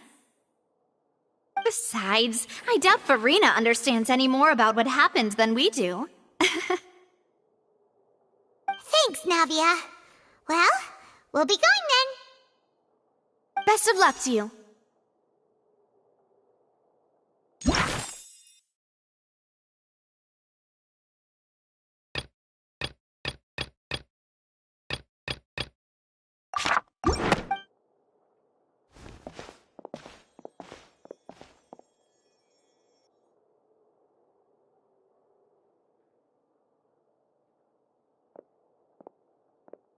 Ah, finally, you're back.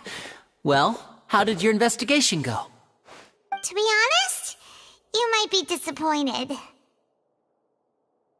No. We're already very grateful that you were willing to help.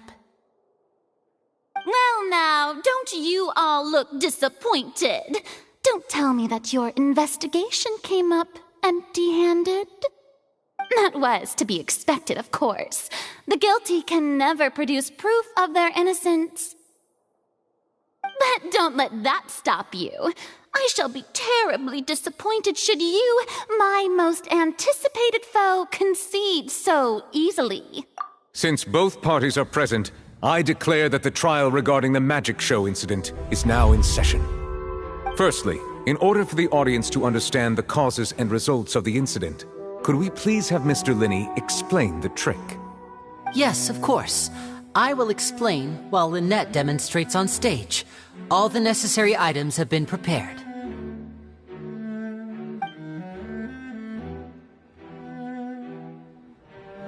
Thank you, Mr. Linney. In that case, I take your statement to be that you ran to and remained hidden within the magic box in the audience stands once the trick began, and thus could not have committed the crime. Is this correct? Yes, that's correct, Your Honor. In that case, I call upon the prosecution. Lady Farina, do you wish to refute his statement in any way? Why, of course I do. Allow me to take the first shot and break this case wide open. Mr. Linney is clearly lying. There is no way you could have been in the box the whole time if you were to abduct Halsey and murder Cowell. In fact, I'd say you were hardly in that tunnel at all. That is simply your hypothesis based on the presumption that I'm guilty. Oh, is that so? And if I may ask, what did you hear while you were inside your box? The roaring countdown of the crowd, of course. That's how I kept track of the time and built anticipation for the finale. And you didn't hear anything else at all? Nothing that might leave an impression of any kind?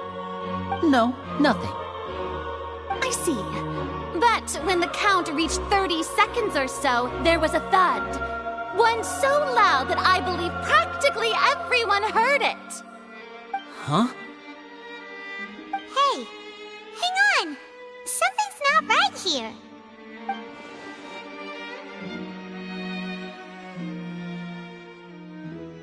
Yeah, I'm sure he could have heard a noise that loud from inside the box.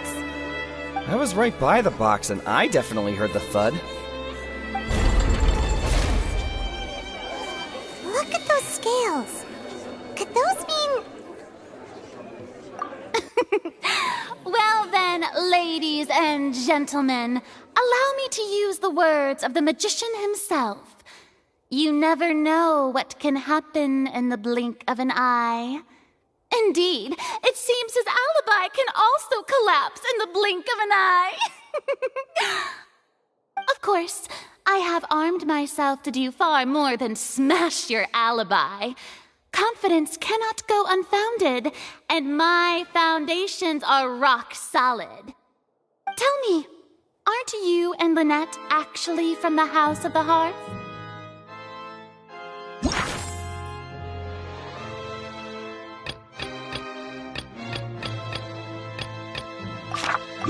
The House of the Hearth? No wonder they did something like this. So the serial disappearances were the Fatsui's doing. Now it all makes sense. I've got a feeling that what happened on stage probably wasn't just an accident. That's irrelevant. Our identities have nothing to do with what happened. Indeed. Then perhaps you could tell us everything that happened during that 1 minute. Your first priority is to prove yourself innocent, after all. I'm sure there is little that needs to be kept secret now. Unless your script already has holes in it. The Outlander is speechless. My, oh my, don't they look flabbergasted? Now comes the infighting and discord, I suppose. This was almost too easy. Good thing I made all those preparations. Seems the all-nighter I pulled last night is really paying off. Hey, Linny! Why didn't you tell us this before?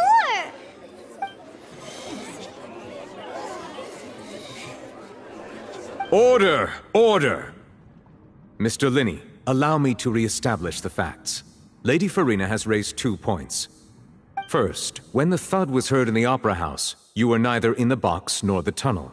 Second, you and Ms. Lynette are both members of the House of the Hearth. Are these claims true?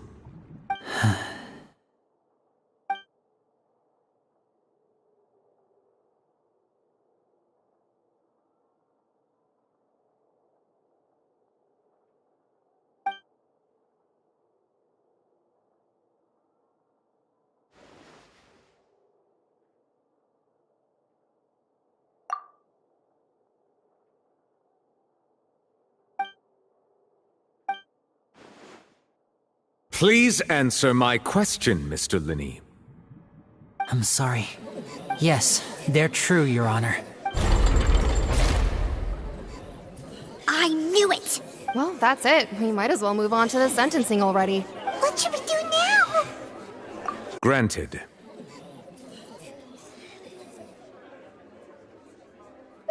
In that case, what is your request? Is that really necessary? They're already as good as guilty. The defendant deceived their own attorneys. What is there left to discuss? Order! Your request is reasonable, and we shall adjourn. This trial will reconvene in 1 hour. So you would stick to Mr. Linney's defense even after knowing what you do now? You certainly have more professionalism than I thought. In that case, my dear audience, let's allow the joy of victory to steep for a little while longer.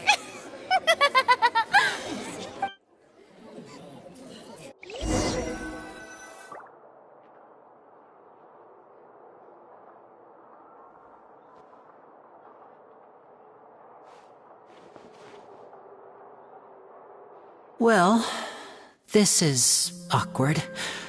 I didn't think the Hydro Archon would dig all that up. I'm sorry, Traveler and Paimon. Yeah, sorry. Paimon doesn't know where to start. We trusted you two. We based our entire reasoning on the assumption that you weren't bad guys. Not to set the wrong tone or anything, but Paimon's really mad! I'm very sorry. I know you're angry, and reasonably so, but please, let me explain. I know you've clashed with the Vitui several times before. I wouldn't be surprised if just hearing the word is enough to make you upset. But our organization is very, very large, and the Harbingers have very different personalities and goals. Right now, we want to save people. As many as we can. That's right. I'm sure we're on the same page when it comes to this nation and the disaster that its people might face. I knew if it weren't for our respective identities, we could become good friends. That's why I didn't wish to flat out lie to you, but chose to hide some details instead. The truth is very important, but being completely transparent about everything would see us spending more effort than we need to. Right. So, you be the judge. Heck, if I were you, I fear that I'd even struggle to trust me at this point. You met a Fatus who works as a magician, a trickster by trade. All by coincidence, too. But still, I'm asking you to trust me. I am no criminal. At least, not in this case. Sorry. Please forgive us. Well, you both say that, but...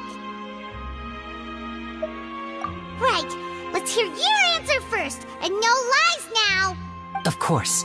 I'll answer any question you ask. We've been trying to find out how the Oratrice operates. We want to know why it has consciousness. Why can it deliver sentences accurately? During our investigations, we learned that the machine's core is beneath it. From that moment on, Lynette and I have been designing this box swap trick, with the objective of getting close to the core. Is that why you needed a whole minute? That's right. In truth, the audience would take about 75 seconds to count down from 60, while I would only need 15 to get to the opposite box. So, after jumping into the tunnel, I accessed the Opera House basement via the vent, and went to investigate the room in which the core is stored. That air vent was created during the construction of the tunnel specifically to execute this step. Well, nothing. As soon as I reached that room and was about to investigate, I heard someone's voice. Which should have been impossible, of course. I was quite certain that I was the only one in the room. That voice seemed to recognize me and tried to speak to me. I chose to err on the side of caution and retreated the way I came. On the way back, I saw the broken vase and the clothes on the ground, but the countdown was almost finished, so there wasn't time to give it any thought. After that, the homicide occurred just as you saw. Well, that explains why you didn't hear the thud. Because of that prophecy I told you about, of course. We must know all we can about this nation's secrets in order to deal with that prophesized crisis. That's the only way we can save everyone. So, there you have it. The whole truth. I swear, I didn't hide anything from you this time. It was never my wish to proceed under this cloud of mistrust either. But like I said earlier, you can be the judge. If you want to leave because you don't trust the Fatui, there's nothing I can do to stop you. Well, Traveler, you decide. Paimon will follow your lead however you choose.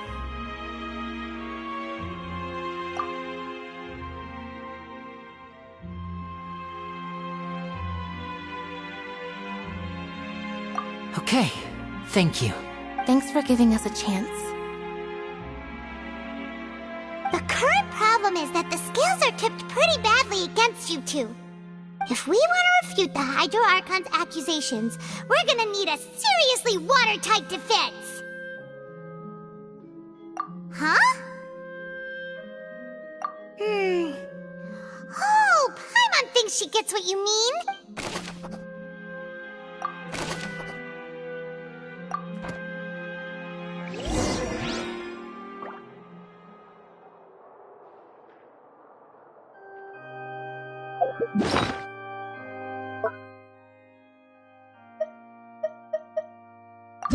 Why would it be?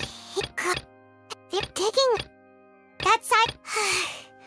Paimon hopes he's telling the truth. Doesn't seem likely that anyone could have been there.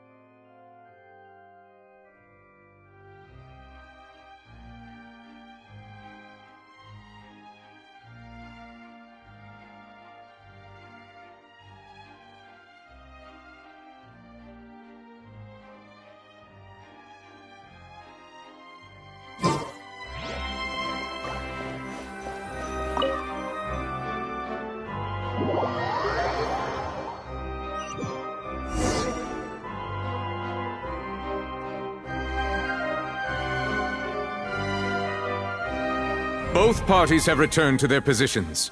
Let us continue the trial. When last we left off, Mr. Linney acknowledged the new evidence presented by Lady Farina as fact. Therefore, Lady Farina may continue stating her reconstruction of the events. Ugh, that took long enough. Now then, if everyone would lend me their attention. At this stage, let's revisit that scene from Linney's perspective.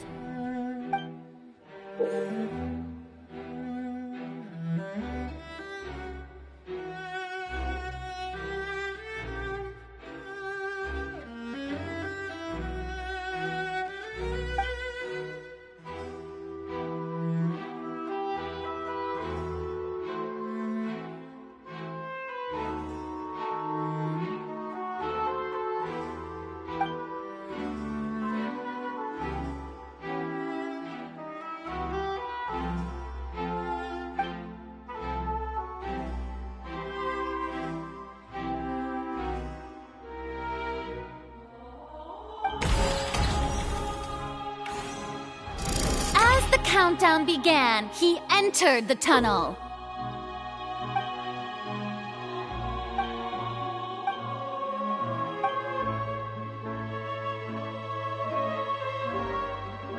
When the flatbed trolley passed, he opened the box and got into an altercation with Halsey, which caused the loud thud. He did not realize that this sound could be heard by everyone in the opera house, which is why he claimed earlier that he could not hear the sound. Finally, he used the vase to knock her out, before making her change clothes to prevent others from recognizing her. At this time, Cowell arrived in the tunnel, having heard that strange noise, and caught Linney red-handed. So Linney proceeded to knock him out too before stuffing him into that box. Afterward, Linney passed the unconscious Halsey to his accomplice through the magic box in the audience stands, before operating the devices such that Cowell's death would be ruled an accident. And there you have it. That's the truth behind what happened. Does the defendant's side have any objections to Lady Farina's description of the events? The key to refuting Lady Farina is the order of events. What Linney experienced and what he saw.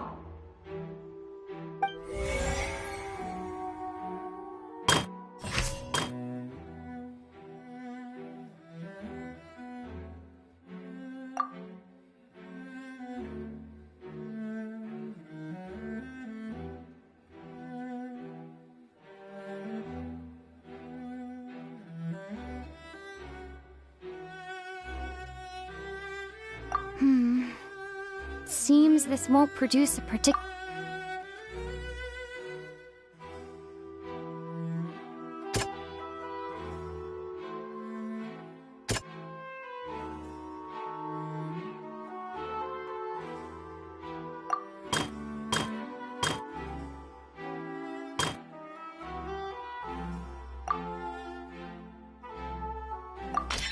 According to Linney, he left via the vent after entering the tunnel. He couldn't have had that altercation with Halsey.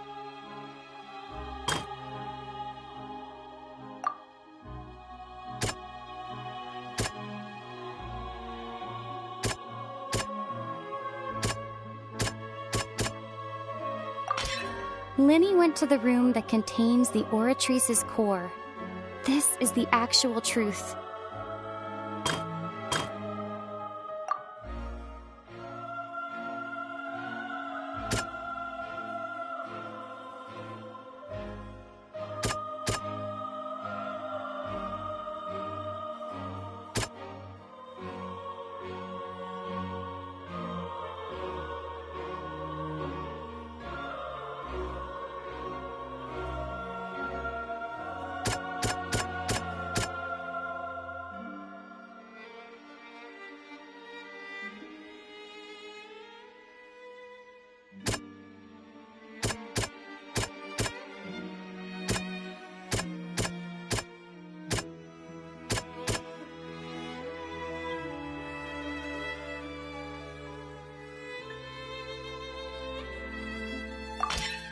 Lenny did not take part in the underground altercation. He only witnessed traces of the aftermath. Attention! Ace Detective Paimon has something to say! When the countdown started, Lenny did indeed go into the tunnel. But he immediately used a vent to access the Opera House basement, which is where the underground core of the Oratrice is stored. Once he reached that area, he heard a voice in what should have been an empty room. Since he felt something was amiss, he returned immediately. The crime scene had already developed by the time he reached the tunnel again, and in order to complete the magic trick, he did not remain there for any length of time. Finally, he reached the surface, and that was when the accident happened from his point of view. Therefore, he's innocent!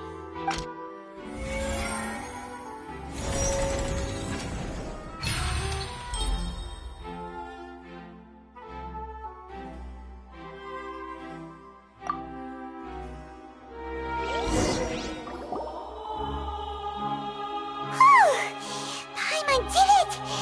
Paimon actually managed to say all that! Wasn't it awesome? In other words, you believe that he knew nothing of the incident? That's right! My reasoning?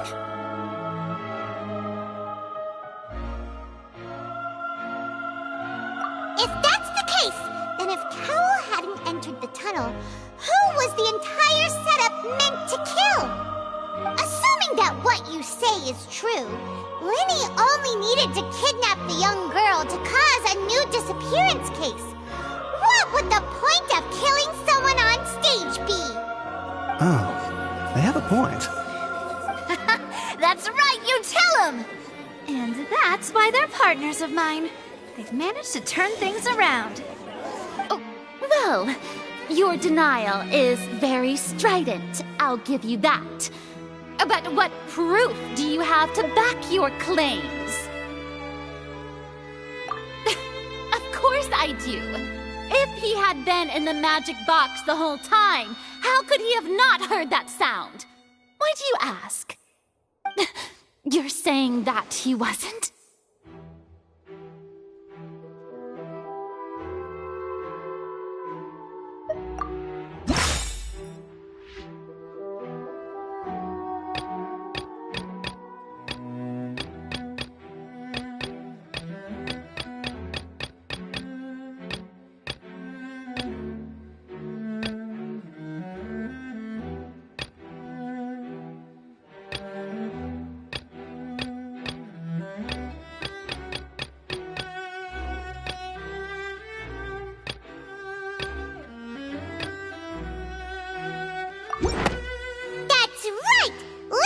Wasn't in the box or in the tunnel. That's why he didn't hear anything strange during the performance. This means that when the crime happened, Lenny had already entered the basement via the vent. The same clue you used to disprove his alibi has now become the best proof! How do you like that? Well played. To think you'd use such logic. Well then, if it wasn't Lenny who committed the crimes, then who was it?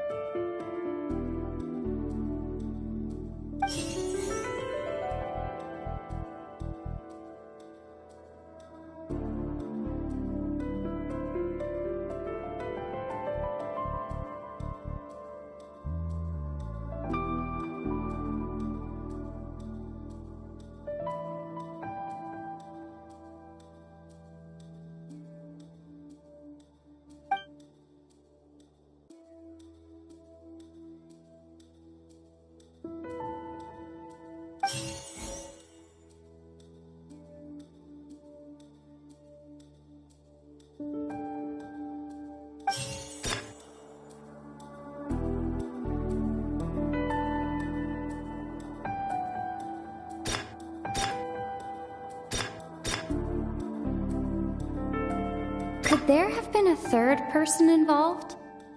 Is that really a possibility? Halsey is the missing person and an ordinary audience member. Or... the deceased's name is Cowell, Linny's assistant. He would have been able to tamper with the equipment.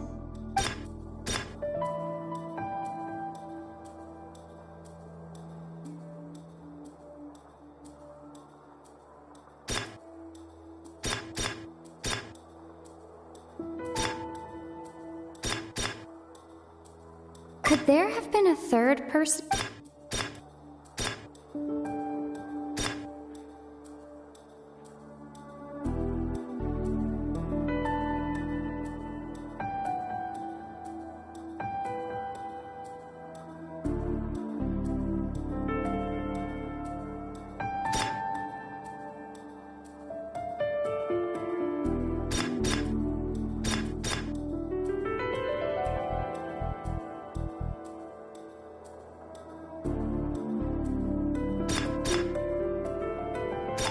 Is the missing person and an ordinary audience member. Could there have been a third person involved? Is that really a possibility?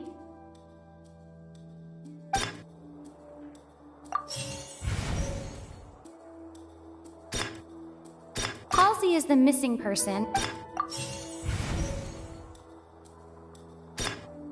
The deceased's name is Cowell.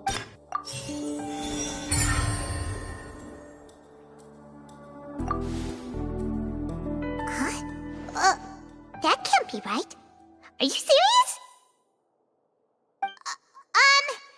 The killer was, in fact, Cowell, the deceased! Oh, is that so? How interesting! Let's hear your reasoning then. What I must do next is recreate the truth. What Cowell did, and how he went from would-be perpetrator to victim.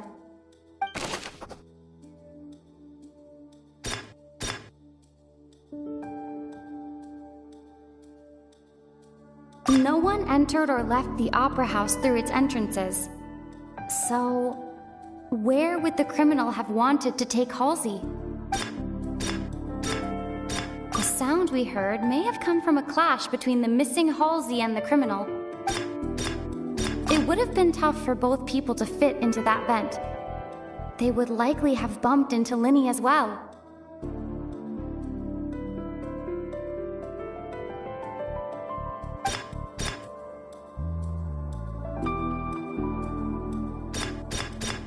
The deceased's name is Cowell, Linny's assistant.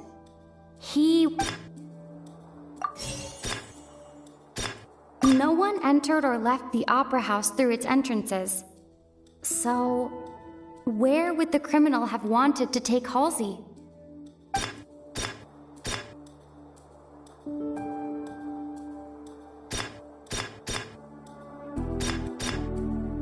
Linny was not in the tunnel at that moment, which gave our criminal ample time.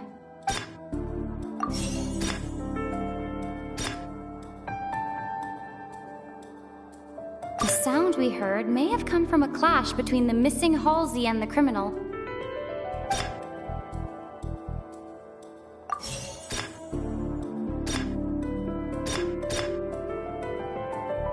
No one entered or left the opera house through its entrances. Halsey's clothing was in the tunnel. So...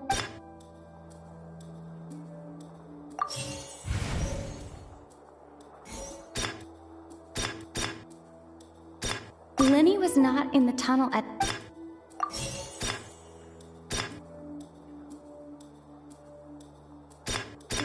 No one entered or left the It would have been tough for both people to fit. The sound we heard may have...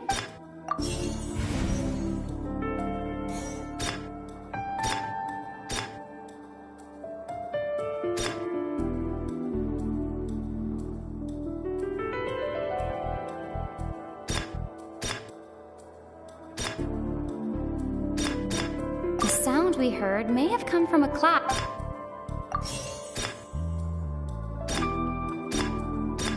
No one entered or left. Halsey's clothing was in the tunnel. So, there must have been... The deceased's name is Cowell, Linny's assistant.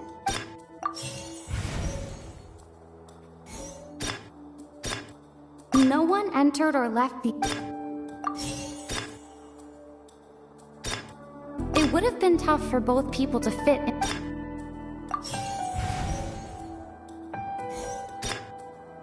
The deceased's name is Cow. No one entered or left the...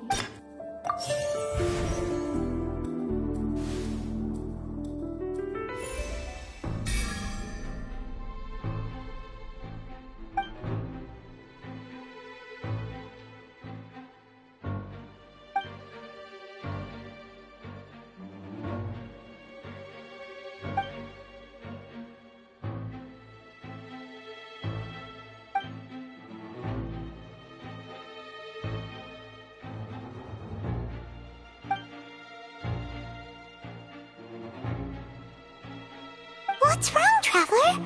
Are you still having trouble figuring things out?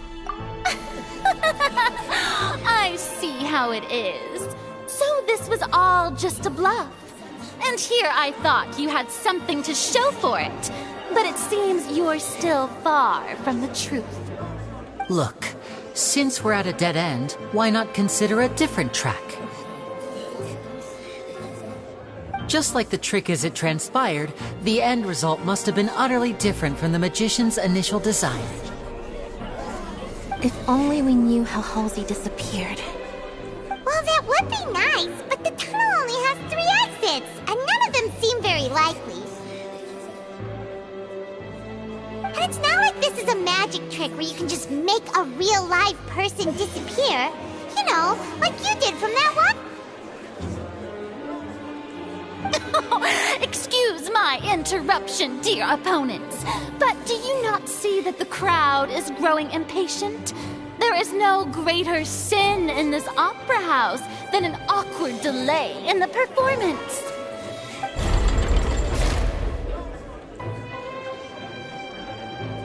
If the defense is unable to make further effective arguments, we will move on to the next stage of the trial. Lenny was not in the tunnel at that moment, which gave our criminal ample time. The sound we heard may have come from a clash between the missing Halsey and the criminal. The deceased's name is Cowell, Lenny's... The vase was not broken by chance.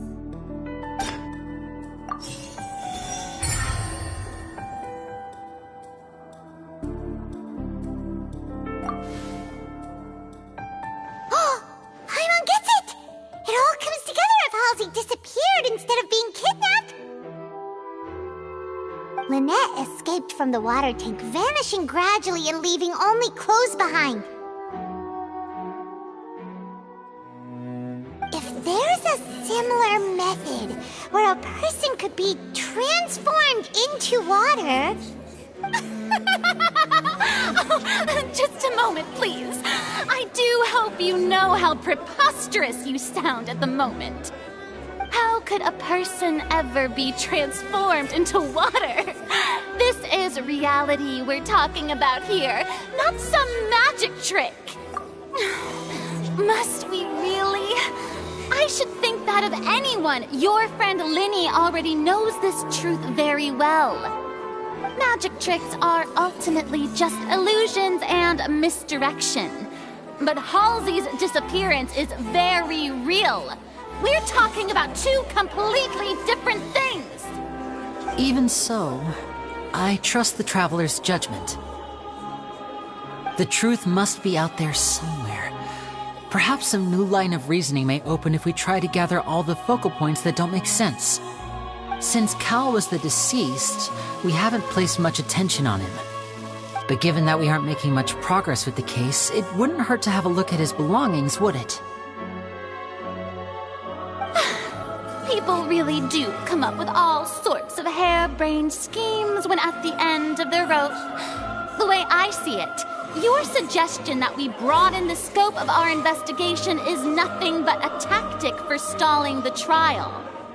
Nevertheless, I believe that this is a reasonable request on the part of an attorney. Since the trial does indeed appear to be at an impasse, I believe that additional evidence may help us make more progress. Guards, please step into the lounge and examine the personal effects of the deceased Cowl.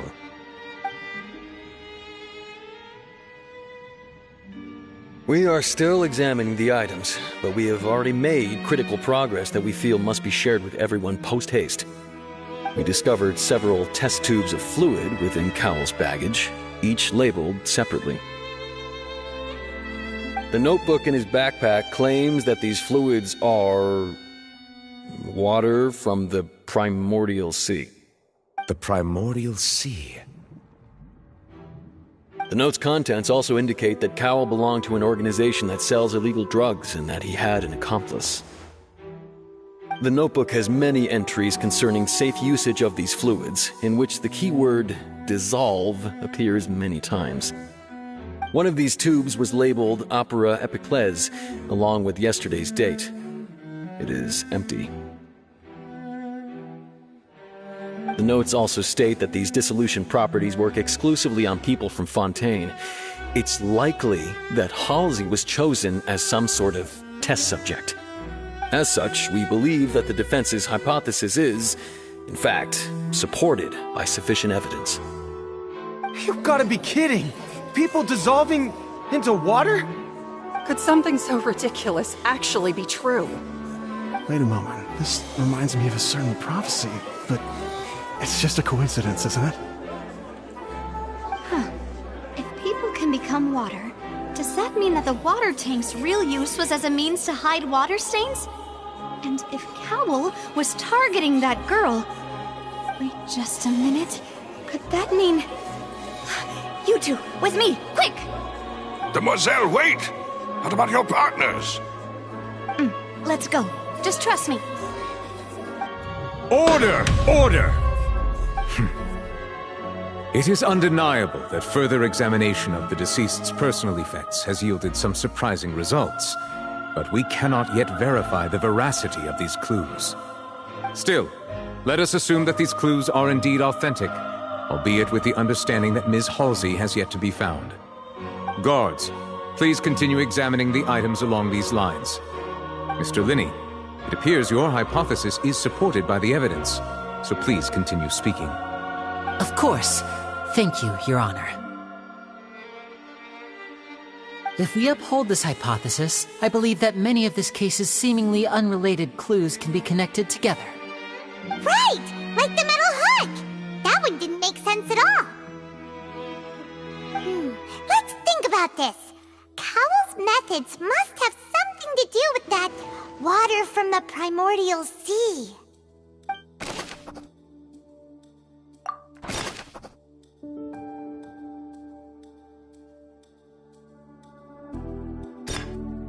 The deceased's name is Cowl, Linney. The rope that strung the water tank up was lit by the fireworks and cut. As such, the focus here is on the... Now it seems like the hook rope was not meant for another magic trick, but was instead... The water from the primordial sea...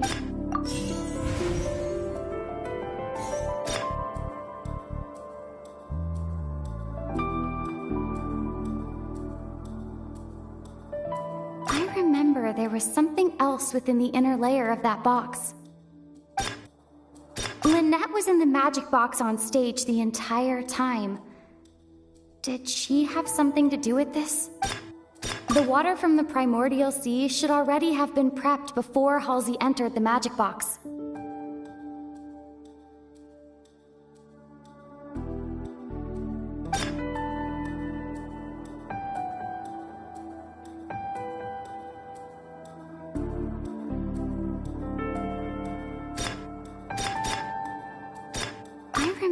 There was something else within the Lynette was in the magic box on stage the entire time. The water from the primordial sea...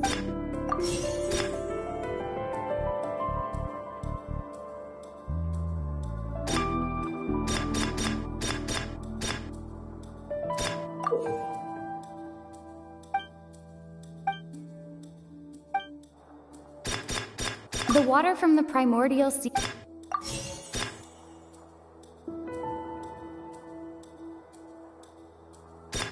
Now it seems like the hook rope was not meant for another magic trick.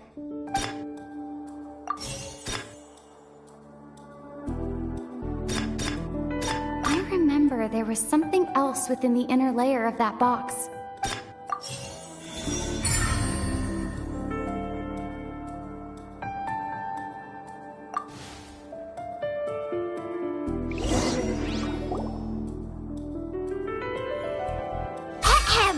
It's Ace Detective Paimon's time to shine again! In the original plan, Cowl would tamper with the water tank rope and the number selector securing his target. When the magic box containing Halsey was lowered, the metal hook would retract gradually and pierce the balloon at the top of the box. When the balloon attached to the box popped, the water from the primordial seed inside it would pour down and dissolve Halsey. Afterward, Cowl would enter the tunnel and break the flower vase to conceal the water inside the tunnel, with the remaining evidence being covered up by the water tank on stage. But he encountered something unexpected in the tunnel and wound up being fatally hit by the same water tank he meant to use to cover his tracks. Huh. That does make sense. That actually links together a lot of the more confusing pieces of evidence.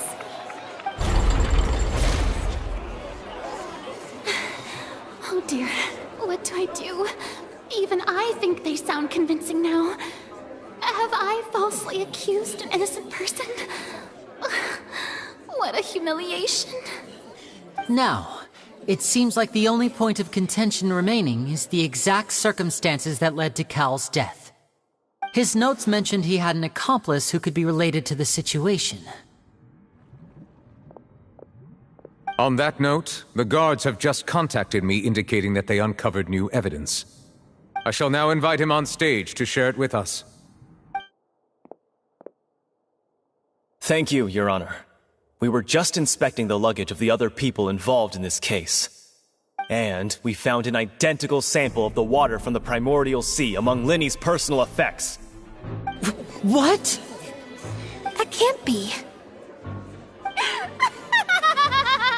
Oh, I see. Well, how wonderfully comedic to have your own counterattack only to come back and wound you. Does this not clear all doubt? My dear citizens, my loyal audience, allow me to present my reasoning and bring this performance to a swift close.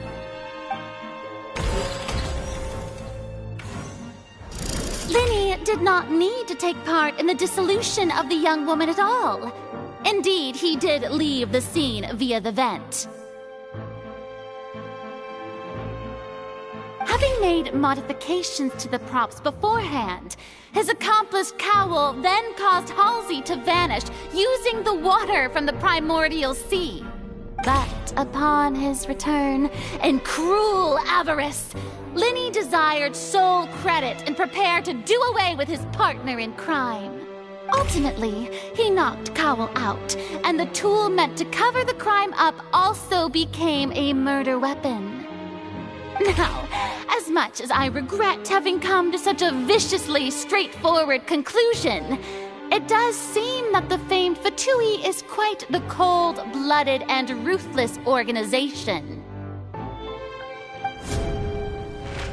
Am I right? We've used up all the evidence we collected. There's no way for us to make a rebuttal here. Is this the end of the road?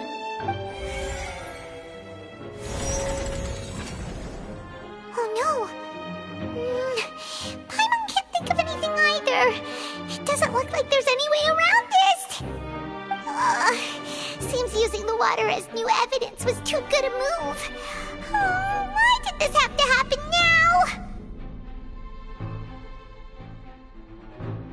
I think we've all seen enough now, and we have ample witnesses to my flawless reasoning.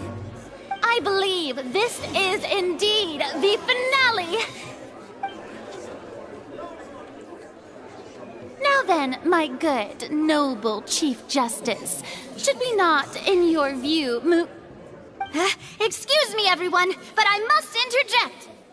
Miss, I must ask you not to shout, and to respect the ongoing legal proceedings.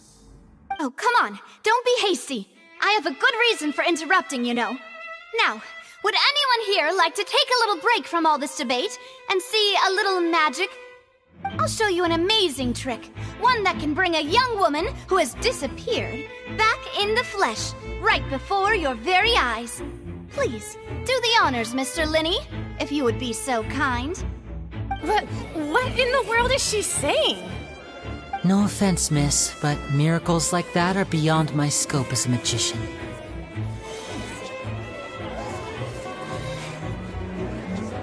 Come on now, don't be silly.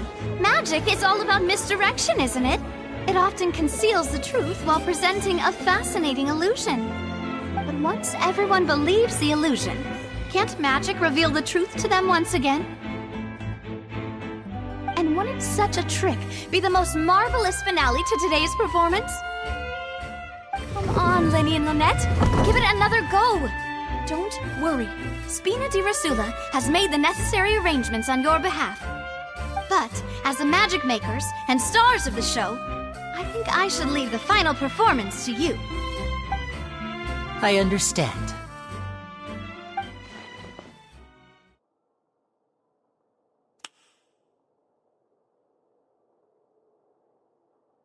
And voila!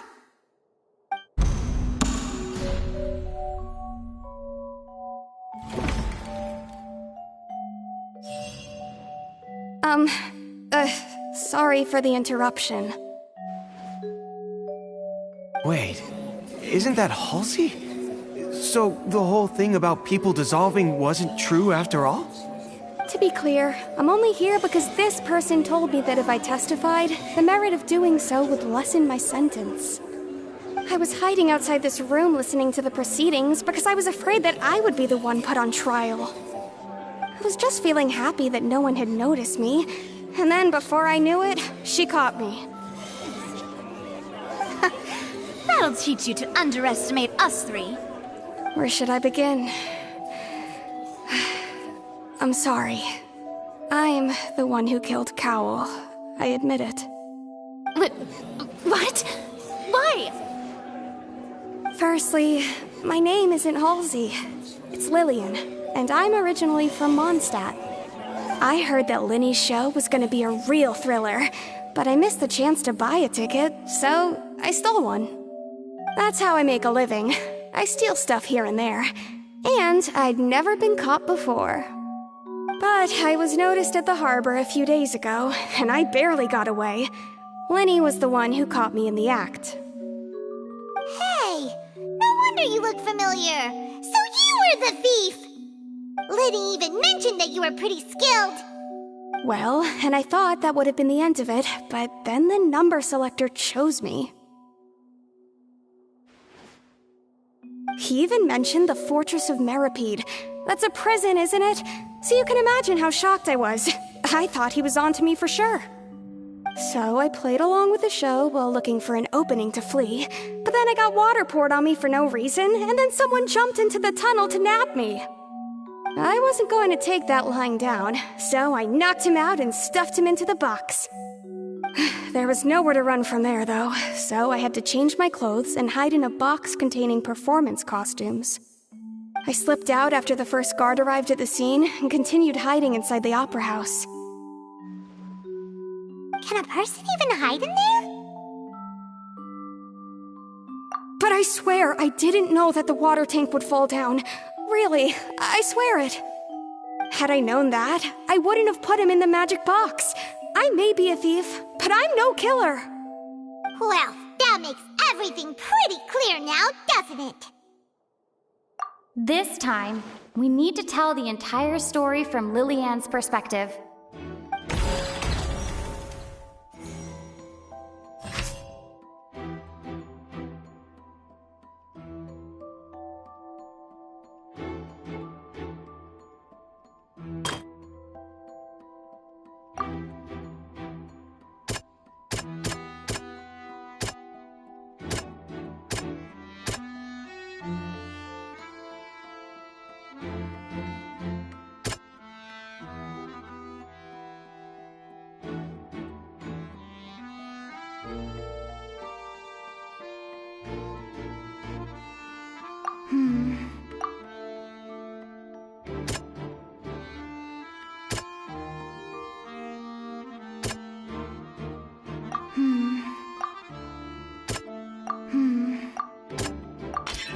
The strange sound wasn't from a fight. It was Lily-Ann's attempt to break out when she was frightened.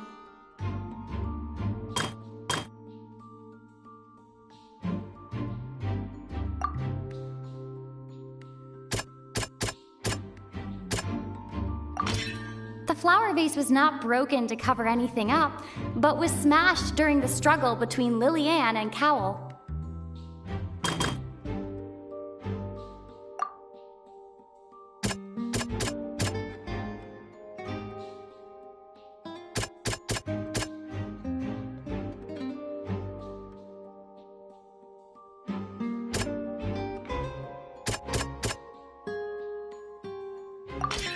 Lily-Ann was afraid that she would be recognized if she left, so she changed clothes and hid, biding her time. Just what one might expect of an experienced thief. And it's Ace Detective Paimon time! Having been selected out of the blue, Lily-Ann panicked. Her panic only intensified after she entered the tunnel and had water poured on her head. So she kicked the door open, producing the thud we all heard. Hearing the commotion, Cowell leapt into the tunnel, only to discover that Lily-Ann had not dissolved. He did not know that Lily-Ann was not from Fontaine, but was a thief who made her way in by stealing a ticket. Mistakenly believing that the water from the primordial sea needed time to take effect, he tried to force Lily-Ann back into the box. The two broke the flower vase during the struggle, but Lily-Ann came out on top, knocking Cowell out and putting him in the box. With no way of escaping, she changed her clothes and hid in the costume trunk until the performance ended.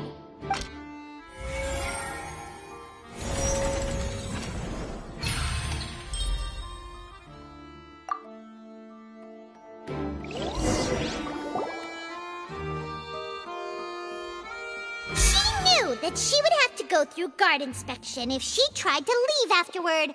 So, she has been trapped in the Opera House these last 2 days. She had already become desperately hungry by the time we were chatting over macarons. So, she swiped 2 of them right under our noses. Talk about a sneaky thief. At this point, all the events that happened in the tunnel have now come to light. Ah, so that's the whole story. Bravo! Bravo! Now then, Lady Farina, do you wish to speak against the defense's statements? Please answer the question, Lady Farina. Also, if I may add, the trial has not yet ended. As such, I request that the prosecution not leave the room before the proceedings have concluded. What, are you reading my mind now? No, I have no further arguments. I admit defeat. But really, could you at least have left me with some dignity? Wow, look at that! She's like a deflated balloon now. If there are no objections, then as the Chief Justice of Fontaine, I shall once again repeat the full sequence of events.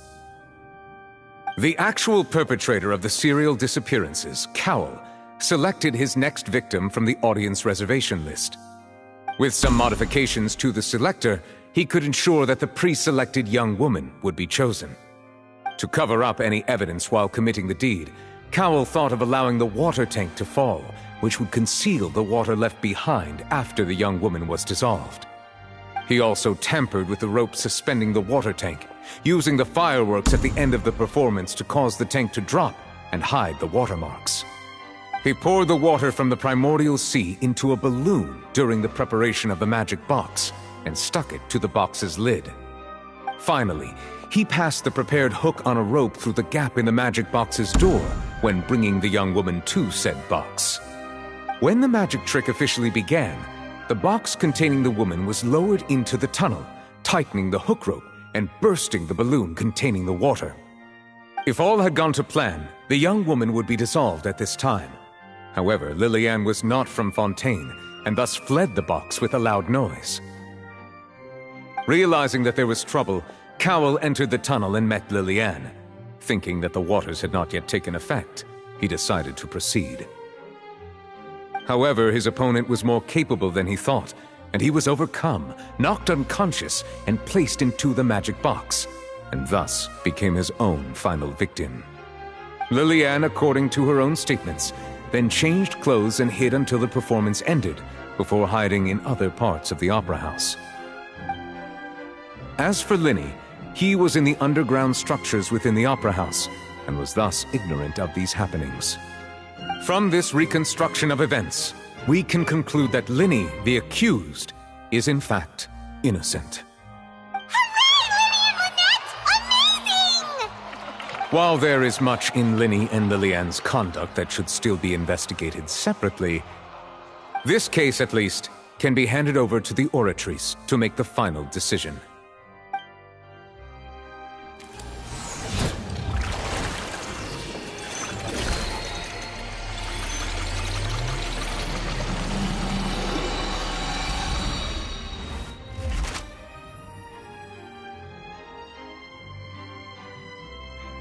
As such, Linny and Lynette are officially declared not guilty.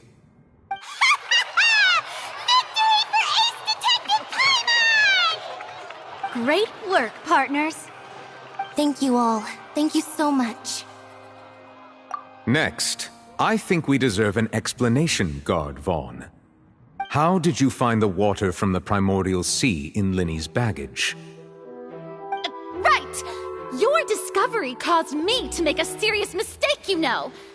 Or was that not a discovery, but false evidence that you dared to bring before this court? I suspect that the accomplice mentioned in Cowell's notes was not Linny, but you, yes?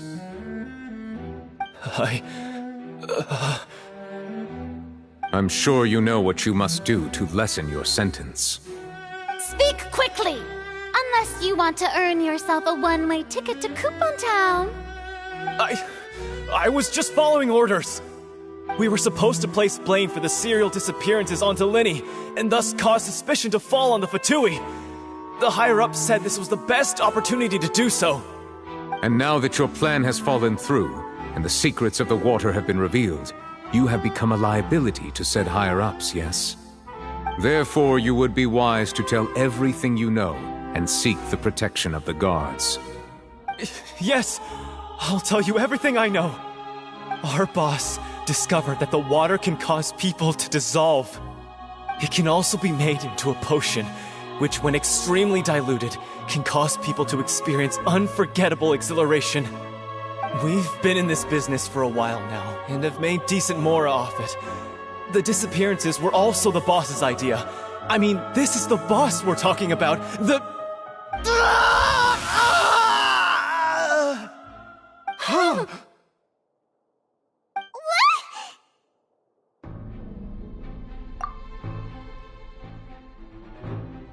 And now he can no longer talk. Such ruthlessness. I shouldn't have expected any less of them. An outrageous act. All present, please submit to inspection immediately.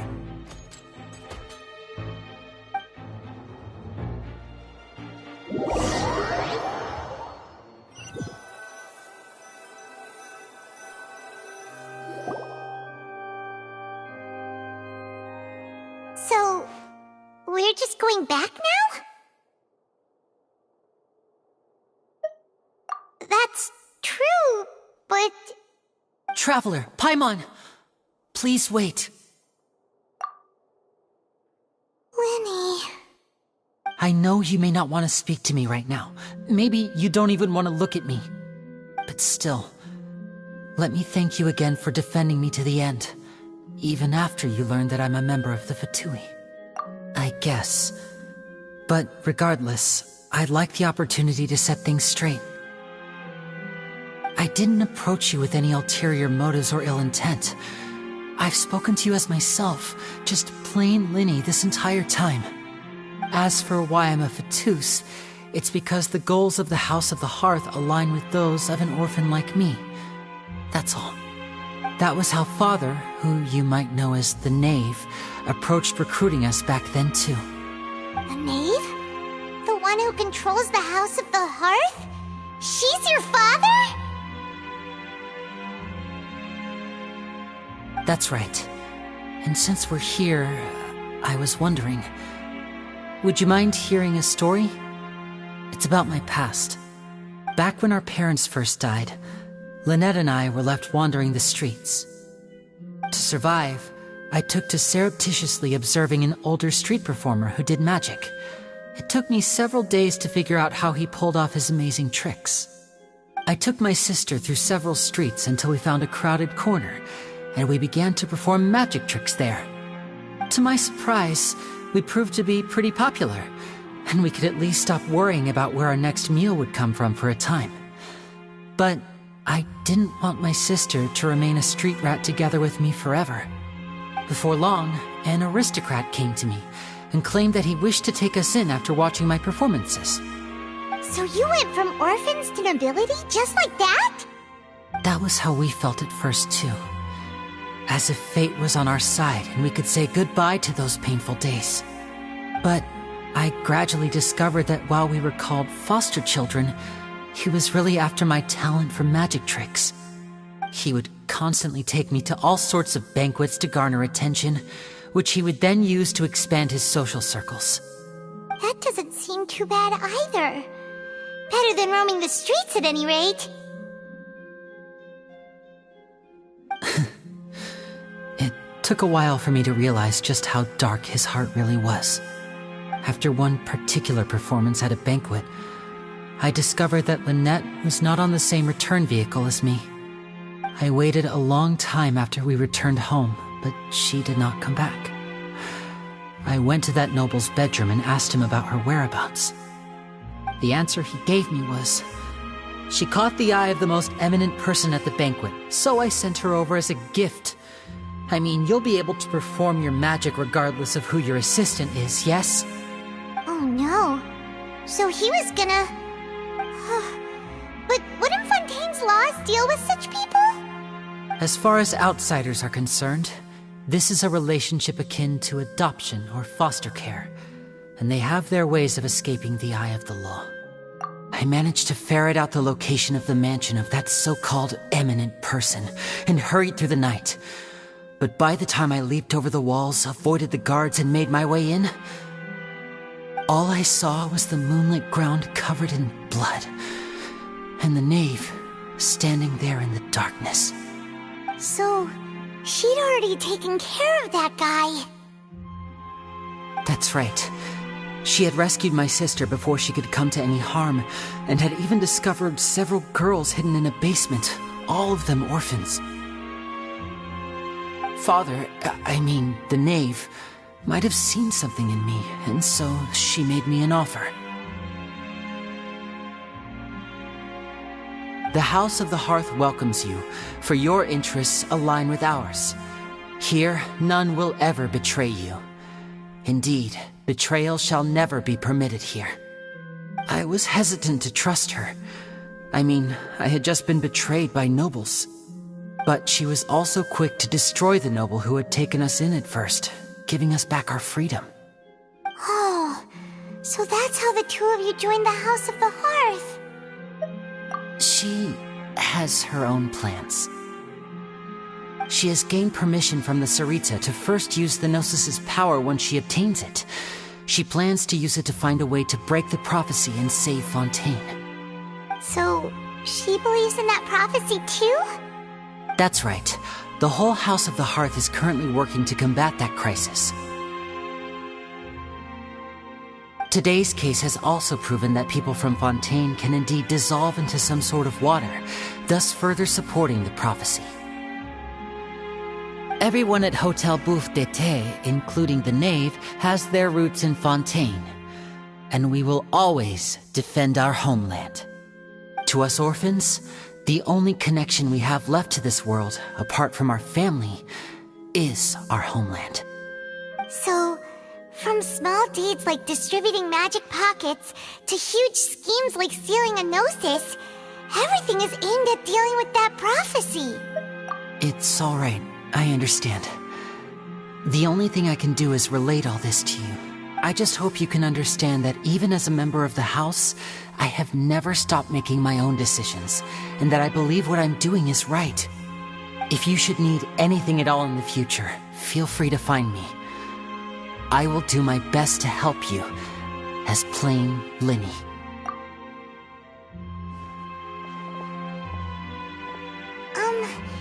Bye, Linny!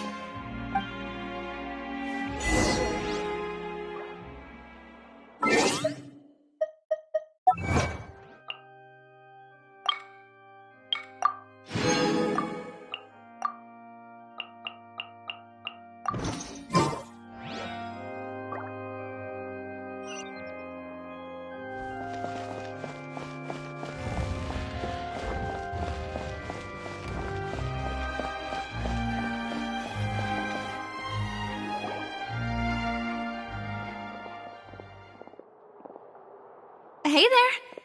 What was with the disappearing act you pulled right as the trial ended? Were you looking for us, Navia? Well, this whole thing isn't exactly over, is it?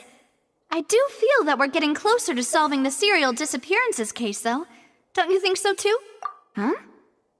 What's wrong, my dear partner?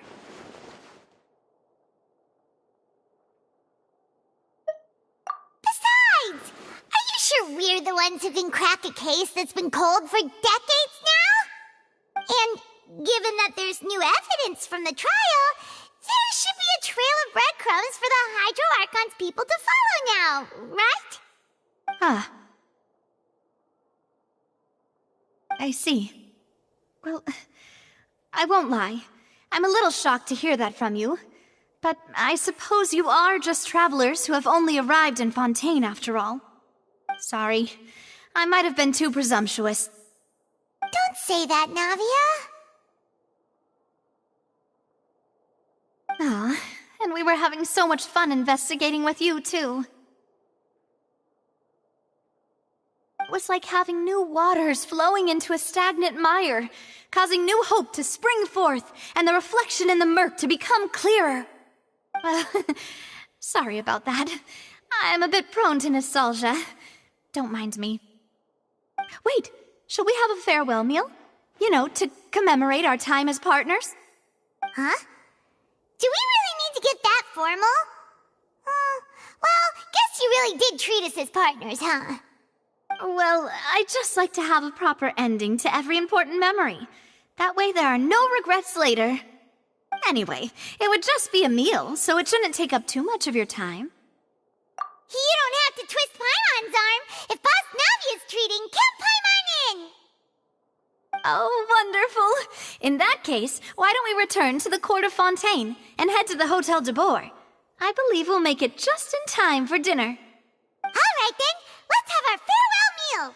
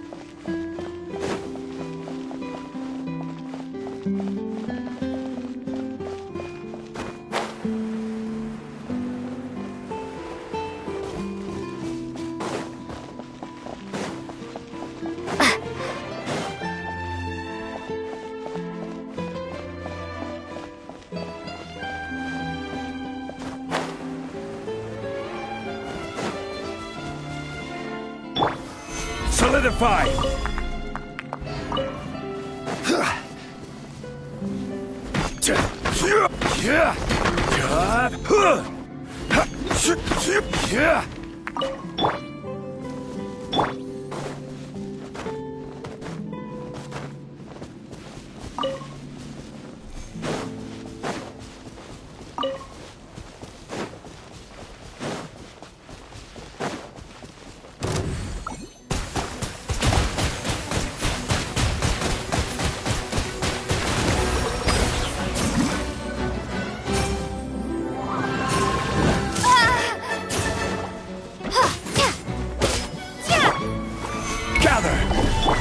The wind knows me. Rise. Orders given. Orders received. Into the wind.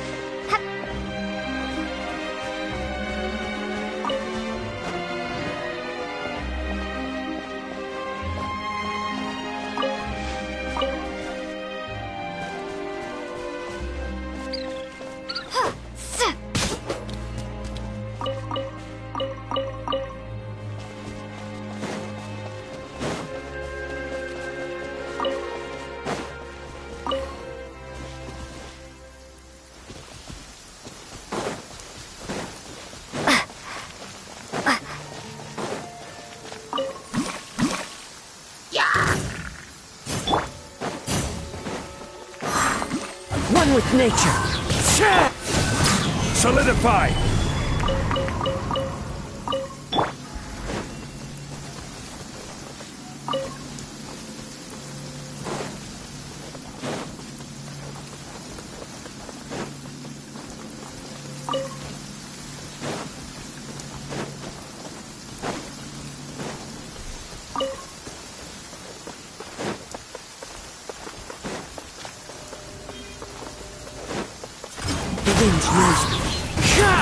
Life goes on. Clouds high. The birds call. One with nature.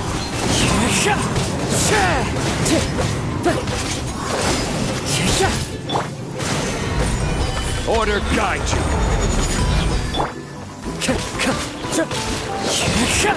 Into the wind.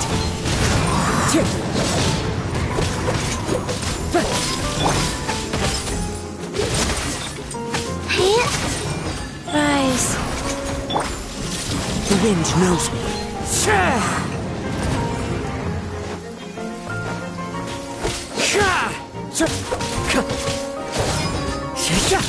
Into the wind.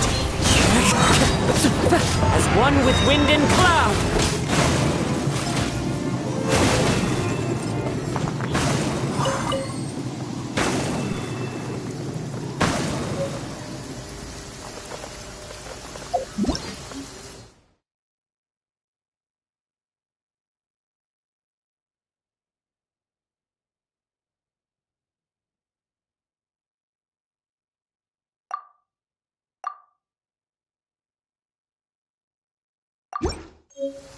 Taking a stroll in the middle of a downpour certainly rouses the spirit. But it's best to dry your clothes as soon as possible after the rain stops.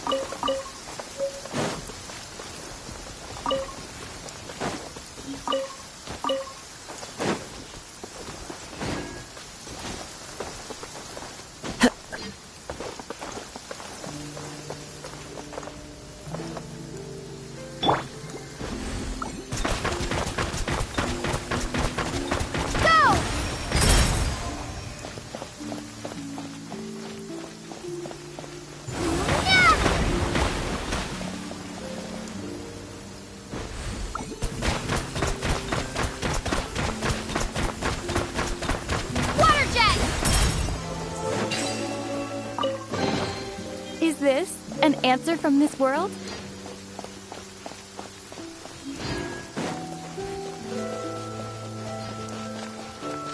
Go.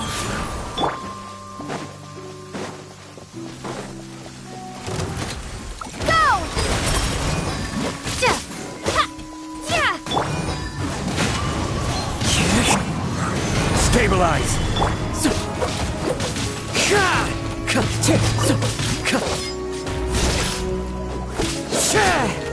One with nature.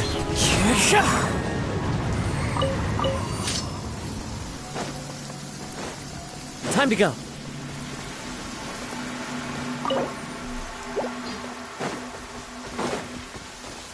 Into the wind.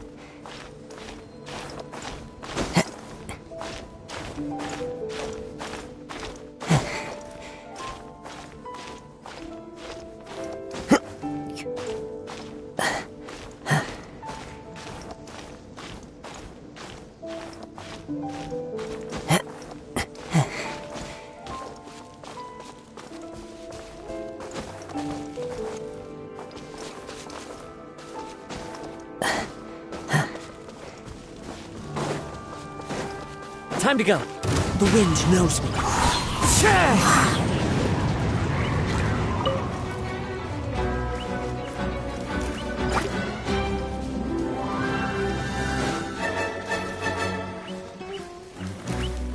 One with nature.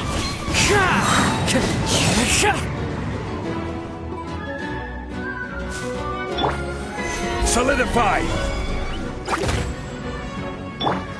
Fallen leaves, adorn my night!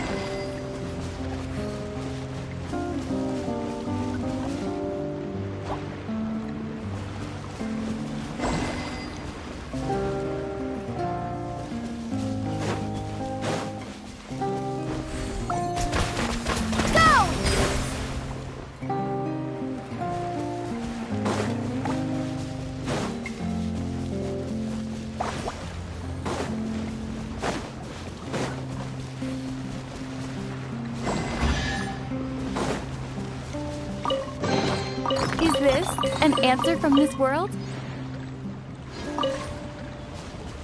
Rise.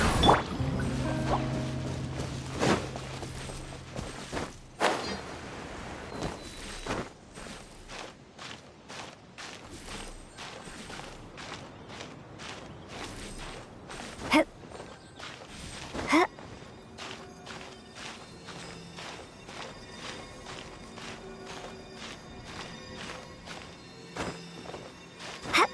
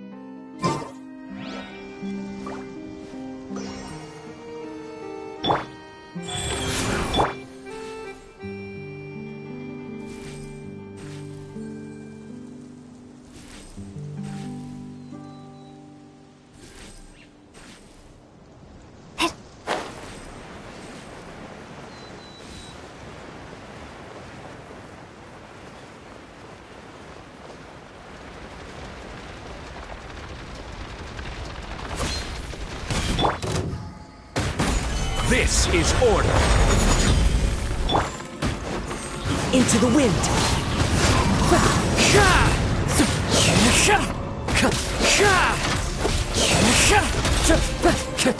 Wheel of life.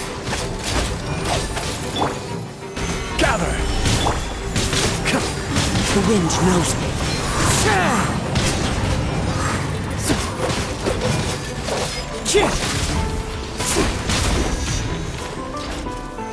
Solidify. As one with wind and cloud.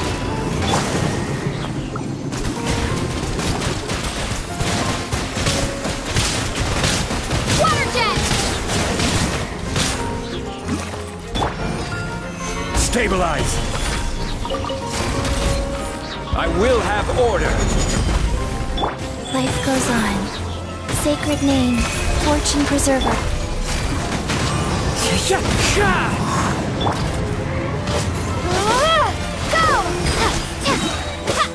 Bombs away!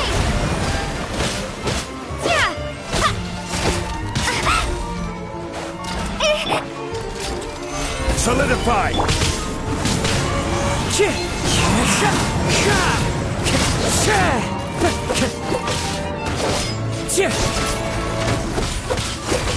Into the wind. Clouds high. The birds call. One with nature.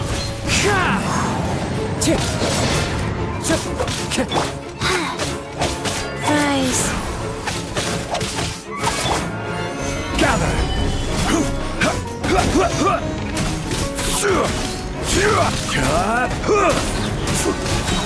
This is order.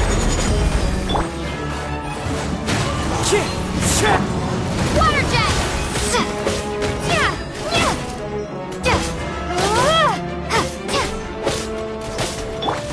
Into the wind.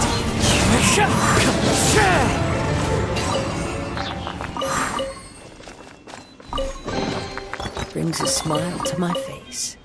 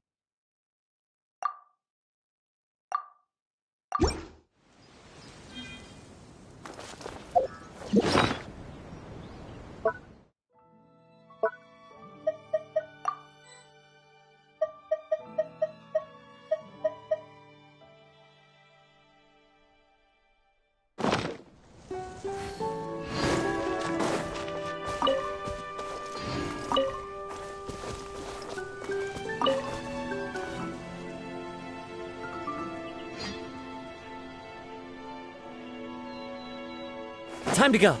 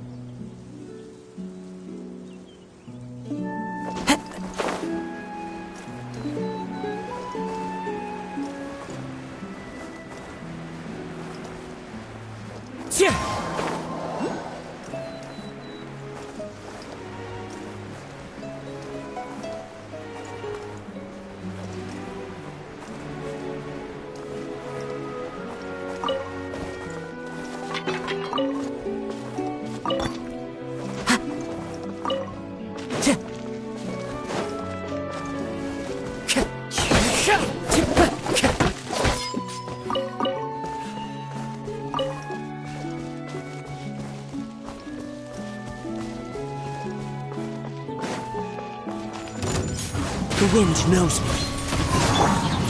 Solidify! Life goes on.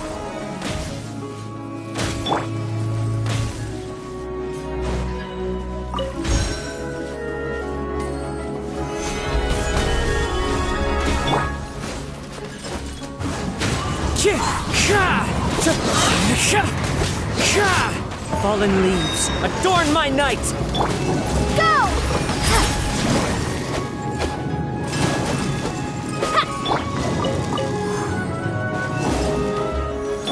Order guide you.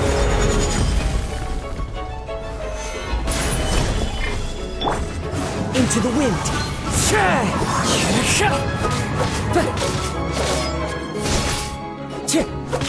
Go. The wind knows me.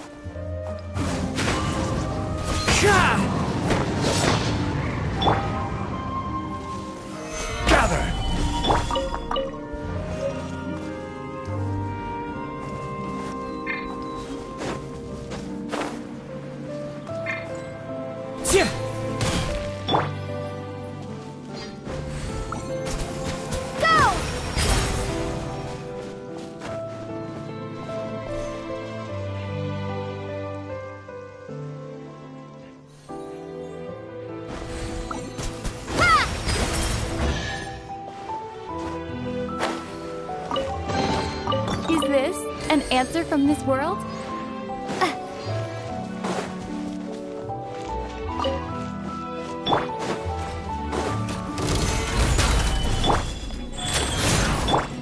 Into the wind.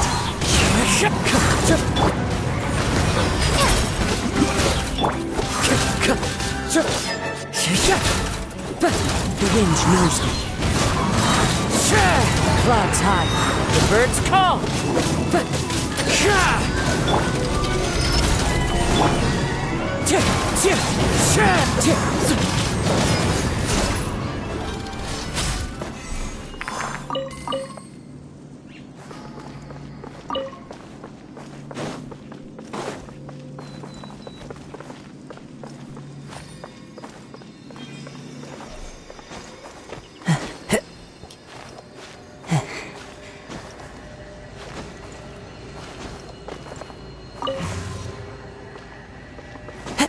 Follow the wind.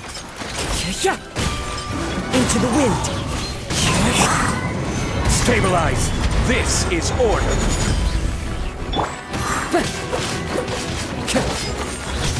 One with nature. Wheel of Life. Opening box of a Dectrix. Into the wind. As one with wind and cloud.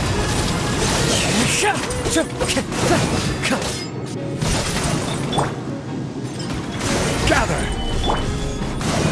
One with nature.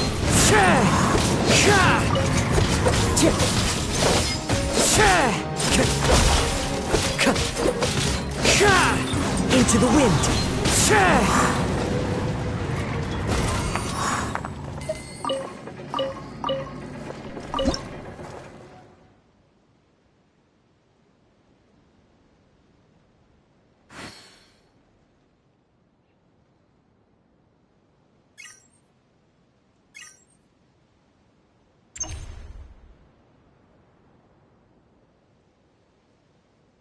Wherever in this world I roam, I carry memories of my home.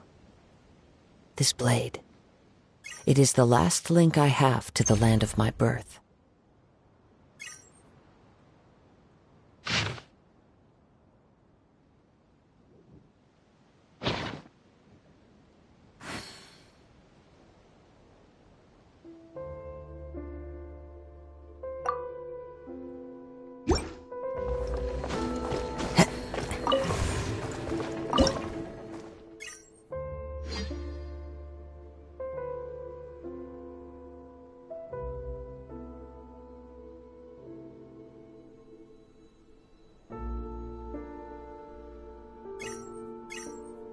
This scenery is wonderful. Surely enough to convince anyone to become a wanderer.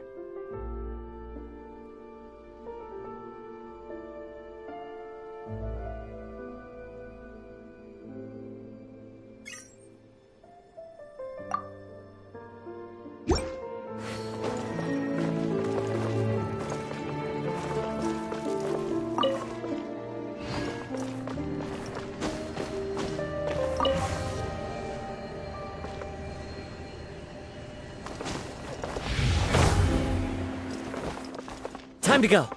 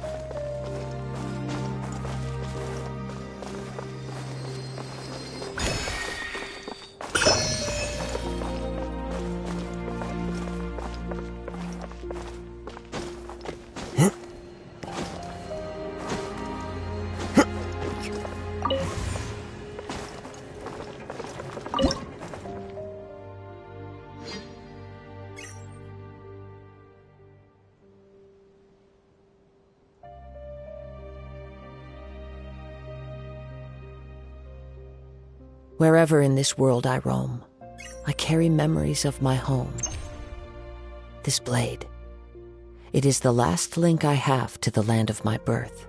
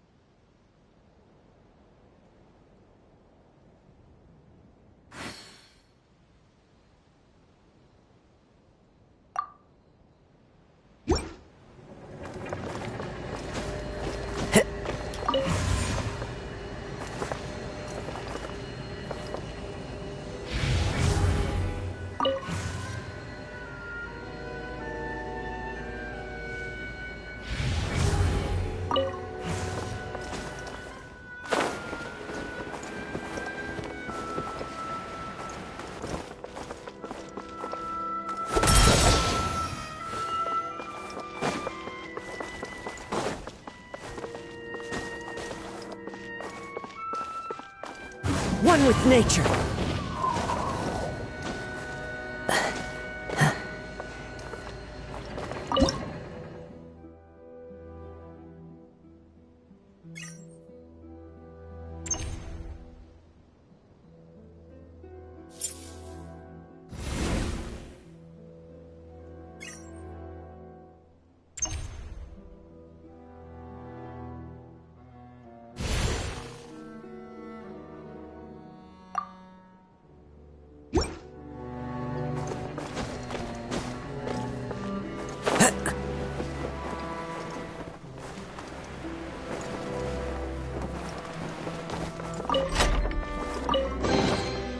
Fateful offering.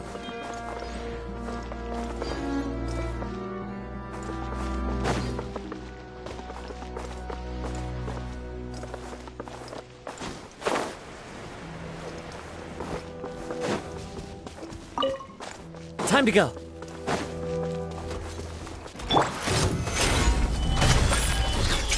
Order guide you.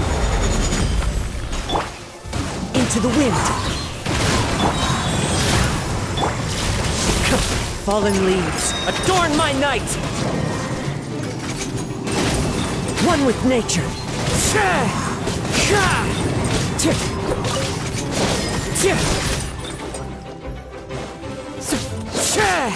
Into the wind.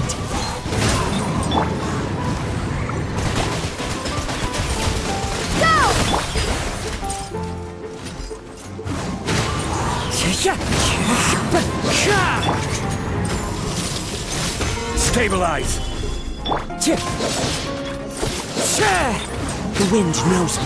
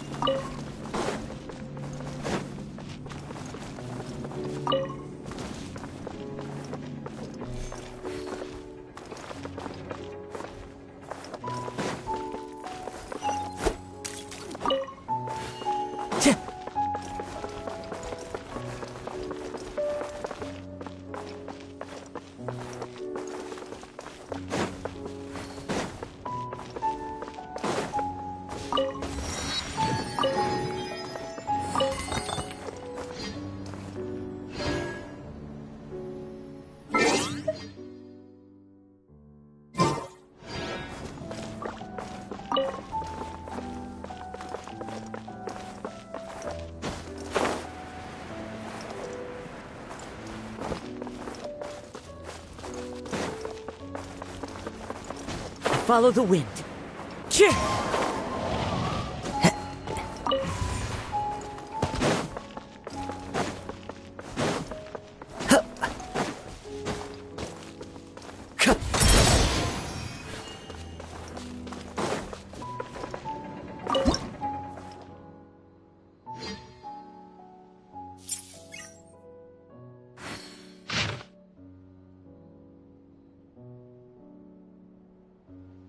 There are leaves around, and I know just the tune to accompany them, if you wish to hear it.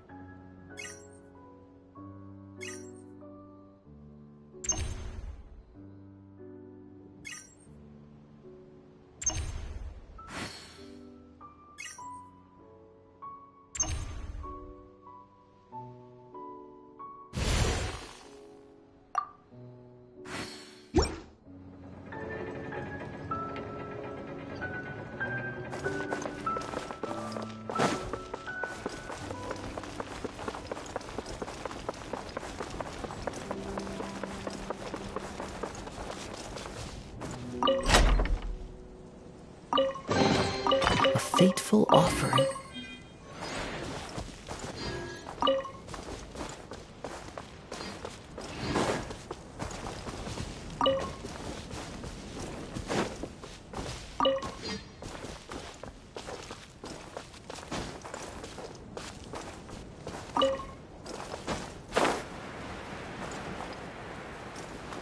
Time to go. Gather!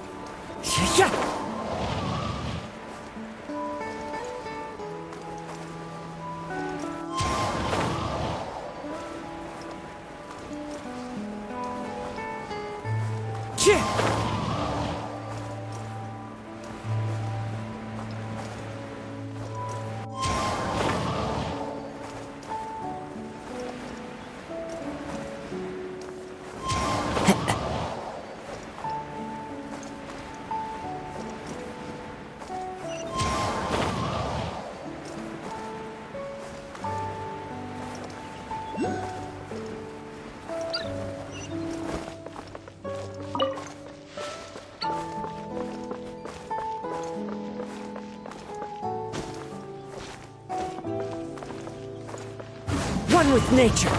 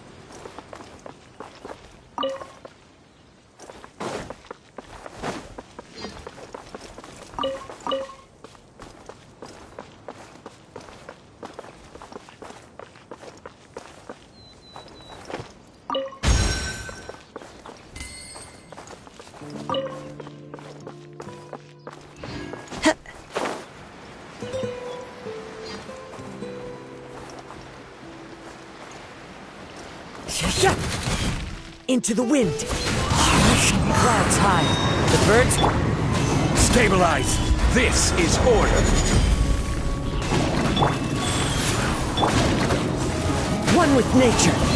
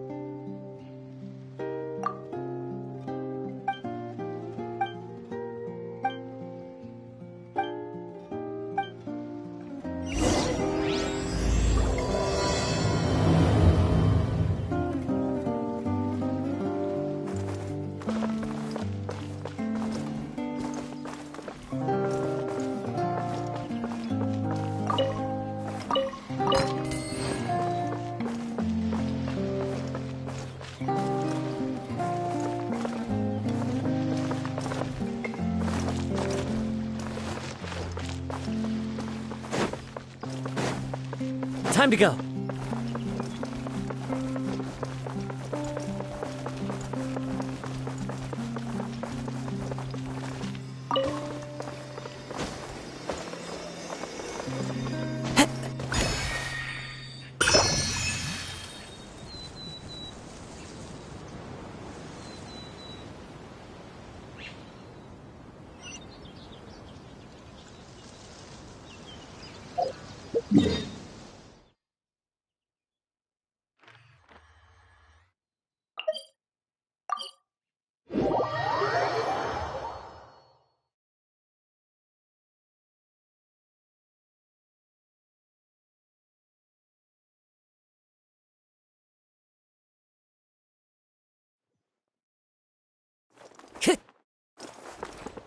Ad Astra Abyssosk. Thank you for completing today's commissions. Here is your reward. Ad Astra Ab...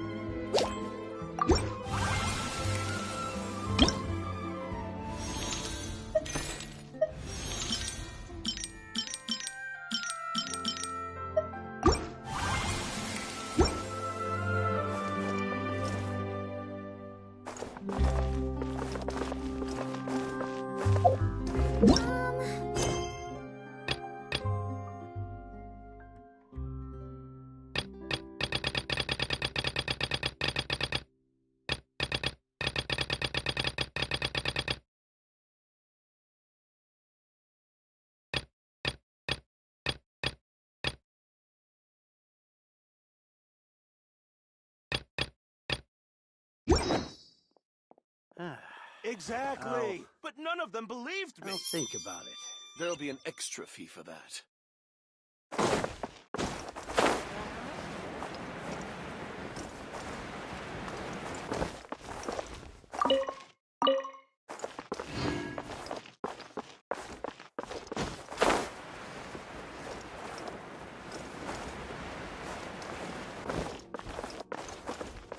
Time to go.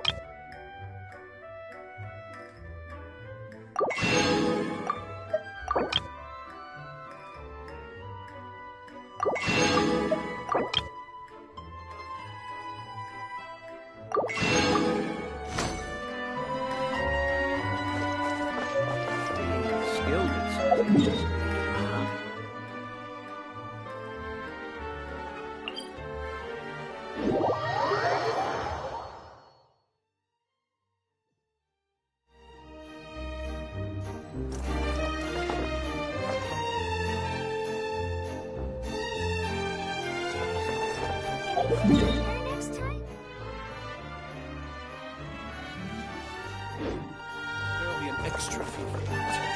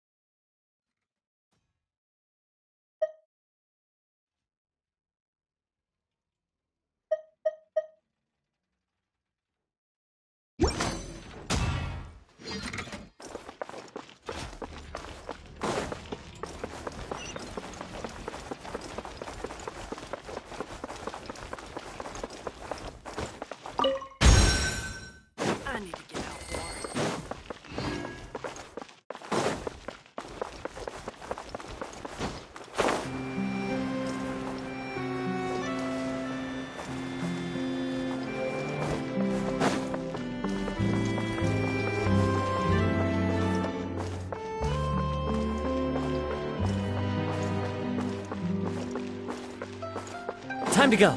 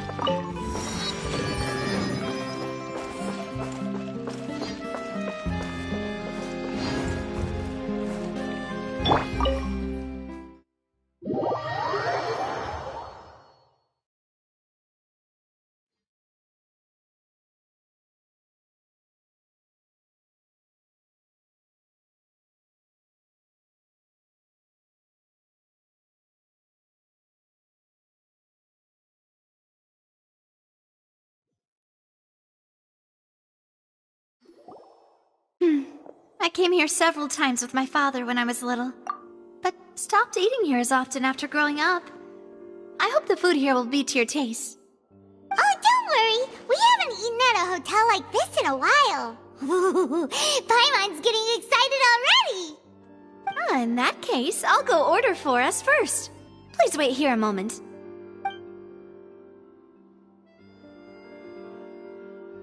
Ooh, everything looks so good. People in Fontaine sure know how to enjoy life. Why, of course. Go ahead, try whatever you like. If the food's good, I'll make a group reservation for the rest of Spina di Rosula next time.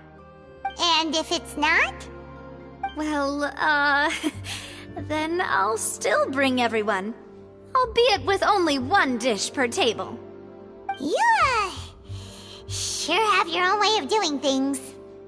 Oh, we called this a farewell meal, but we could also treat it like a victory feast, right? We did just win that case after all. Oh, true. Very true. In that case, boss, we'll have another 2 dishes. Huh? Paimon didn't mean that you had to order even more food.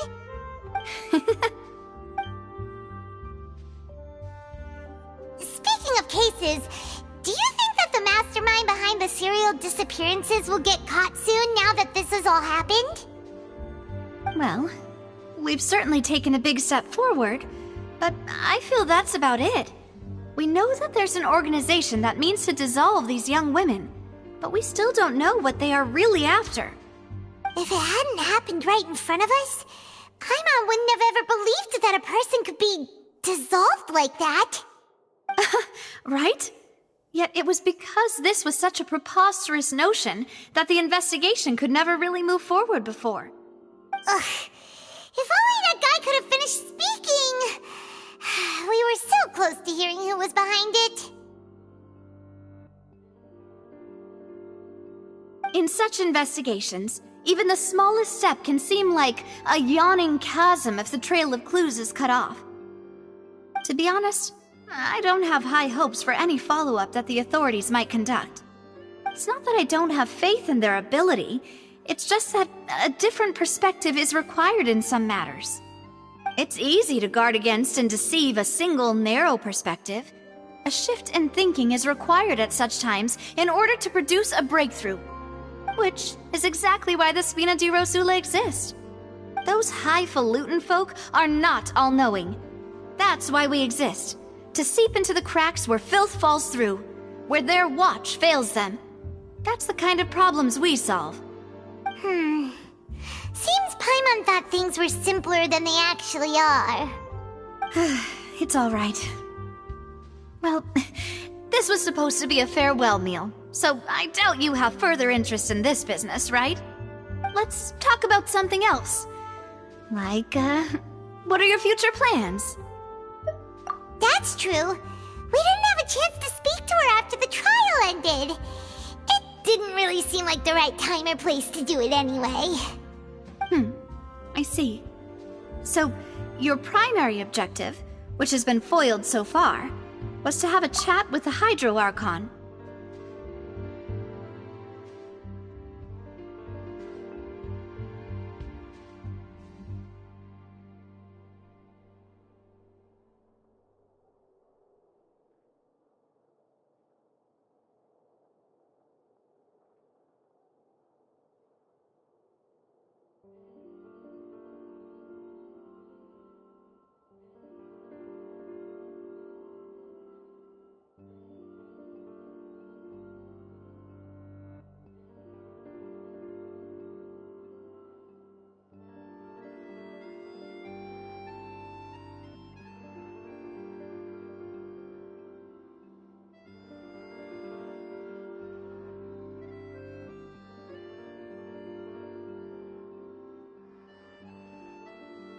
I've heard that there's a long line of people waiting to meet Lady Farina.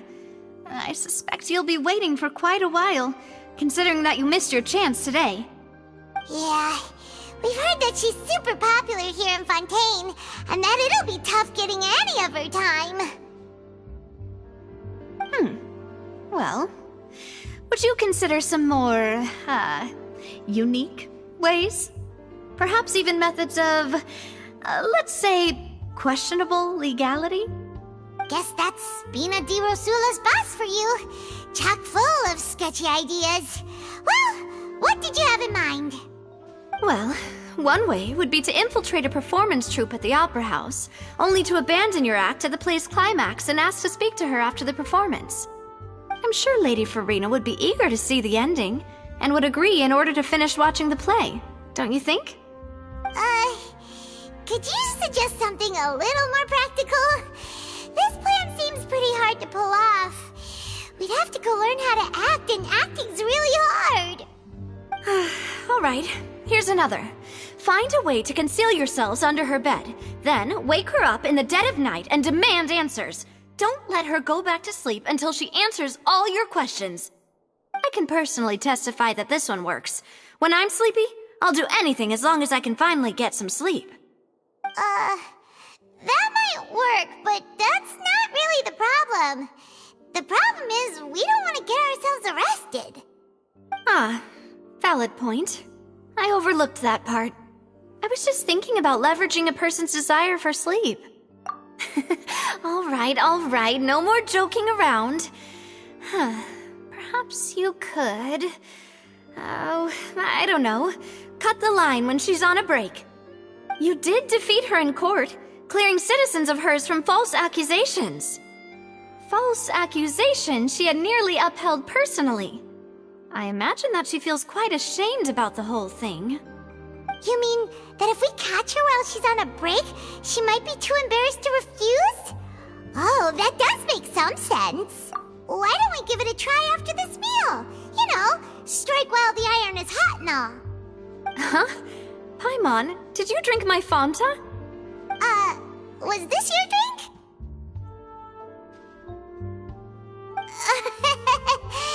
Sorry about that. Paimon wasn't really paying attention and the cup was right next to Paimon. Would you like to order another? No, it's fine. We're just about done here. Alright. Honestly, Paimon wouldn't recommend Fanta anyway. It tastes kinda salty and icky. Is that so? Huh. Well, in that case, we'll have to blacklist the Fanta here then. If we're all finished eating, then I'll go pay. Yeah, we're stuffed. Thanks for the treat, Navia.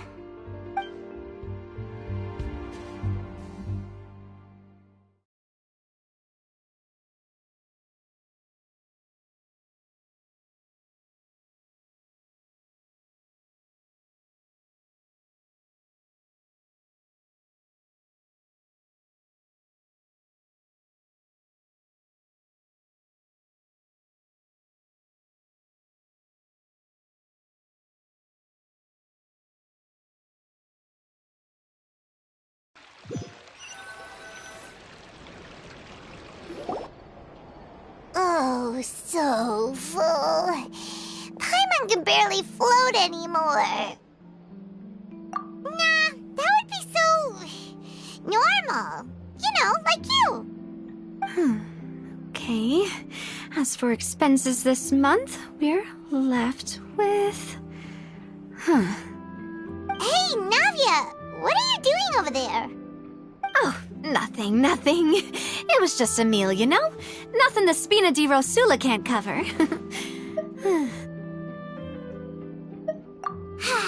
Let's get ready to try to meet the Hydro Archon again. Bye, Navia! So this is goodbye, huh? Well, if you do encounter any other trouble in Fontaine, you're always welcome to contact the Spina di Rosula.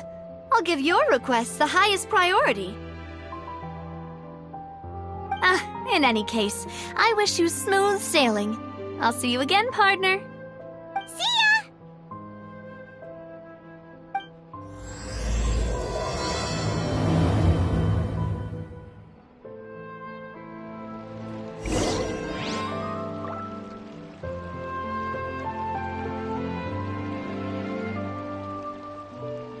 We cannot just rely on the ocean's self-cleaning ability.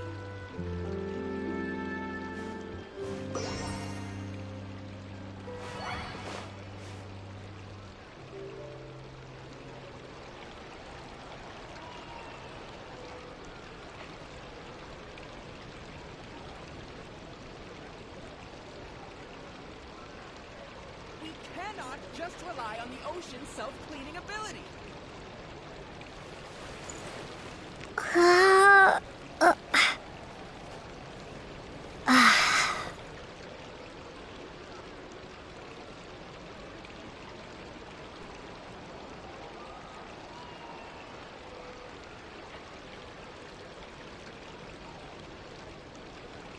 We cannot just rely on the ocean's self-cleaning ability.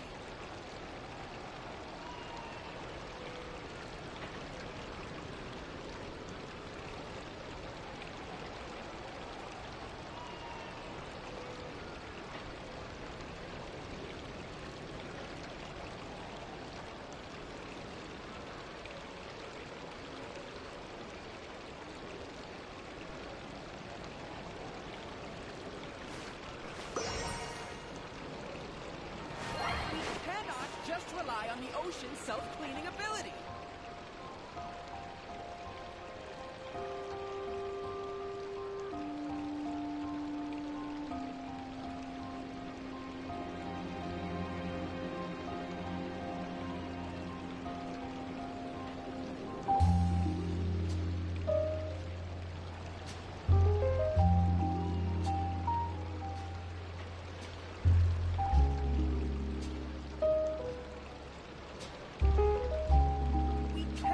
Just rely on the ocean's self-cleaning ability.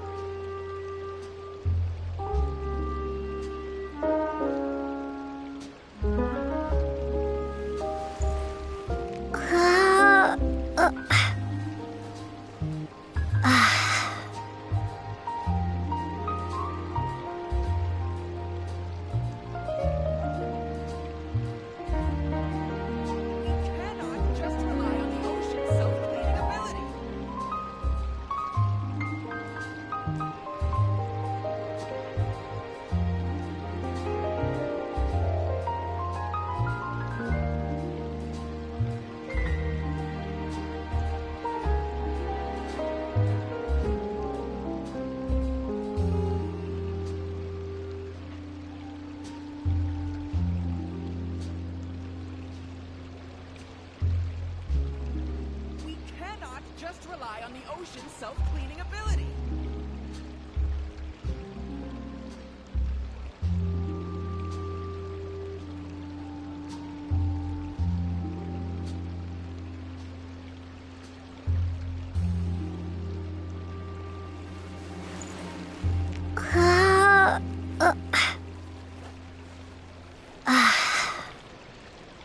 We cannot just rely on the ocean's self-cleaning ability.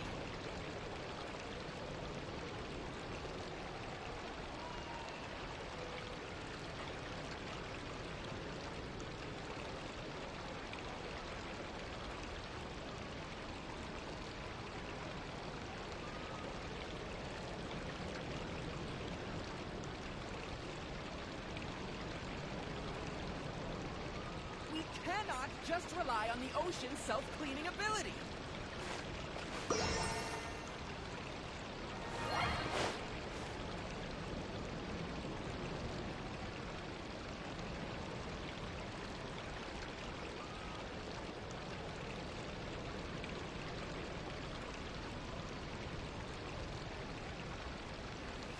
We cannot just rely on the ocean's self-cleaning ability.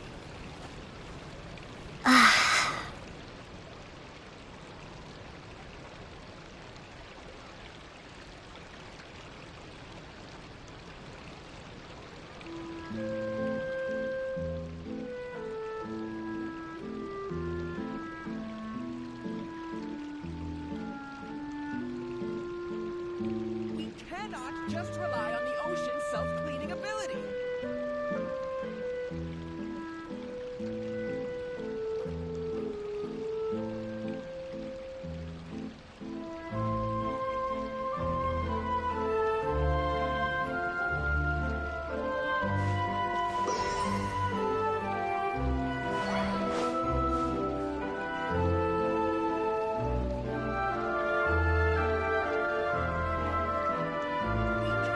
Just rely on the ocean's self-cleaning ability.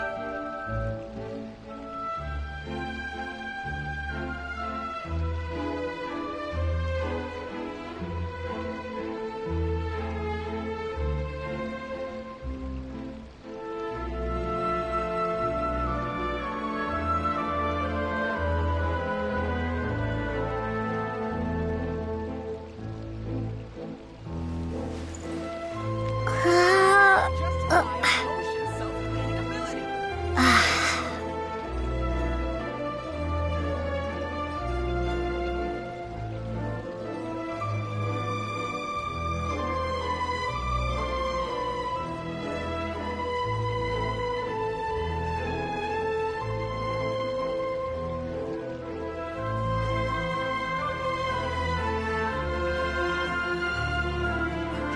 Just rely on the ocean's self-cleaning ability.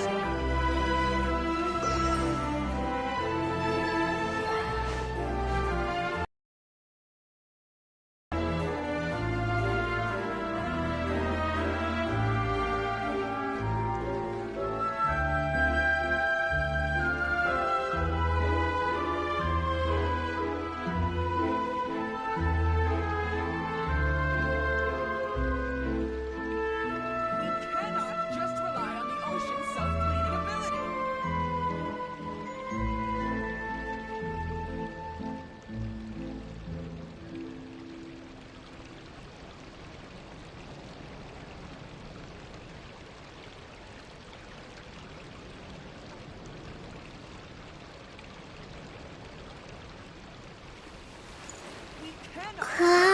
the ocean's self-cleaning ability.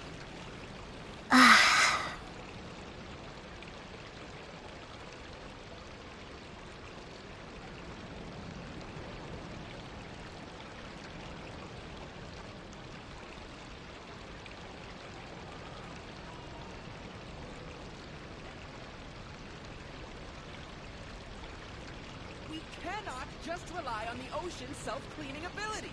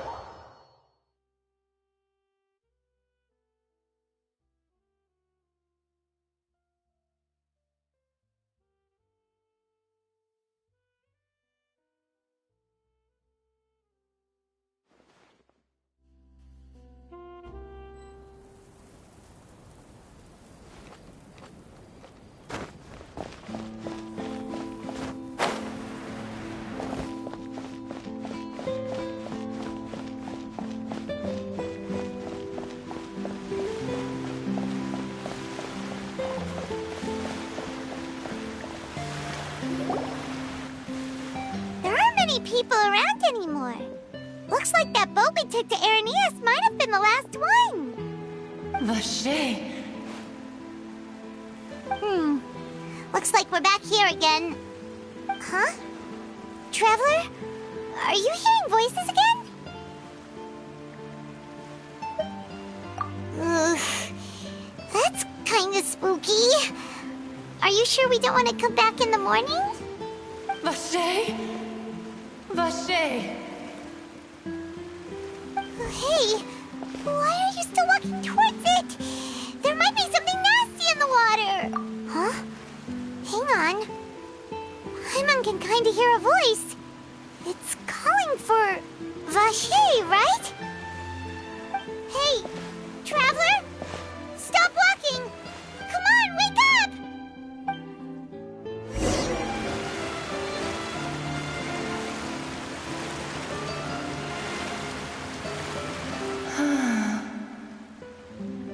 Vache, are you my dear Vache? No, wait. You seem to be someone else. Do you know Vache? Do you know where my love is? Wait. Who am I? I'm very sorry. I fear I do not know. My memories feel like they have been washed away. Fragments dissolved amidst the tide, never to be recovered.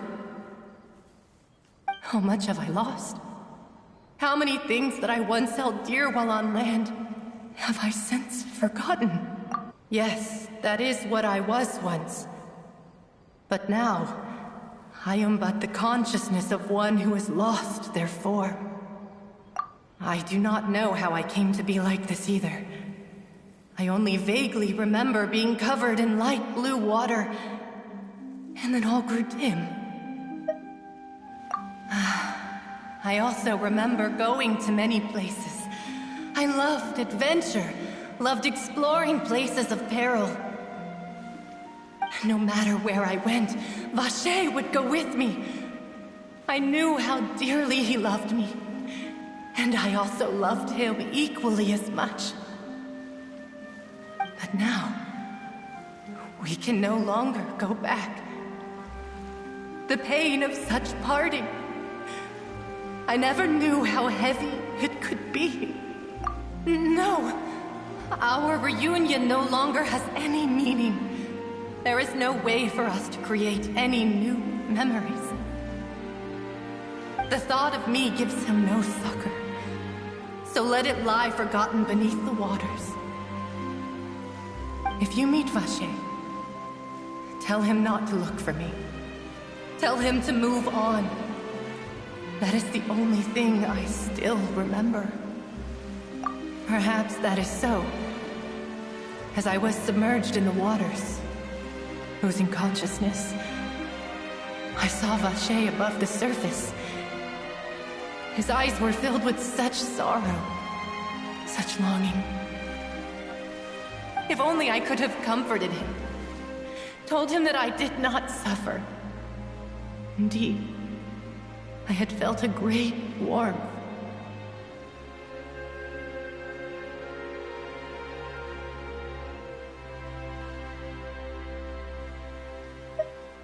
Is that what you call it?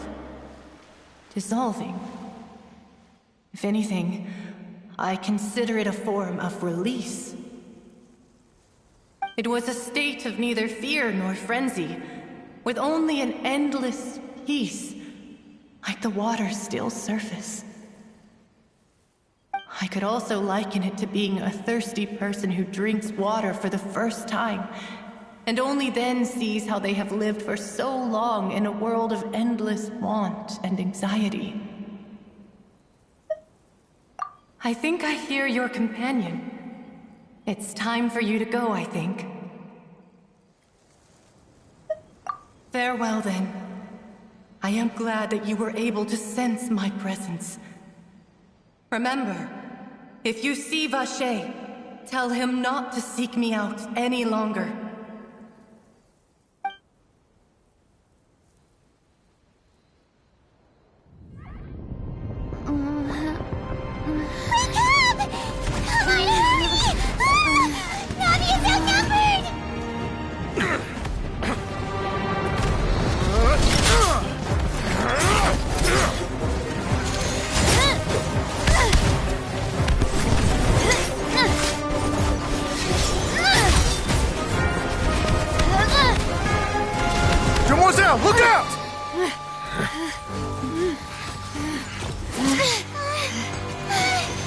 Dear God, it's a whole army of Gardamex.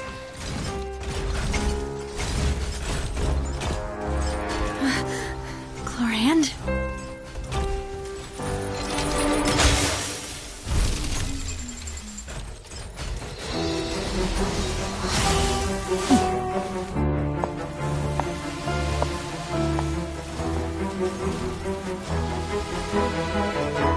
Quick, now's our chance!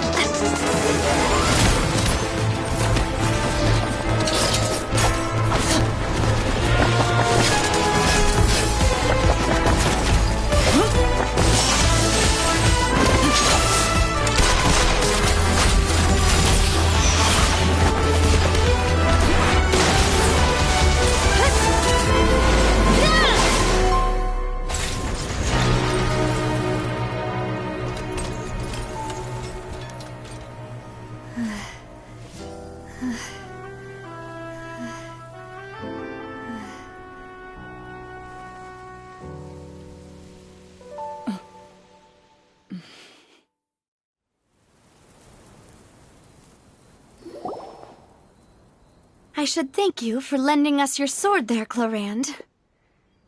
But before I do so, could you explain how you managed to show up here?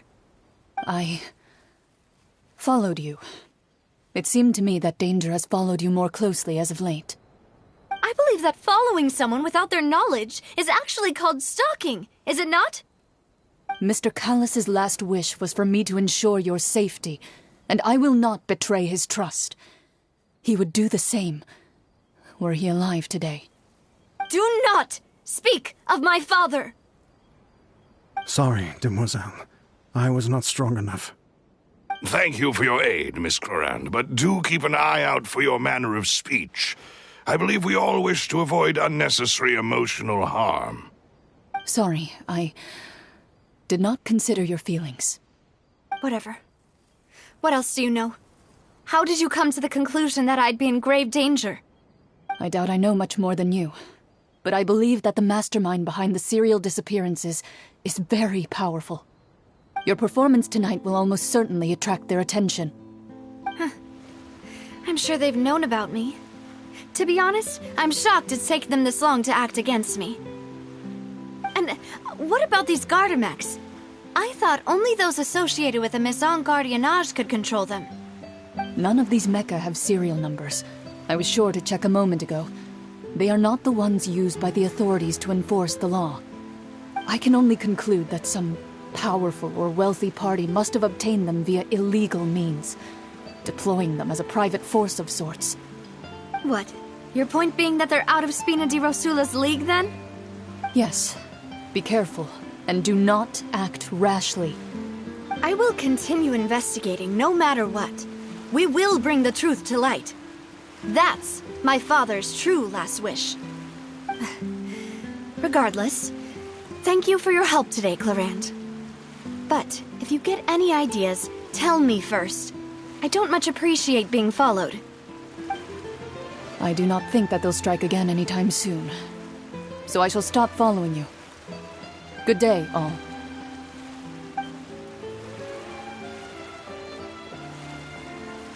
Right. I suppose that's the best news we've gotten today.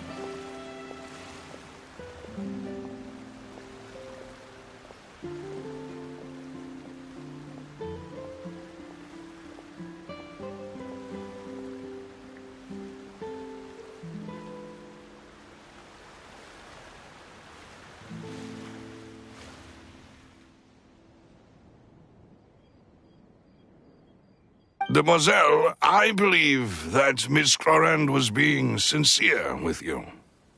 If we tried, we could attempt to thaw relations a little. I know, she's... Oh, thank goodness! Paimon thought we were done for! Those Gardamex came out of nowhere while you were unconscious, and Nadia and her gang saved us!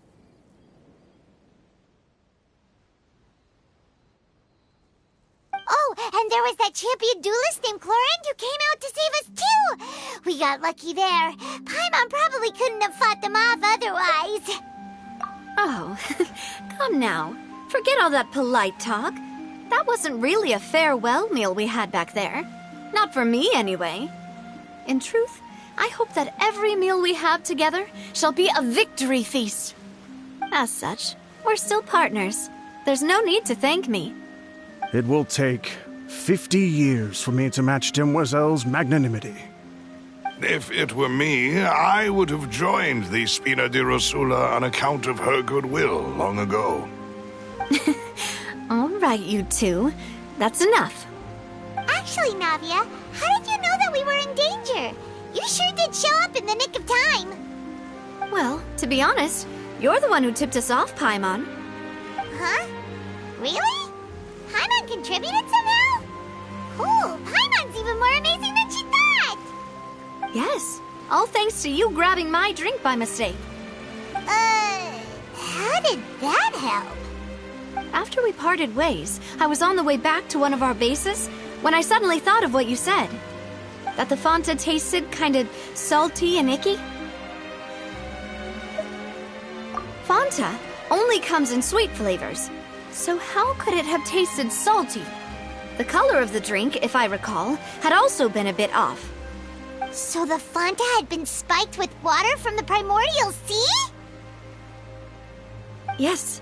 So, if you hadn't drunk that cup for me... Spina di Rosula is preparing the grandest of awards for you as we speak for saving the boss. Huh? Really? I sent people to Hotel de Boer to investigate, but whoever did this left no trace at all. That's when I figured out that you might be in danger, and hurried here as quickly as I could.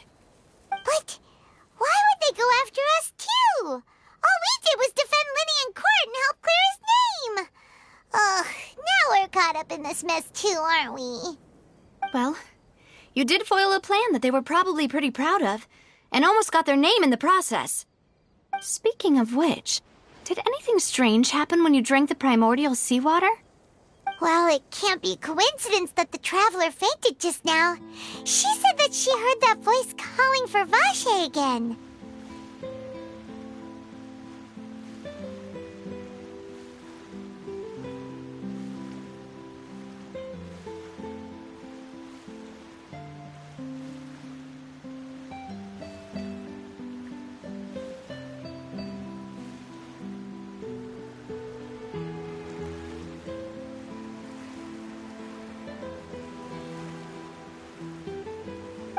And this time Paimon heard it too! But it was real faint.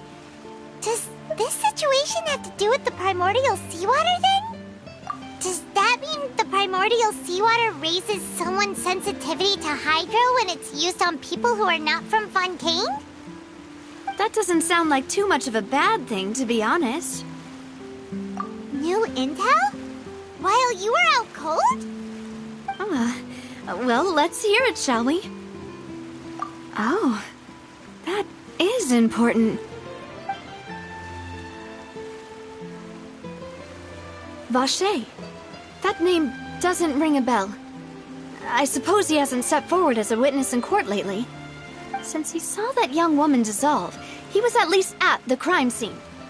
But he never gave testimony or any information regarding people dissolving in the primordial seawater. Could he have been threatened? Yes, thank you. This is very important information indeed. We will continue to investigate. Oh, you mean you'll help us investigate? Well, you did say that our farewell meal didn't really count. That means we're still partners, right? And besides, we're in this now whether we like it or not. You're not gonna let those people who targeted us get off the hook so easily, are you, Traveler? Demoiselle, do try not to look quite so pleased. You are the face of Spina di Rosula, after all. You talk too much. Well, in that case, let's head back to one of our bases, shall we? I'll arrange accommodations for you. We also have some plans to go over, and hopefully we can deepen our bonds as partners. But we'll take that one step at a time, I guess. Don't worry, you two. With us around, our base is definitely secure.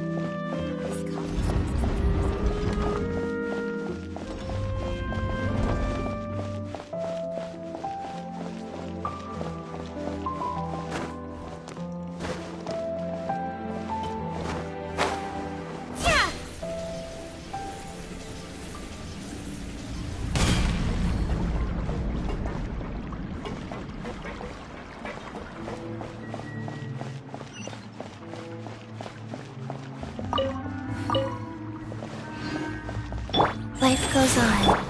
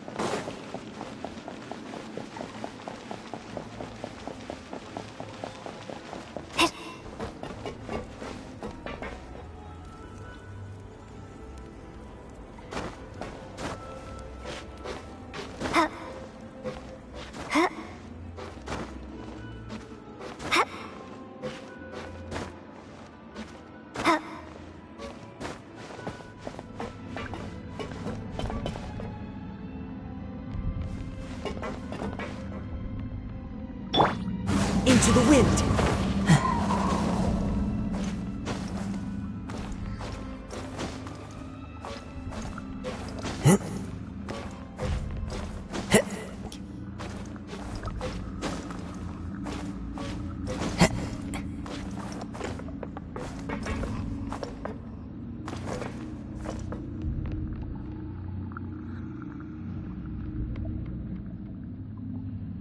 One with nature!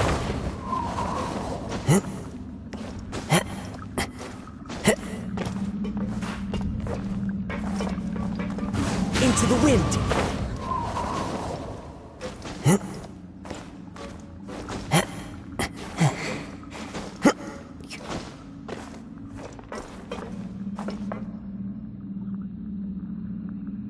One with nature!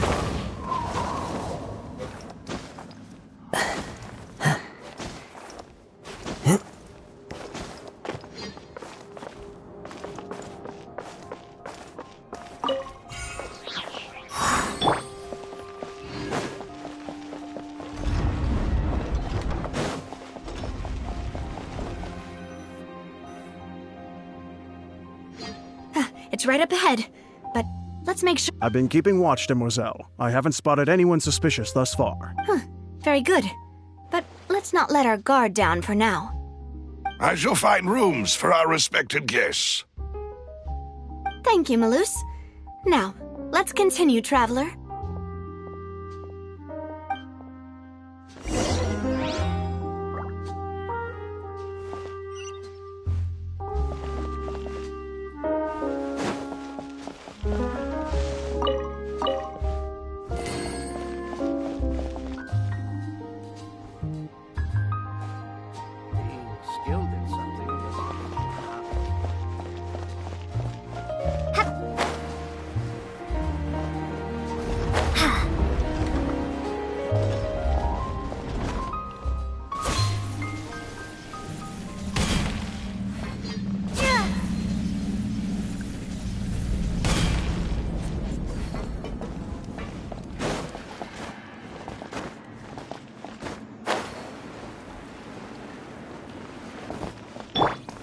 The wind knows me.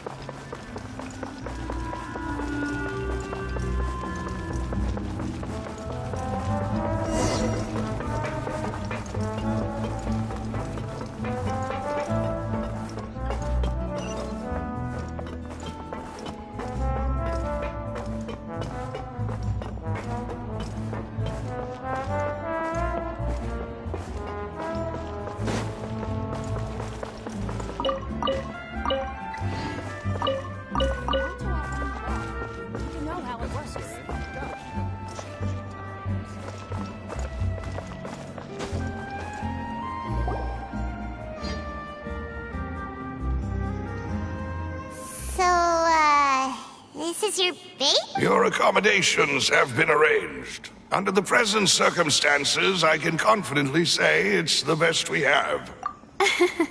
Well, our funds have been a little tight lately. After all, we don't allow illegal or unethical profiteering. In fact, our funds often come from citizenry who support us. Seems like it's tough times for everyone. But if you have the support of the people, that does sound like it's worth it. To be honest, our financial situation was a lot better back when my father was in charge a few years ago.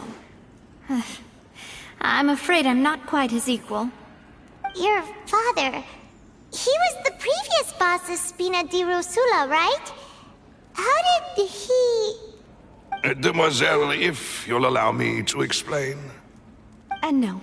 I'll explain it myself. I suppose I couldn't run from this topic forever. And as partners, this is something I hope they can understand. My father's name is Callus. Yes, the same one they call Callus the Unfaithful in the streets. 3 years ago, he was accused of murdering his own friend. But he chose a duel to defend his honor instead of standing trial. He died in the duelist's ring. Oh no. But I I do not believe my father was a murderer. I'm sure he was set up. At the time, I believed that if he only stood trial and was duly investigated, something amiss would crop up and prove his innocence. But strangely, he not only requested the duel himself, but rumor has it that even after being seriously injured, to the point where he could be deemed as having lost the duel, he refused to surrender, determined to die in the arena. 3 years later, I still don't understand why he did that. How could he protect his honor if he's dead? If anything, he gave up his chance to defend himself. The closest piece of info I have is that my father had been investigating the serial disappearances case at the time of his death. Ah, so that's why you're so determined to get to the bottom of that case. That's right. I've also tried to investigate the murder my father was implicated in, but I haven't found a single new clue in my countless reviews of the investigation records. However, I believe that if the murder case is related to those behind the disappearances, they must know something. I must know what really happened. Was my father coerced? Framed? Even if he really did kill his friend, I must get to the truth. If only he'd been more open with me when he was still alive. He even hid the fact that my mother died due to complications when giving birth to me. And now, here I am investigating his death. You really are a handful, aren't you, Papa? Anything at all. I also will never believe that Master Callus murdered anyone. There are none whom I respect more than the two of you, demoiselle.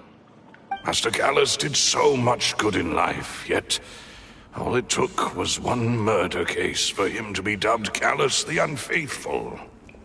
Even our supporters decreased greatly due to that incident, hence our strained finances at present. Wait, if Callus was such a good man, wouldn't people at least be a little suspicious when he was accused? No. Perhaps people just revel in that kind of drama. It's not something exclusive to people from Fontaine, really. Everyone's like that. People love watching the evil turn over a new leaf, but they also enjoy watching good people fall into an abyss from one slip-up just as much. But how could... never mind. If Callus was really falsely accused, we have to find the truth. He didn't deserve to have that happen to him. There is one other thing. Master Callus's opponent in the duel was Ms. Clorand. Oh, her? Well, then, isn't that as good as saying that she was the one who killed him? Yeah, that's not the sort of thing that you can just let go and move on from. Ms. Clorand has always placed great emphasis on the honorable nature of the duel. If her opponent doesn't yield, she will not stop either. She knew Master Callus beforehand and greatly respected him, but seeing how he was resolute in the arena, there was only ever one choice she could have made. It's not that I don't understand her at all, but I just can't deal with this yet. Don't worry, Navia. Paimon knows how you feel. You don't have to force yourself to do that. Afterward, Ms. Clorand told us that at the start of the duel, Master Callus requested that she ensure Demoiselle Navia's safety. Yes, that is our understanding as well. Oh, Papa. What madness drove you to ask the person who killed you to take care of me? All right, anyway, that's the information I wanted to share with you. Even if it did sound like I was just complaining towards the end. Thanks. You two should go and rest. This was quite a day after all. Yeah, Paimon's beat. Please, relax and get some sleep. We will ensure you rest soundly.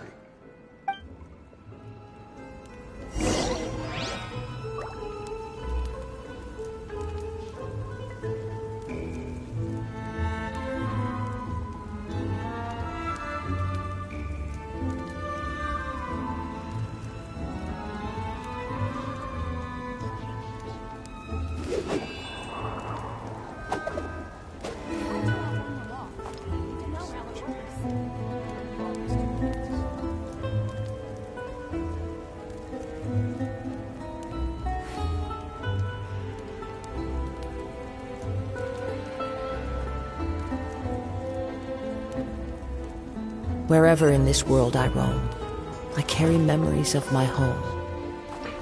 This blade, it is the last Paimon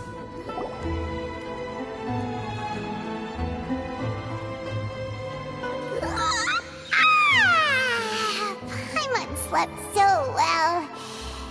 This place feels almost too safe. Huh? Navia? Where did the other two go? I sent them back to Poisson. It's Spina de Rosula's place of origin, and where we have our headquarters. There's not much for them to do here at the moment. Just trying to get them off your back. But never mind that. When did you get back? Were you waiting here the whole time? No, I just returned after going out for a while. I did some investigating yesterday regarding the name Vache. Wait, so you didn't sleep at all? How could I after having such critical new evidence appear?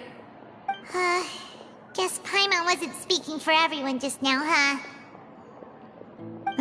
Unfortunately, this name seems to have been wiped from existence.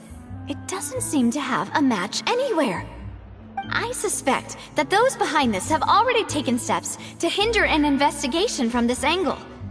But that does prove that this Vache person is a key witness in the incident. Does that mean we're too late, though? No. There is one ray of hope. One place in Fontaine that they would find almost impossible to threaten, no matter how much they wanted to.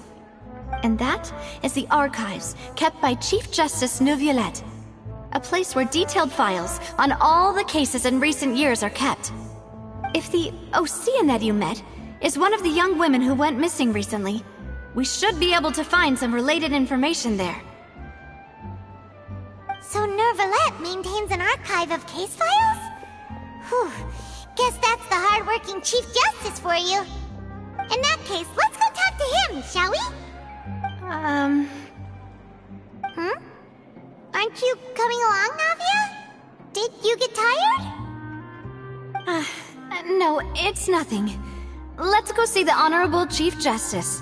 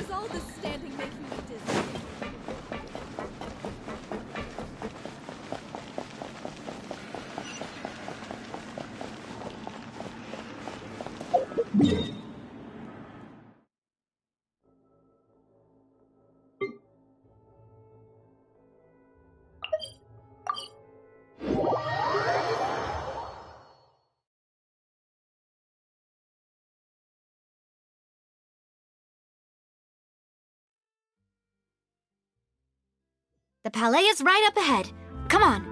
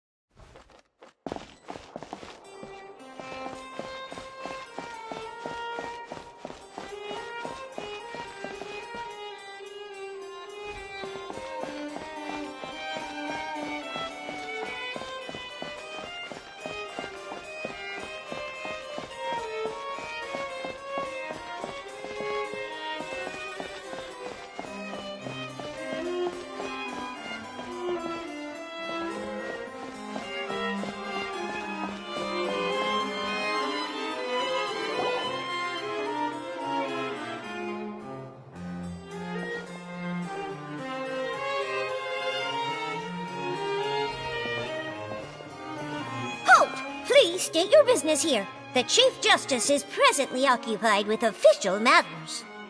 Huh. This place does look pretty heavily guarded. Guess that proves that Nervalet's files are really secure. Hey, don't you recognize us? Huh?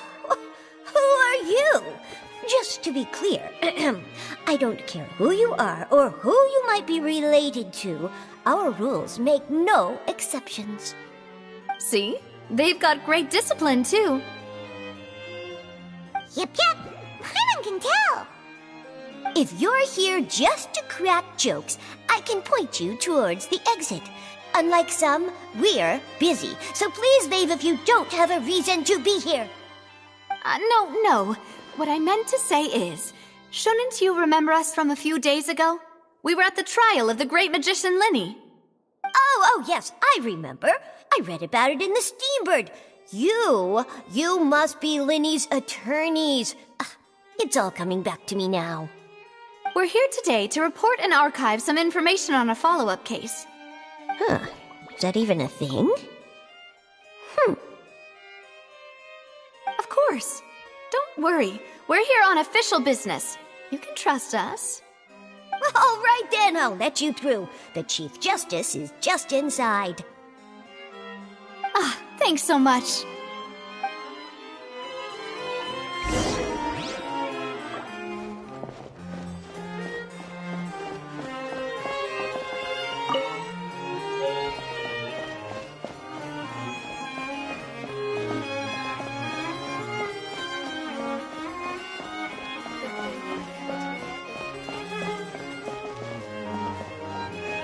These newcomers are full of enthusiasm.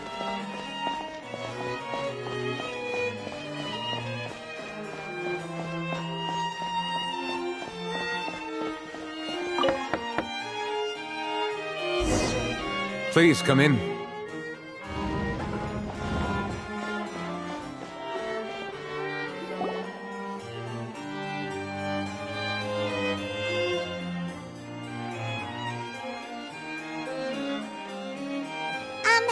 Sorry to barge in, Monsieur Nervalet.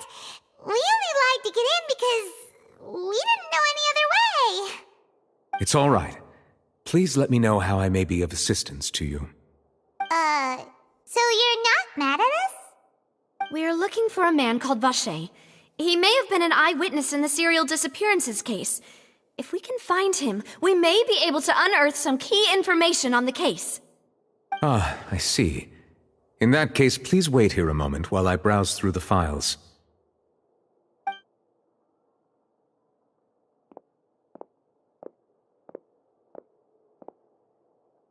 Who knew that Nervalet would be so easy to talk to?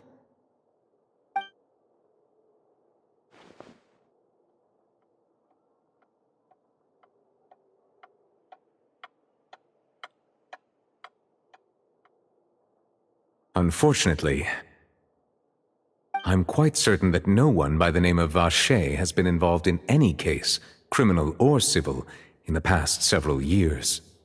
There are no records of him either in the files or in my memory. Traveler, what if it was really just a dream? Is that so? All right then. Thank you so much, Monsieur Neuvillette. We'll take our leave now.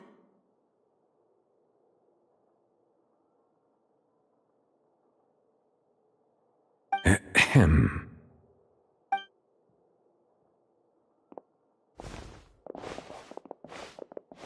Miss Navia, I can understand how you feel. Your father, Callus, was a truly exceptional man. We deeply regret his passing.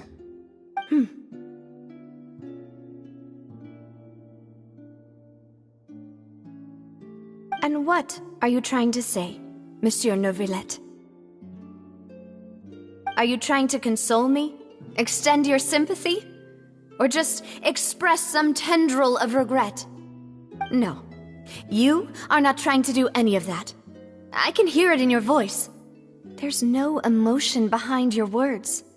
You only said those things because you felt like you should.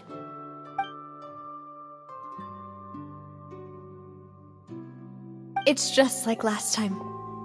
After my father took his place in the duelist ring, I pushed through the guards to talk to you as a last resort. You even told me then that you thought there was something fishy with the case, yet you still allowed the duel to go ahead. In your eyes, the value of a human life is nothing compared to those cold laws you hold so dear. If you truly regret my father's death, then why didn't you call a stop to the duel? Why didn't you give me the power to stop him from throwing his life away? Why did you just let him die, despised and hated by all? Everything was hanging on a thread at that moment. Just the tiniest effort could have changed everything. There are still so many things I never got to tell him. So many questions he still owes me answers to.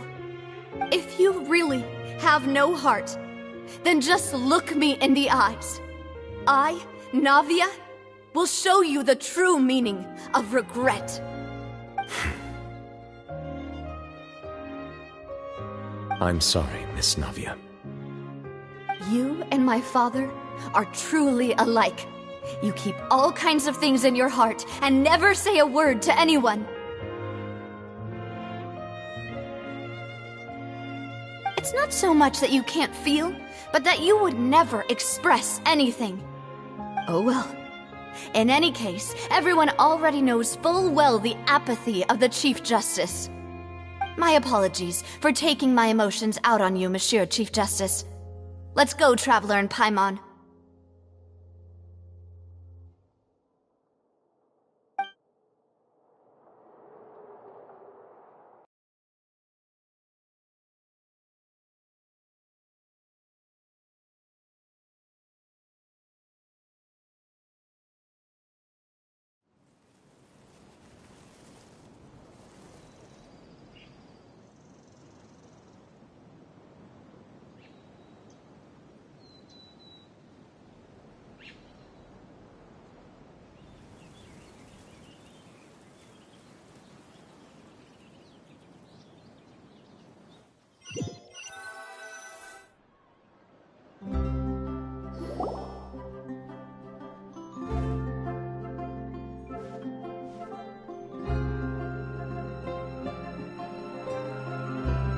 Navia, are you okay? I'm fine. Rain. It's raining. You're right. Wasn't it still sunny when we went into the building? And there shouldn't be any active trials today. How strange. Now that I think of it, on the day my father was convicted of murder, it was also raining. What is it? Did you think of something? Yeah, he was outside. It was uncovered and the rain could fall there. Why? Do you think the rain could have affected the crime scene? That thought has occurred to us before. We've even expanded the search area to try to account for that, but didn't find anything of value. Oh? Wait. So you're saying that the true murderer could have been turned into water and then got washed away with the rain? Yeah, and if that's what had happened, then no one would have believed your dad, even if he explained what he saw to the authorities. I really think I found a true genius for a partner. You're completely right. How did I not connect the dots earlier? All right, let's go to Poisson. With this new lead in mind, we'll get to the bottom of my father's case for sure. Yeah, we're gonna make progress for sure this time. Do you want to go with me now? Or do you want to head over by yourself later?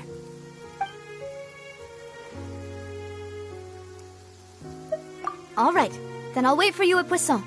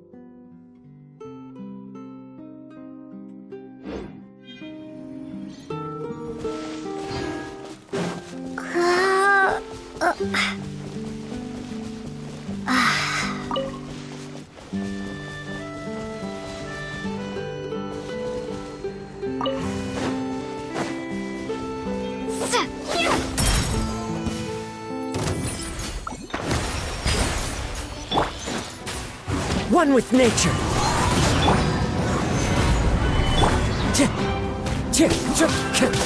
Wheel of life.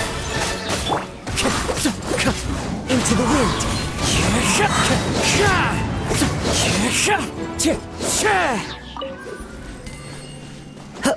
Follow the wind.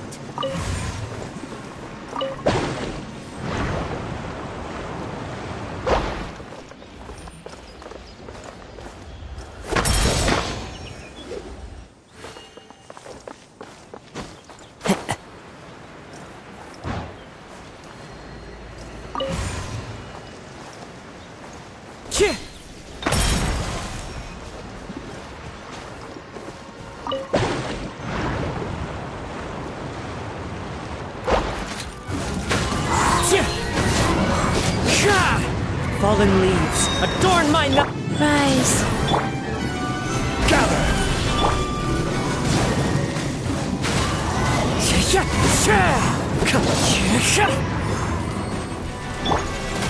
I will have order!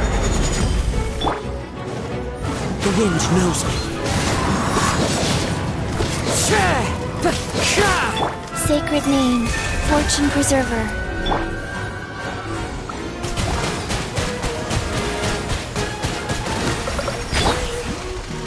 One with nature.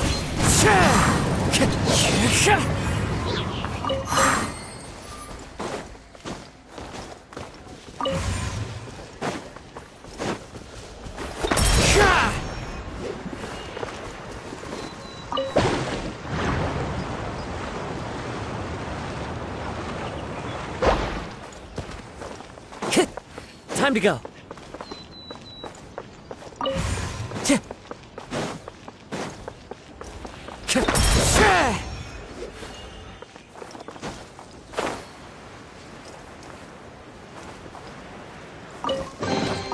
Who says there aren't benefits to a life of wandering?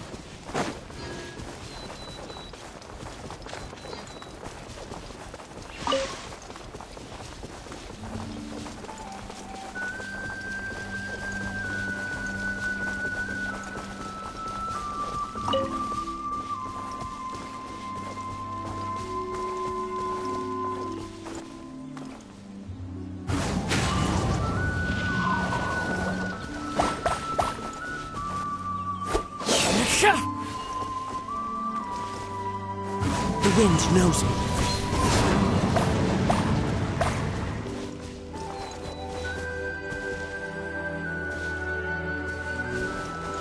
Into the wind.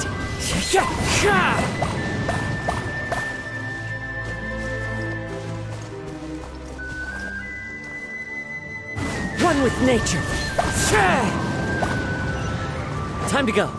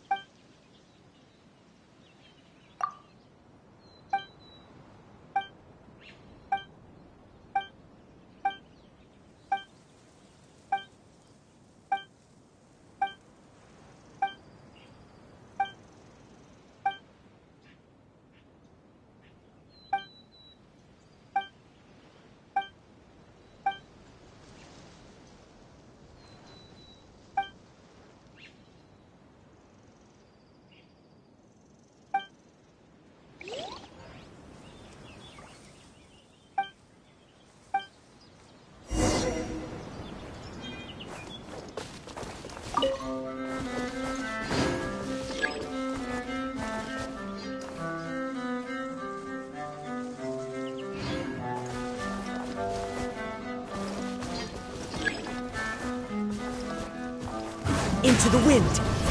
Gah!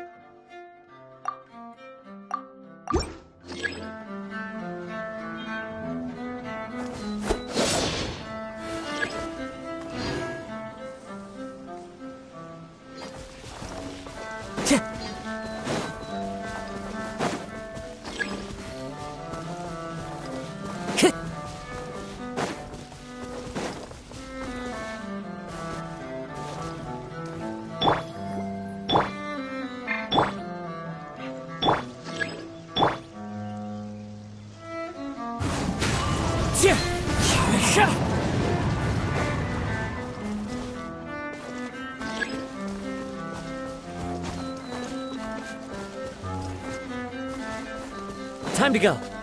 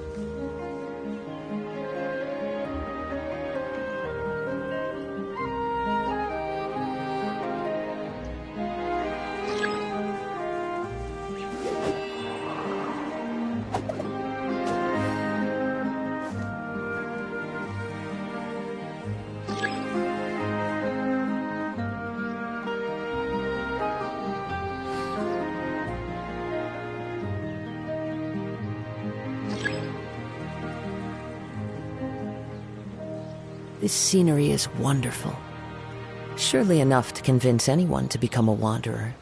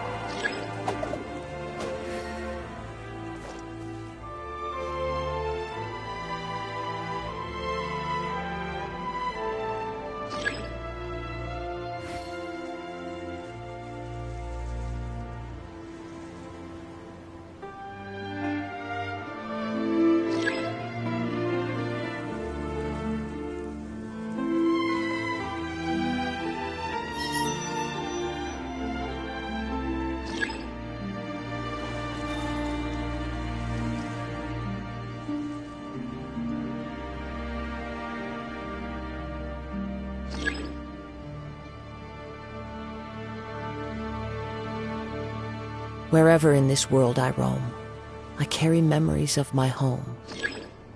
This blade. It is the last link I have to the land of my birth.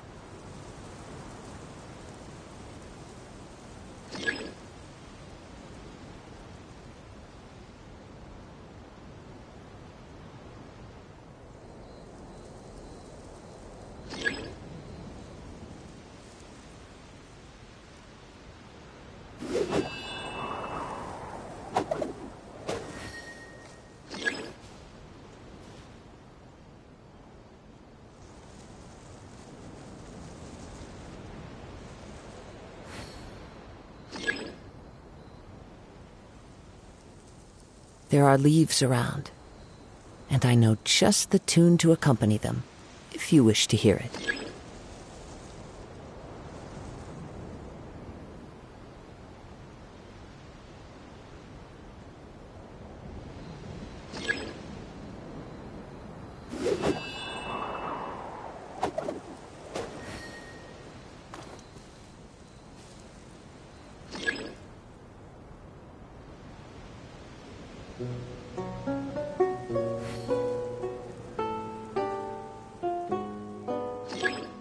Wherever in this world I roam, I carry memories of my home. This blade. It is the last link I have to the land of my birth.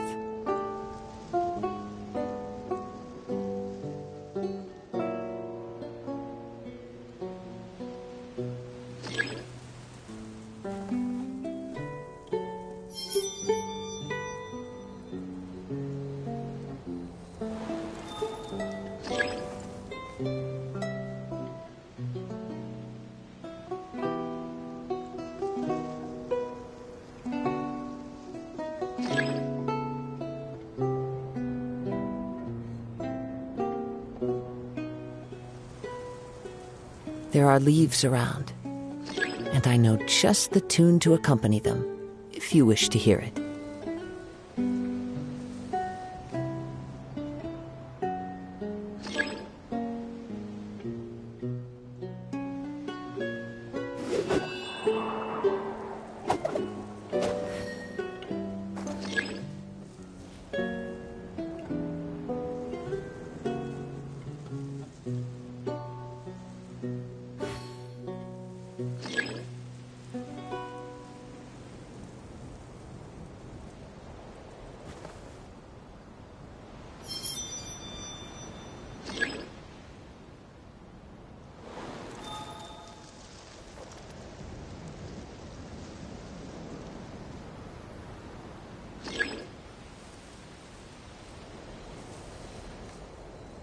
This scenery is wonderful. Surely enough to convince anyone to become a wanderer.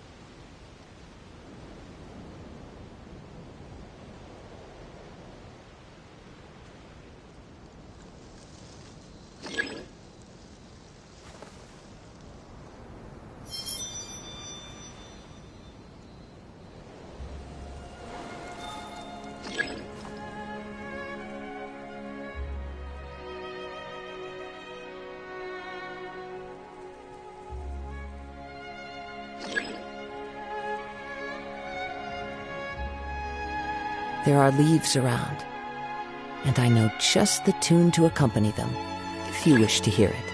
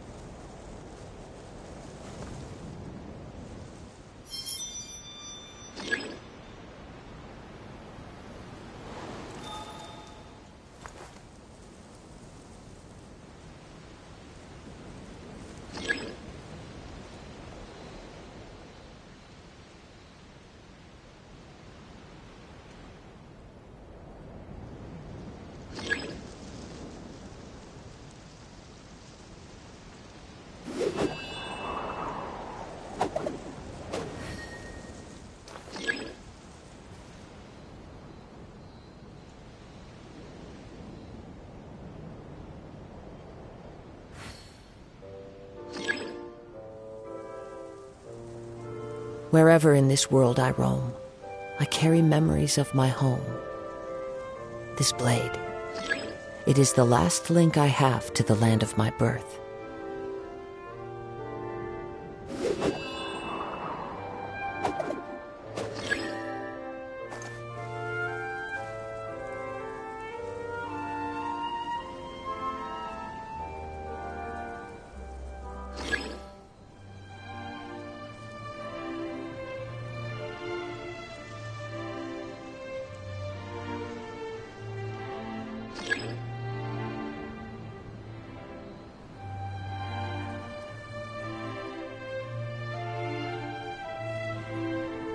This scenery is wonderful. Surely enough to convince anyone to become a wanderer.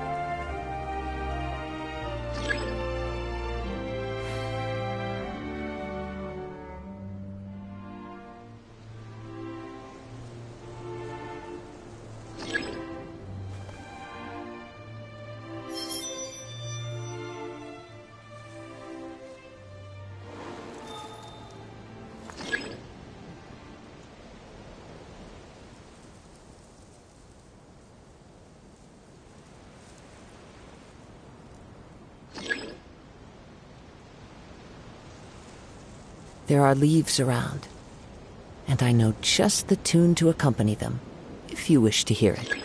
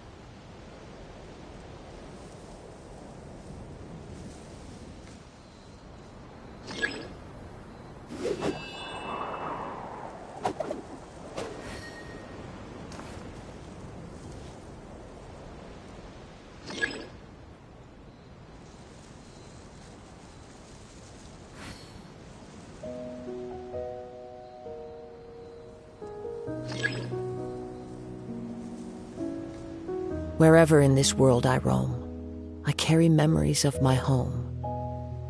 This blade, it is the last link I have to the land of my birth.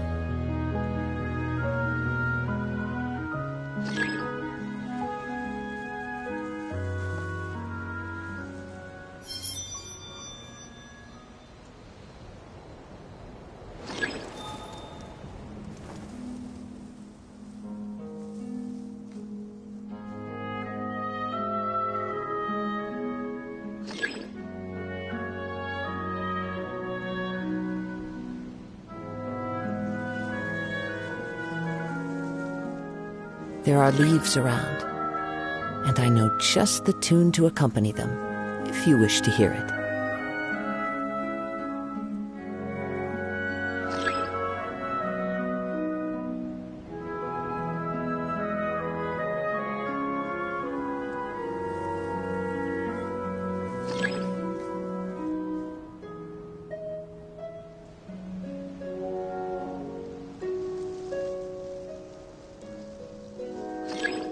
This scenery is wonderful. Surely enough to convince anyone to become a wanderer.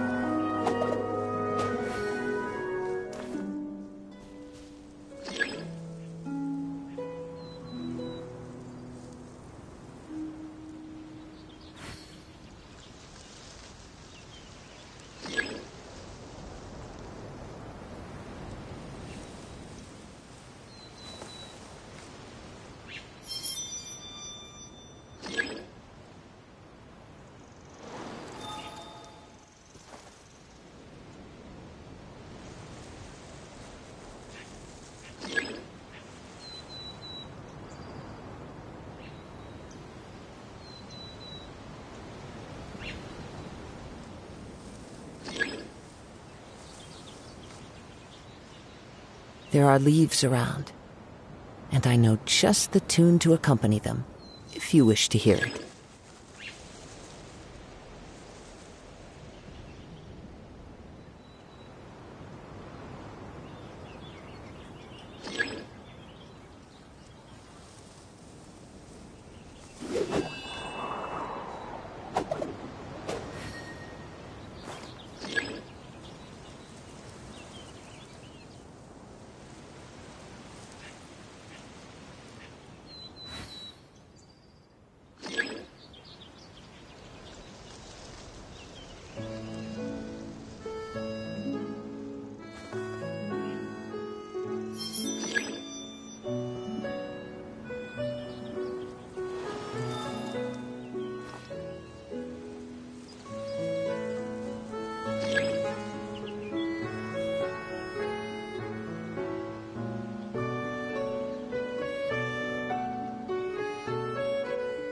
Wherever in this world I roam, I carry memories of my home. This blade, it is the last link I have to the land of my birth.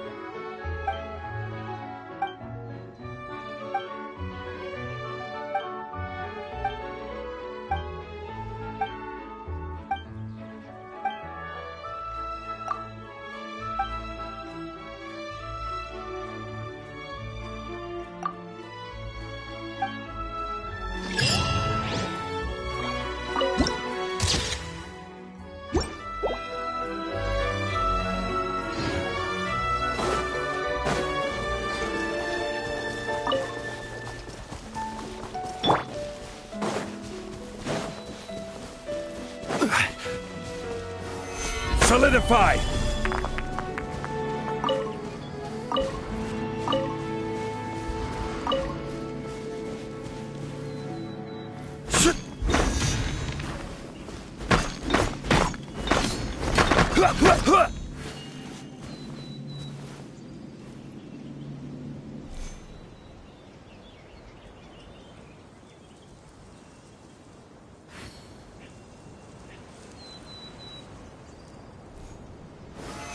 Stabilize!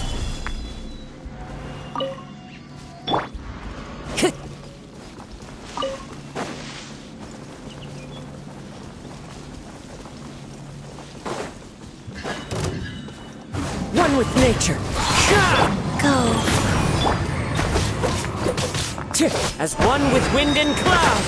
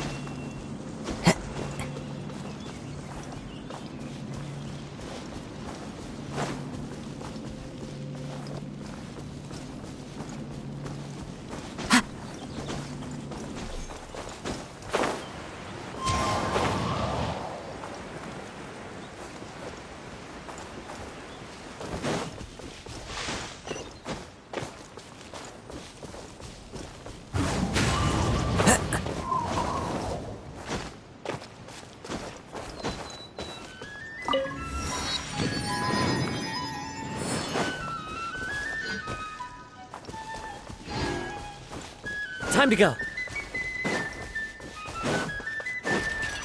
The wind knows me. Life goes on.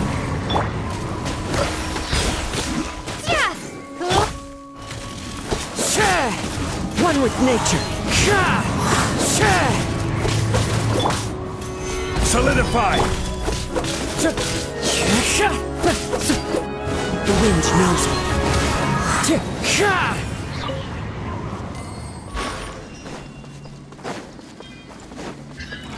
Clouds high.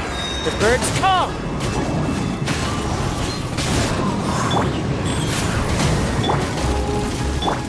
Wipe out!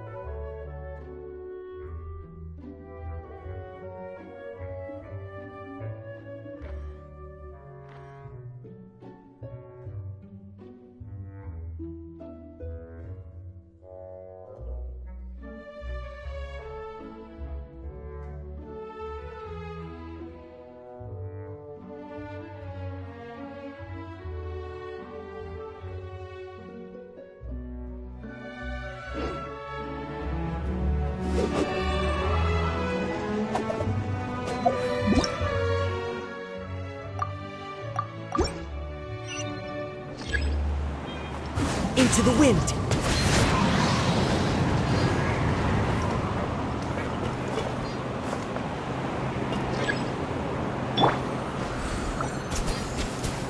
Water jet!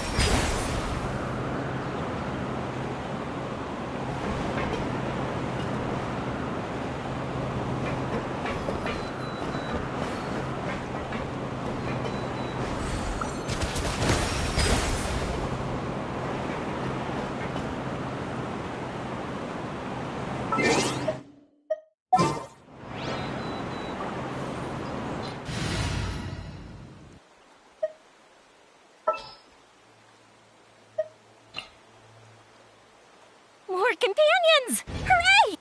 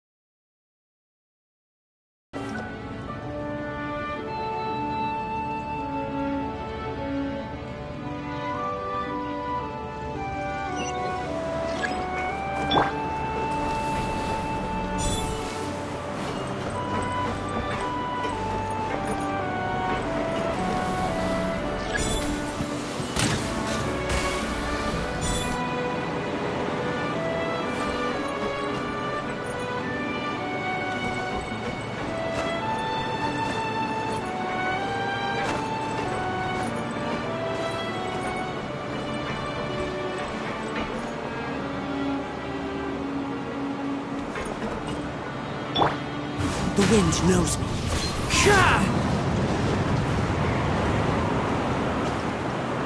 I follow the wind.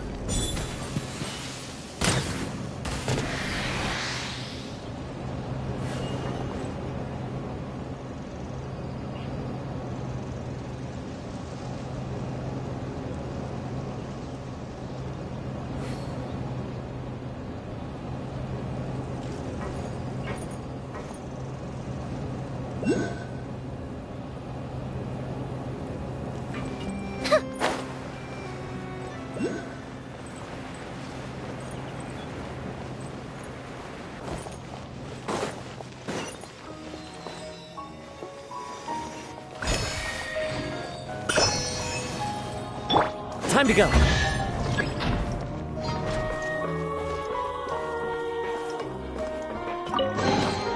Who says there aren't benefits to a life of wandering?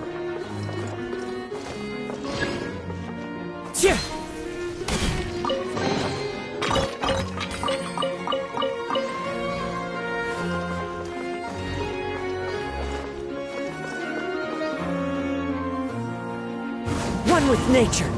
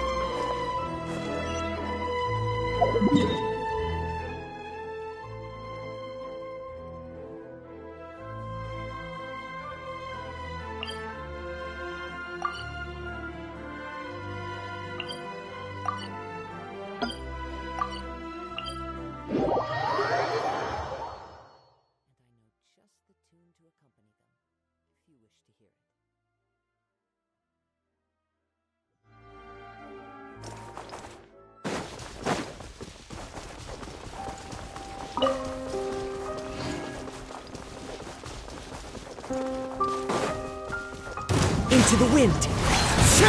Wheel of life. Stabilize! This is order! Go the ship down!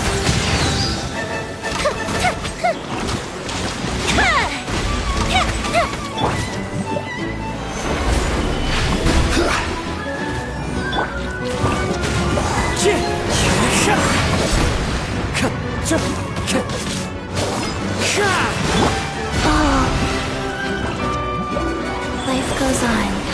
Cold. So cold.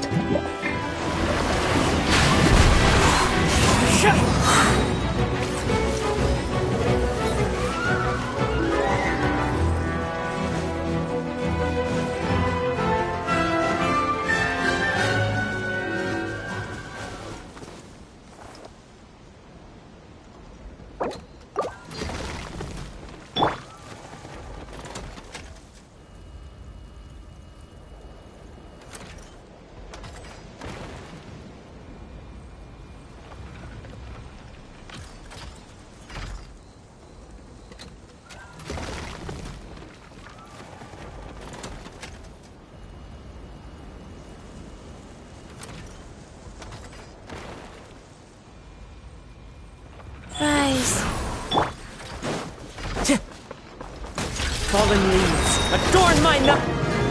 Solidify! Into the wind!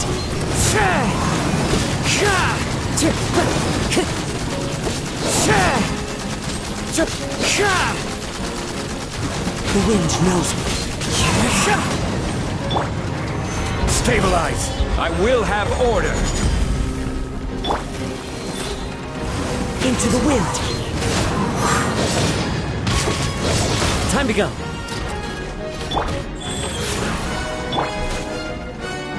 The wind knows me. Clouds high. The birds call. One with nature.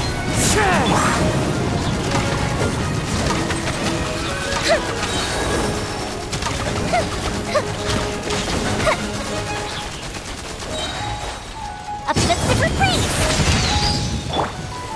Gather! The wind knows me.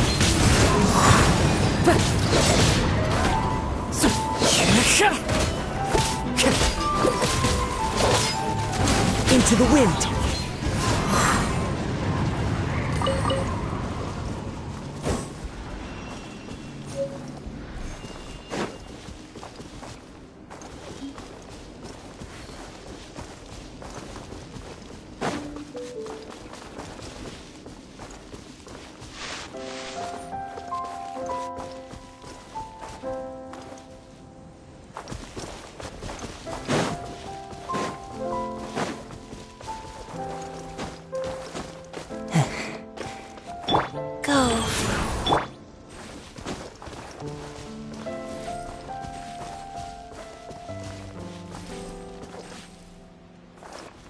The wind knows me.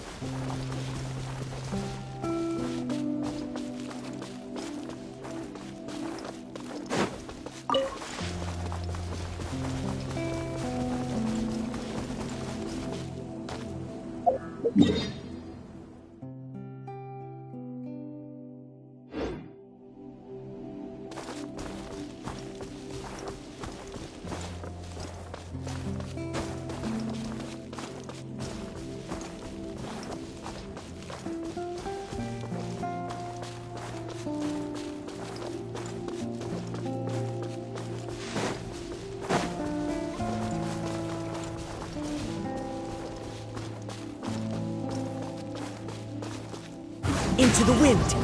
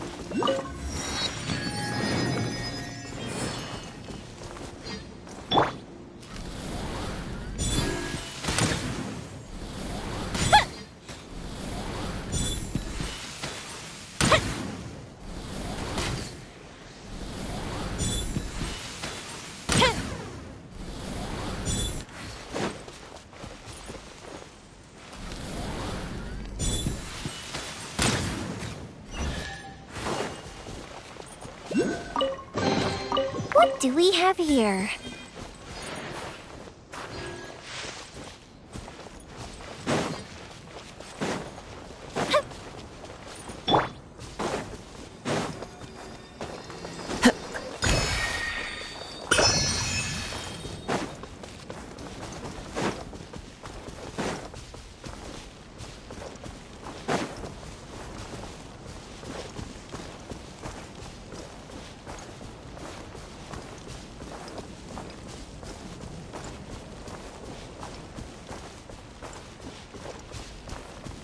The wind knows me.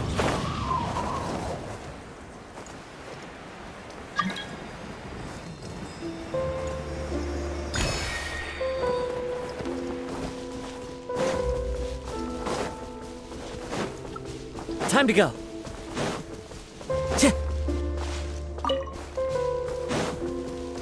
Time to go.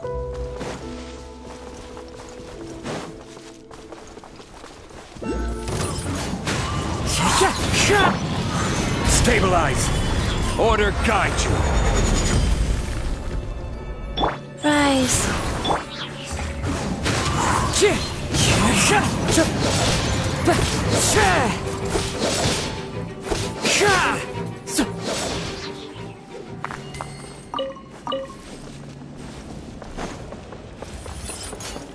Fallen leaves, adorn my night, one with nature.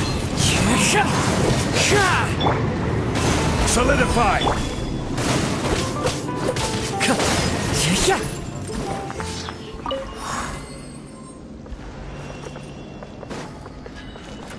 Into the wind.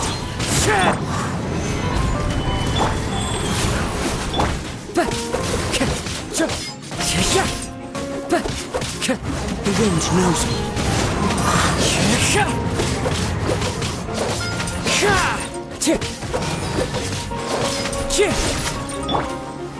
Gather.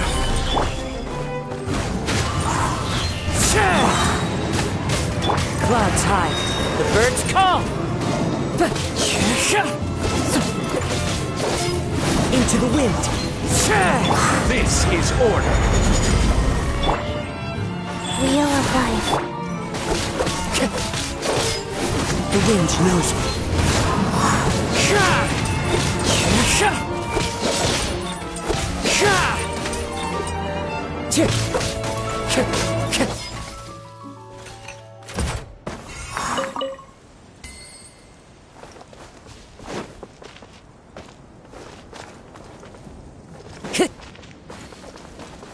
Into the wind.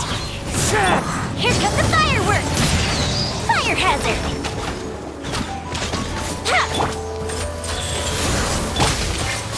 One with nature. As one with wind and cloud.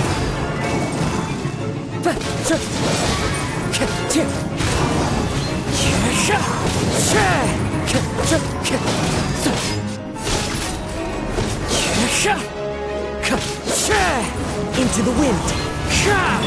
Orders given. Orders received. Stabilize. One with nature.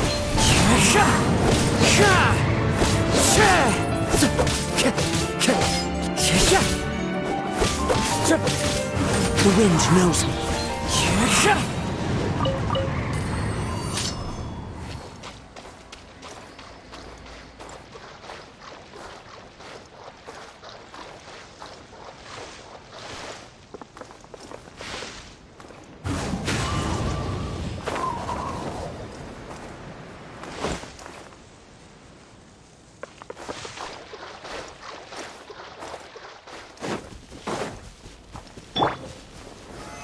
Solidify.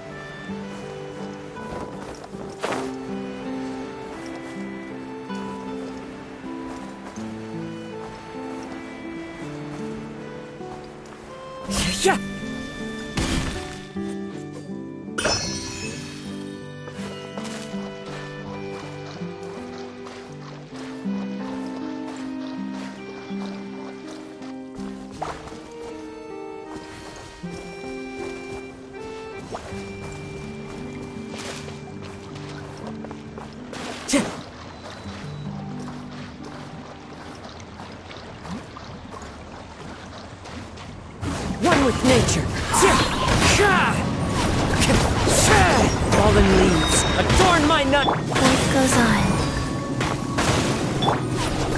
Gather! Order guide you. The wind knows me.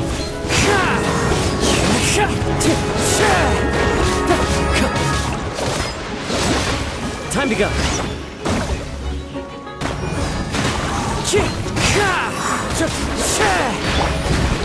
Solidify!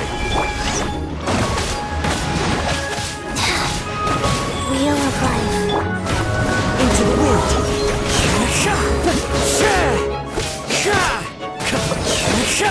Goes the ship down!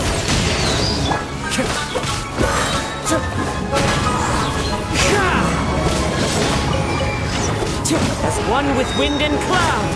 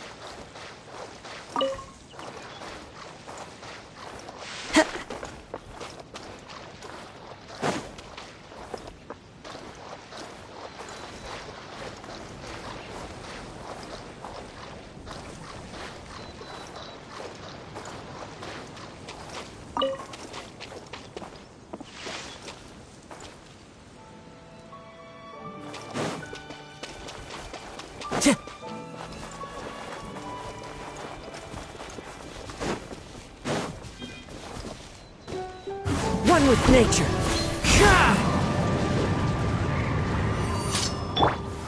Stabilize! Time for a light show!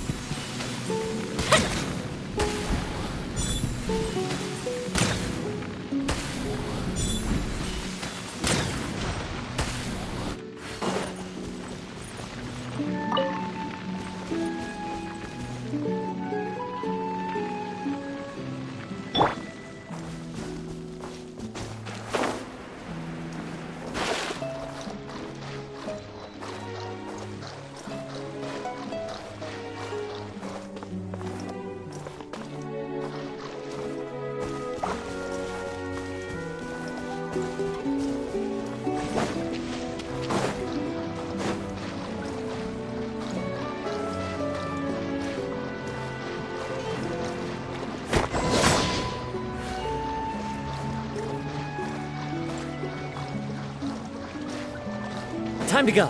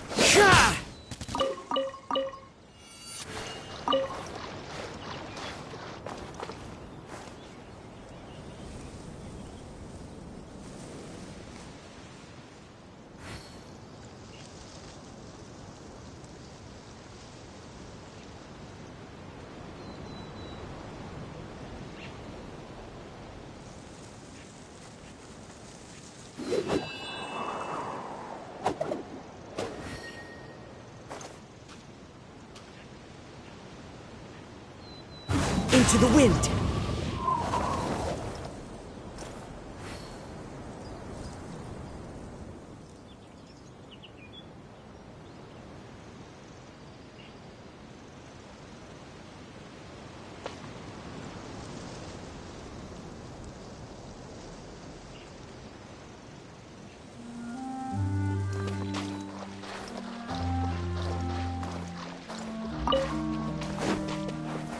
Time to go.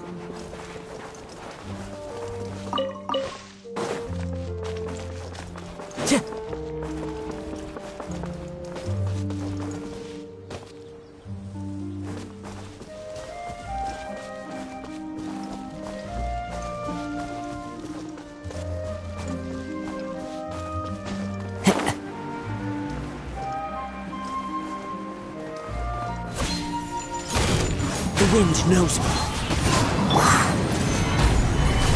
Go.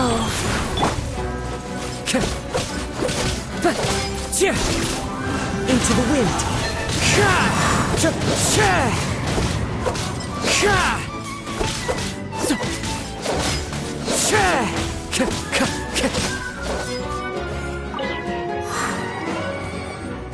One with nature.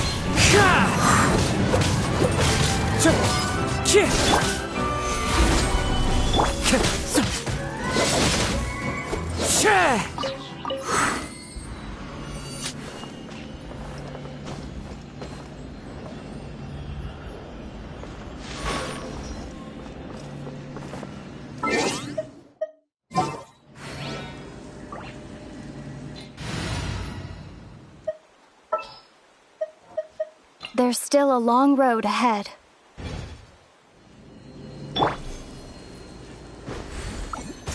Water jet!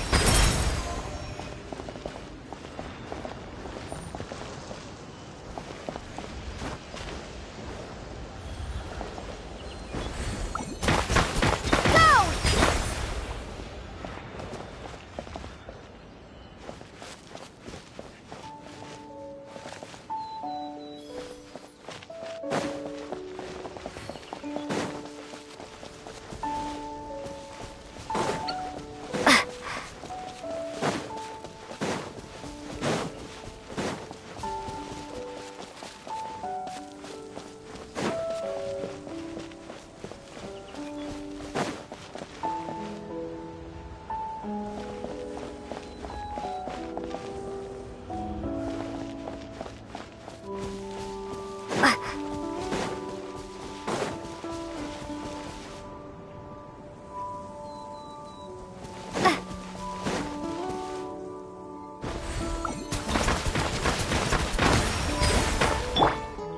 The wind knows me.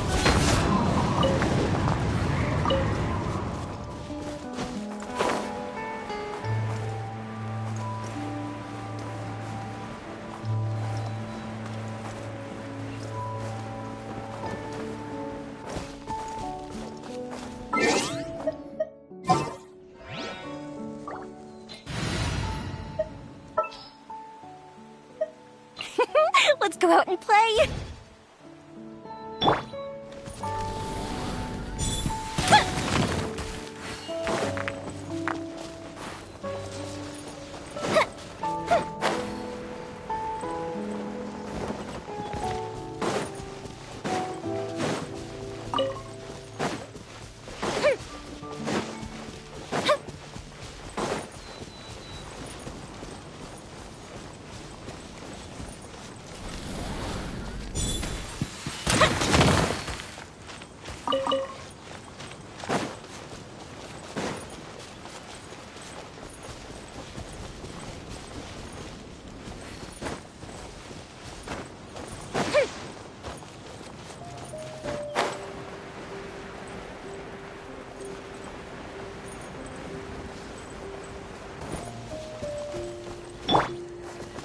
Into the wind.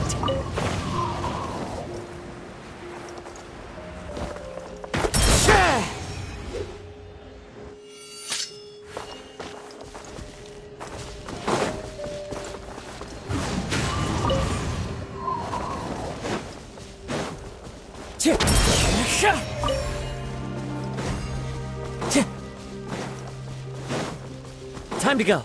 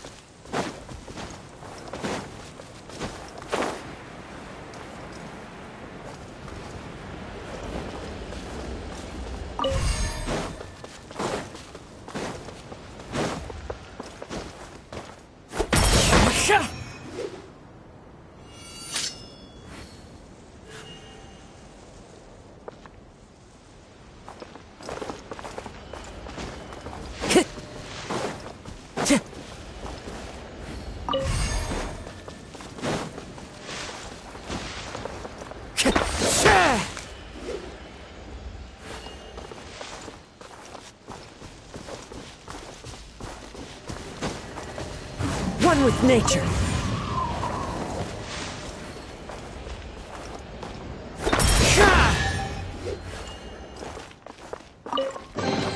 A fateful offering.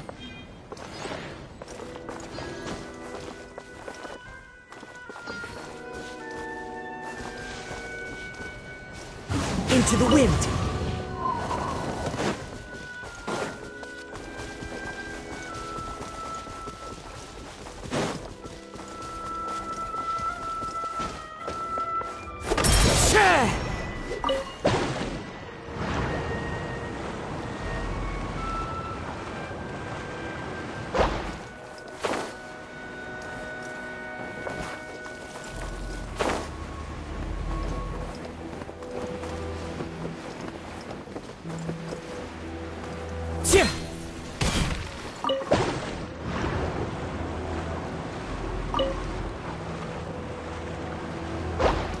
Follow the wind.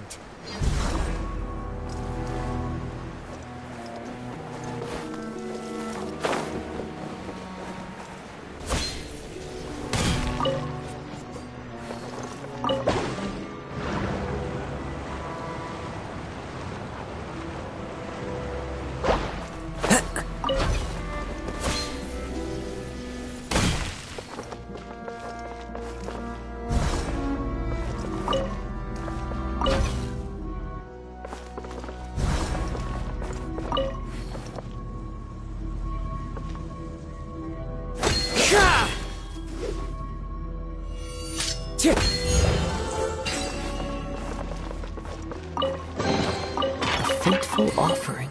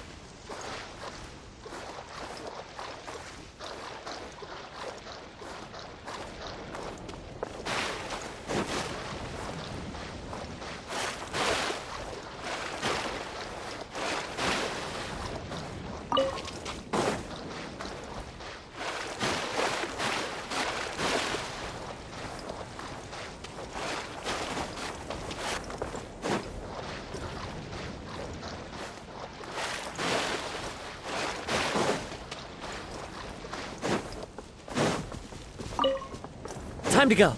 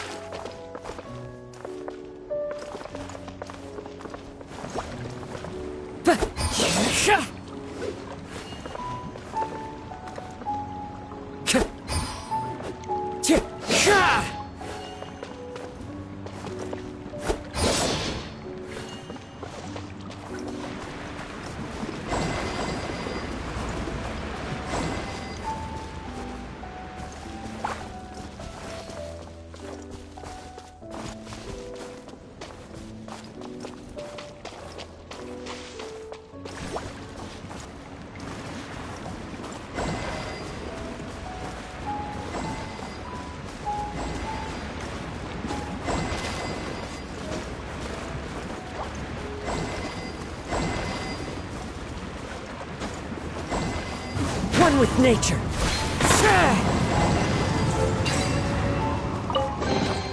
A fateful offering.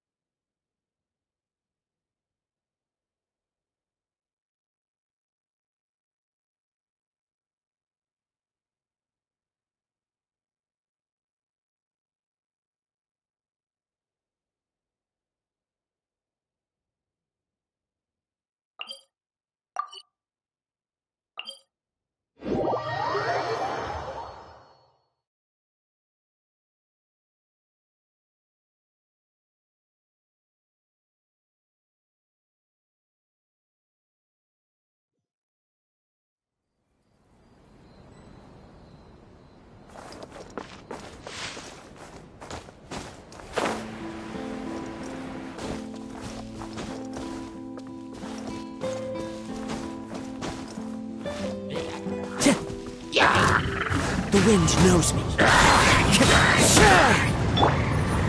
Gather!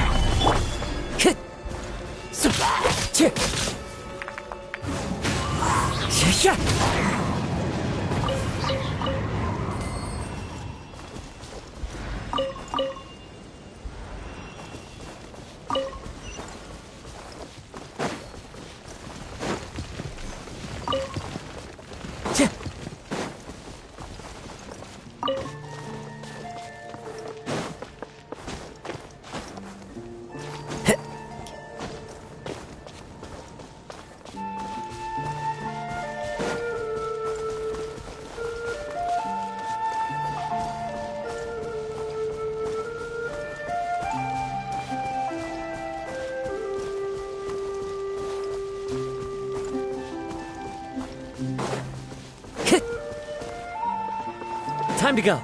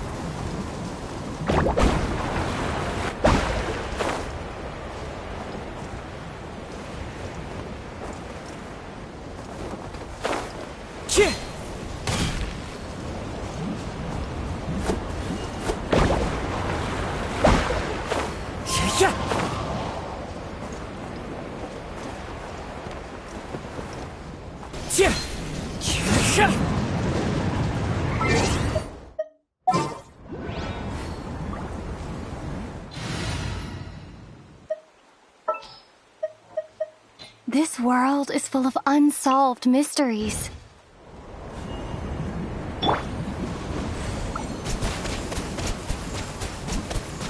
Water jet!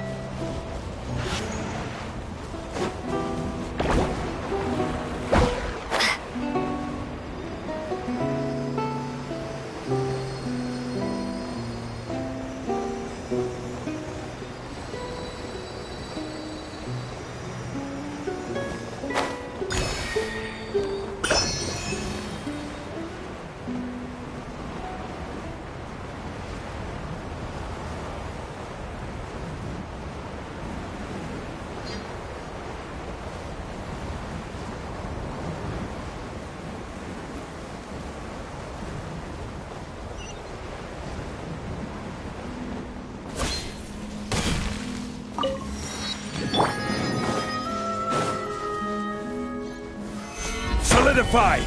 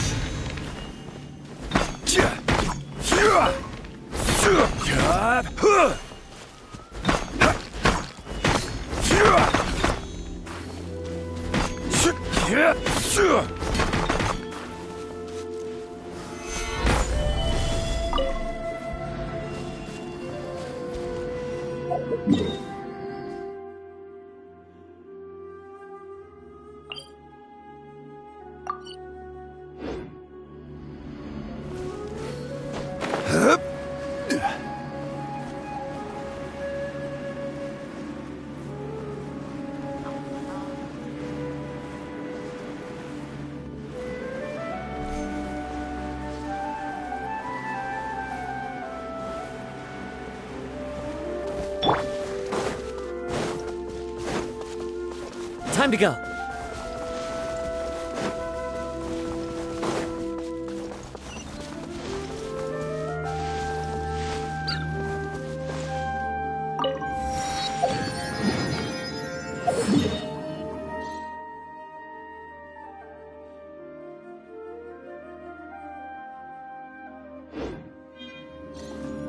One with nature.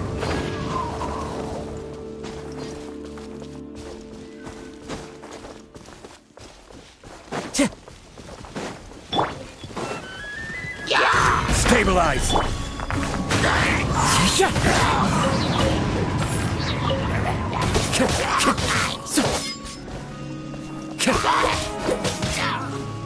The wind knows me.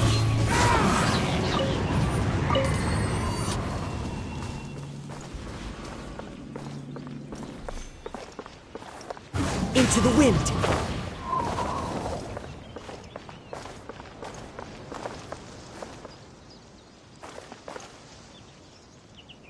One with nature.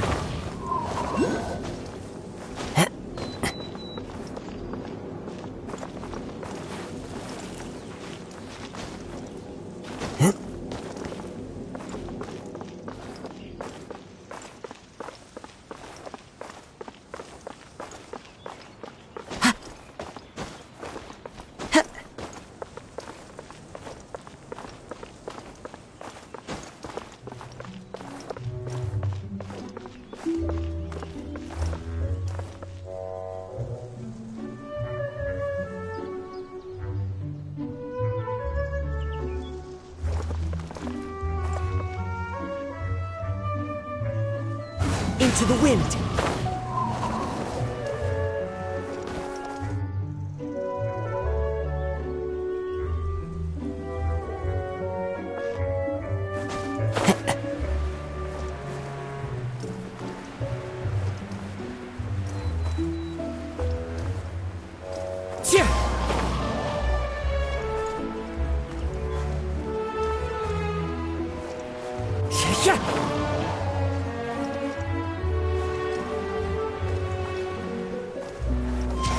Follow the wind.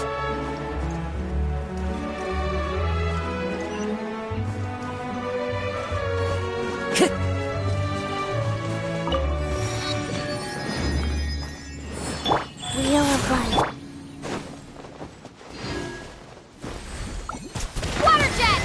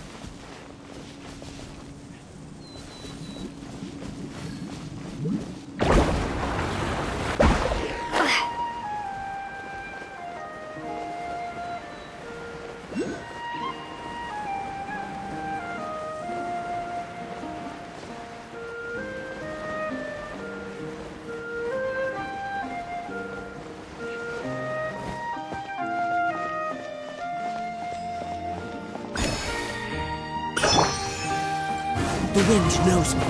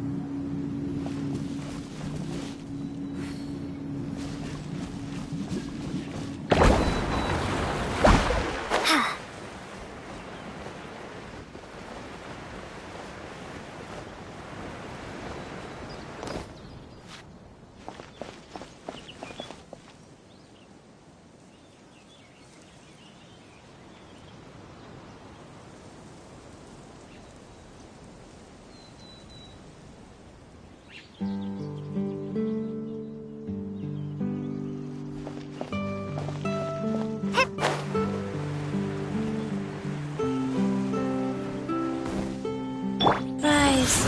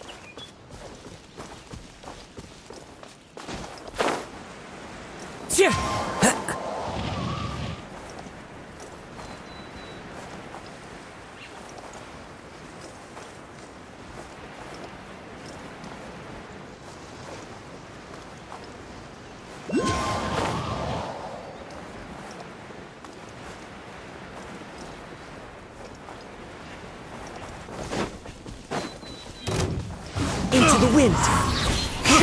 I got careless. Clouds high. The birds call. I got careless.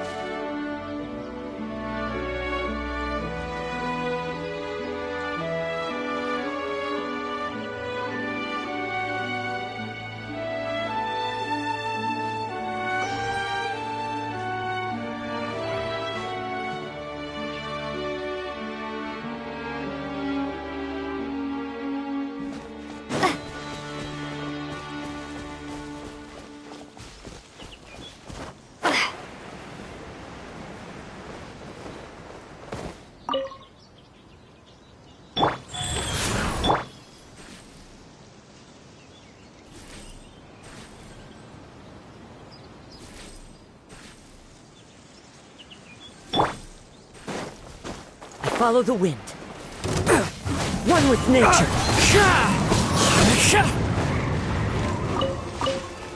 Time to go.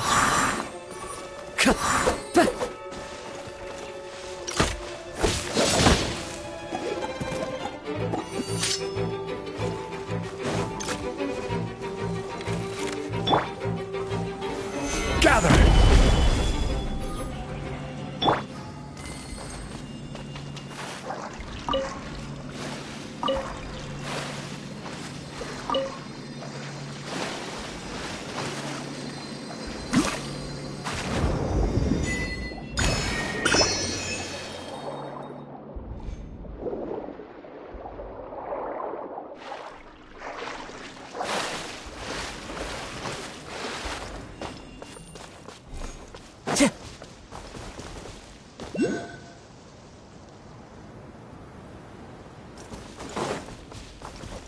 Time to go.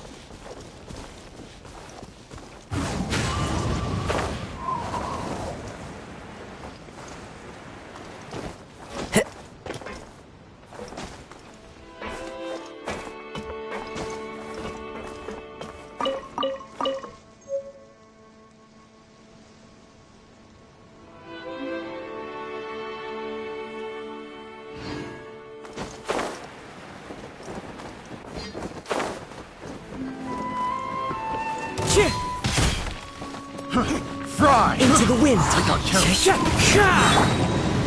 Stabilize! Fallen leaves, adorn my night! The wind knows me.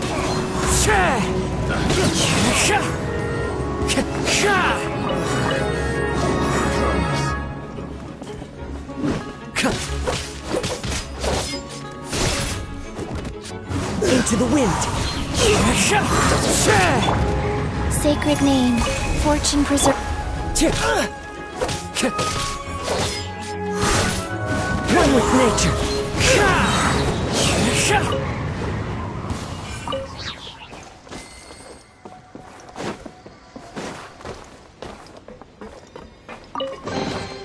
Brings a smile to my face. Into the wind.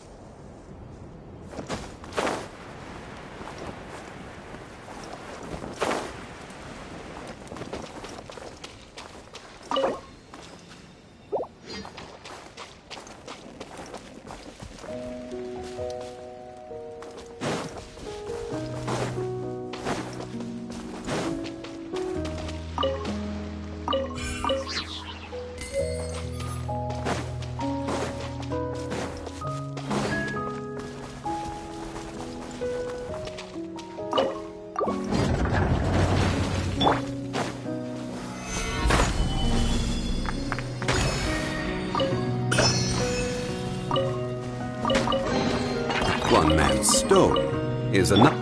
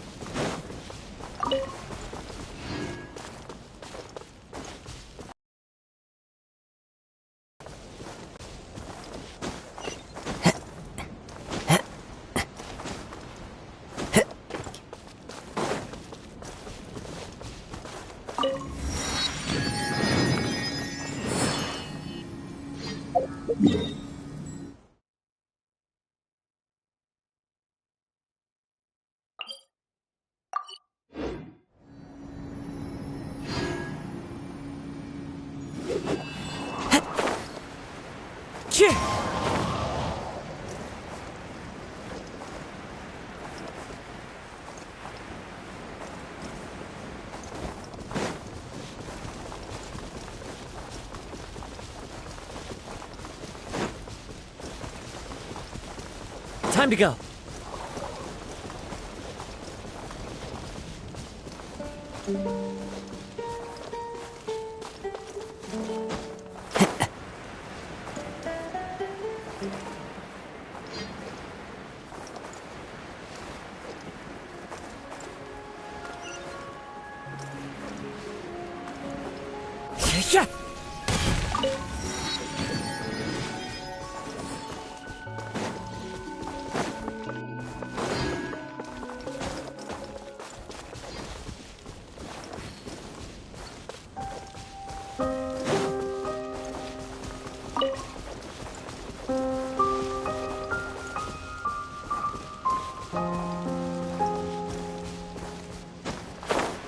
Yeah.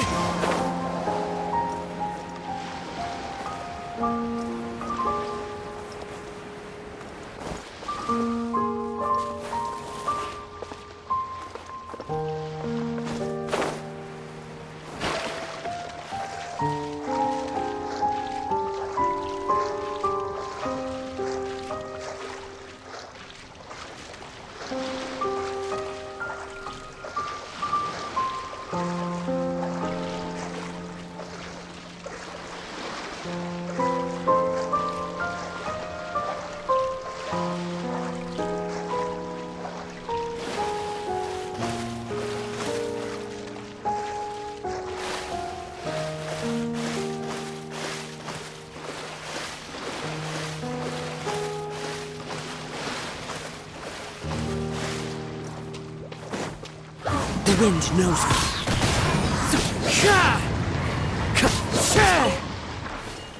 As one with wind and cloud.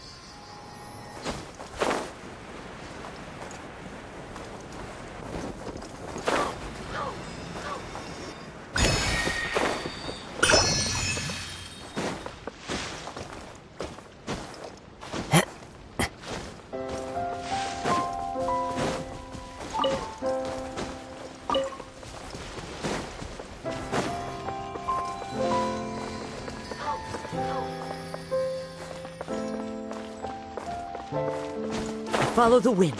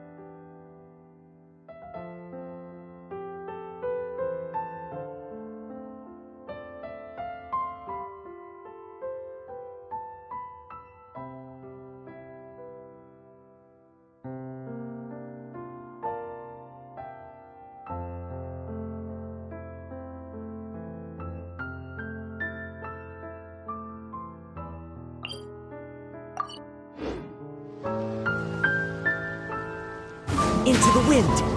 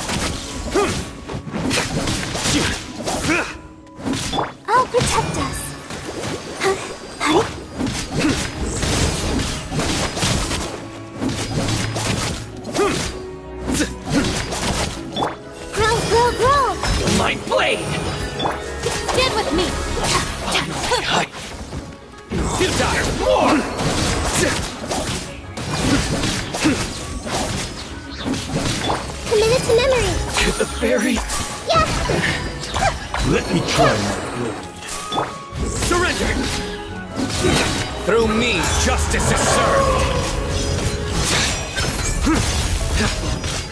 Fall before me!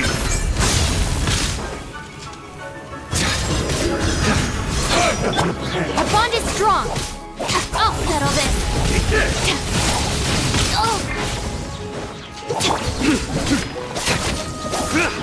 Futile! Make yourselves at home! Nowhere to run!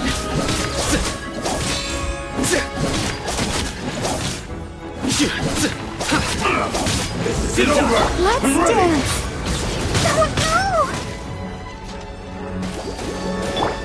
Fall before me! Nowhere to run! Down! Like this.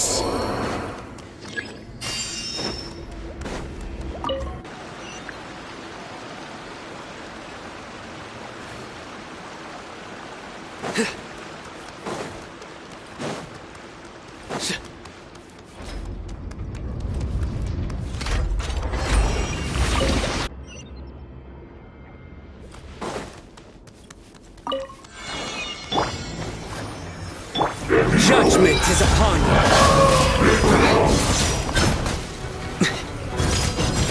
Guilty.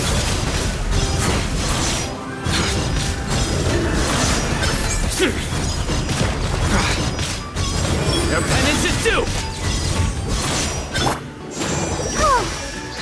Ready, steady, go! Dissipate! Out of my way! This may hurt a little.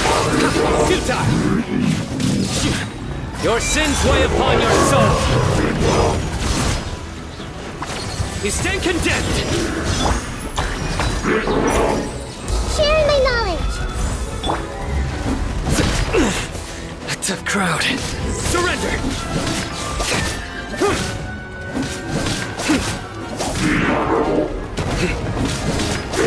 Futile! Committed to memory. I'll protect us.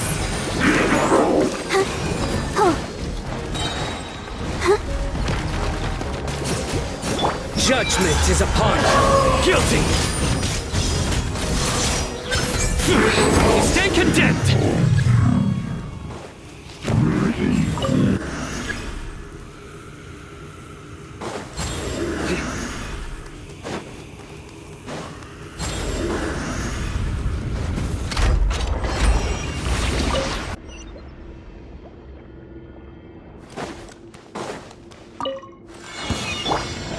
Let's dance.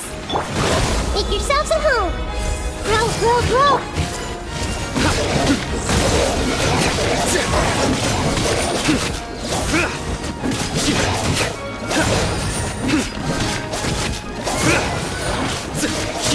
Surrender! Through me, justice is served! This may hurt a little.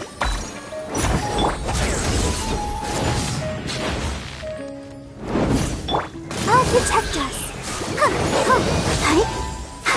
Committed to memory. Nowhere to run!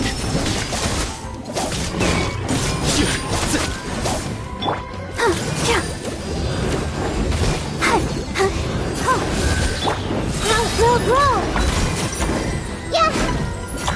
Sharing my knowledge. Let the show begin. La, la, la, la.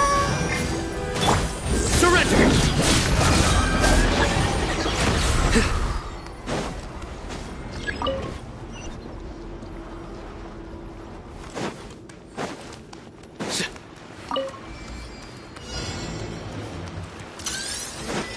Futile! Our bond is strong! I'll protect us. Surrender! Your sins weigh upon your soul! Guilty! Nowhere to run!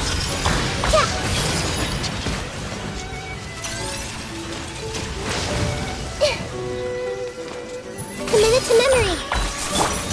Futile!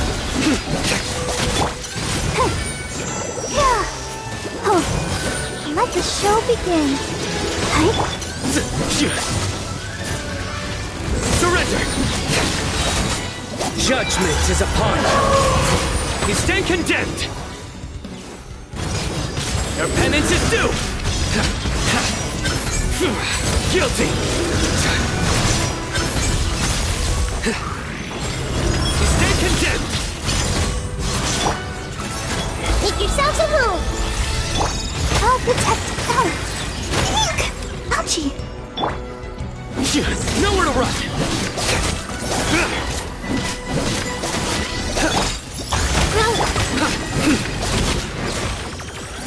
Futile. Through me, justice is served. Your penance is due. You stand condemned.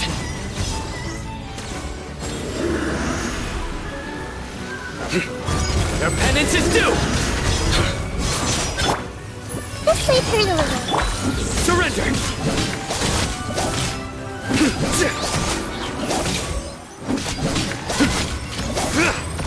Nowhere to run.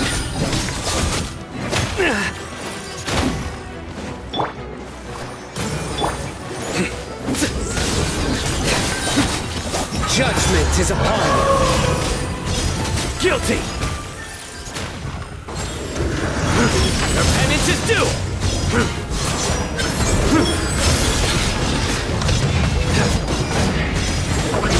Guilty. Your penance is due. The Temple of Wisdom. Stand with me! Out of my way!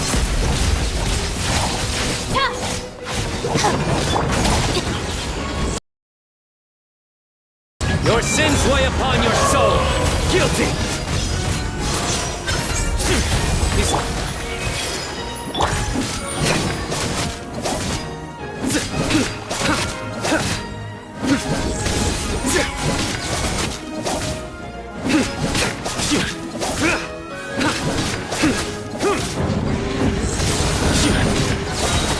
Judgment is upon you. Guilty.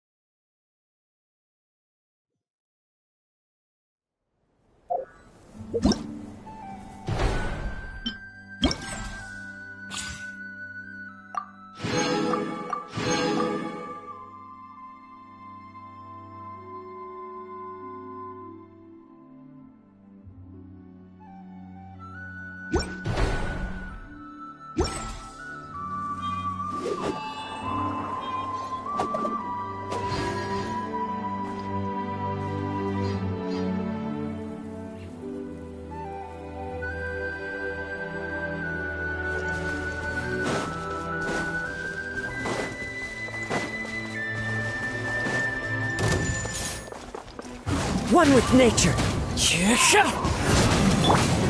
Solidify. This is order.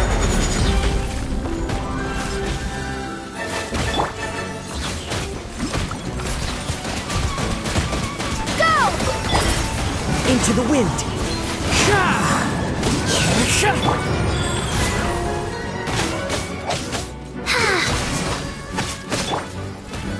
The wind knows me.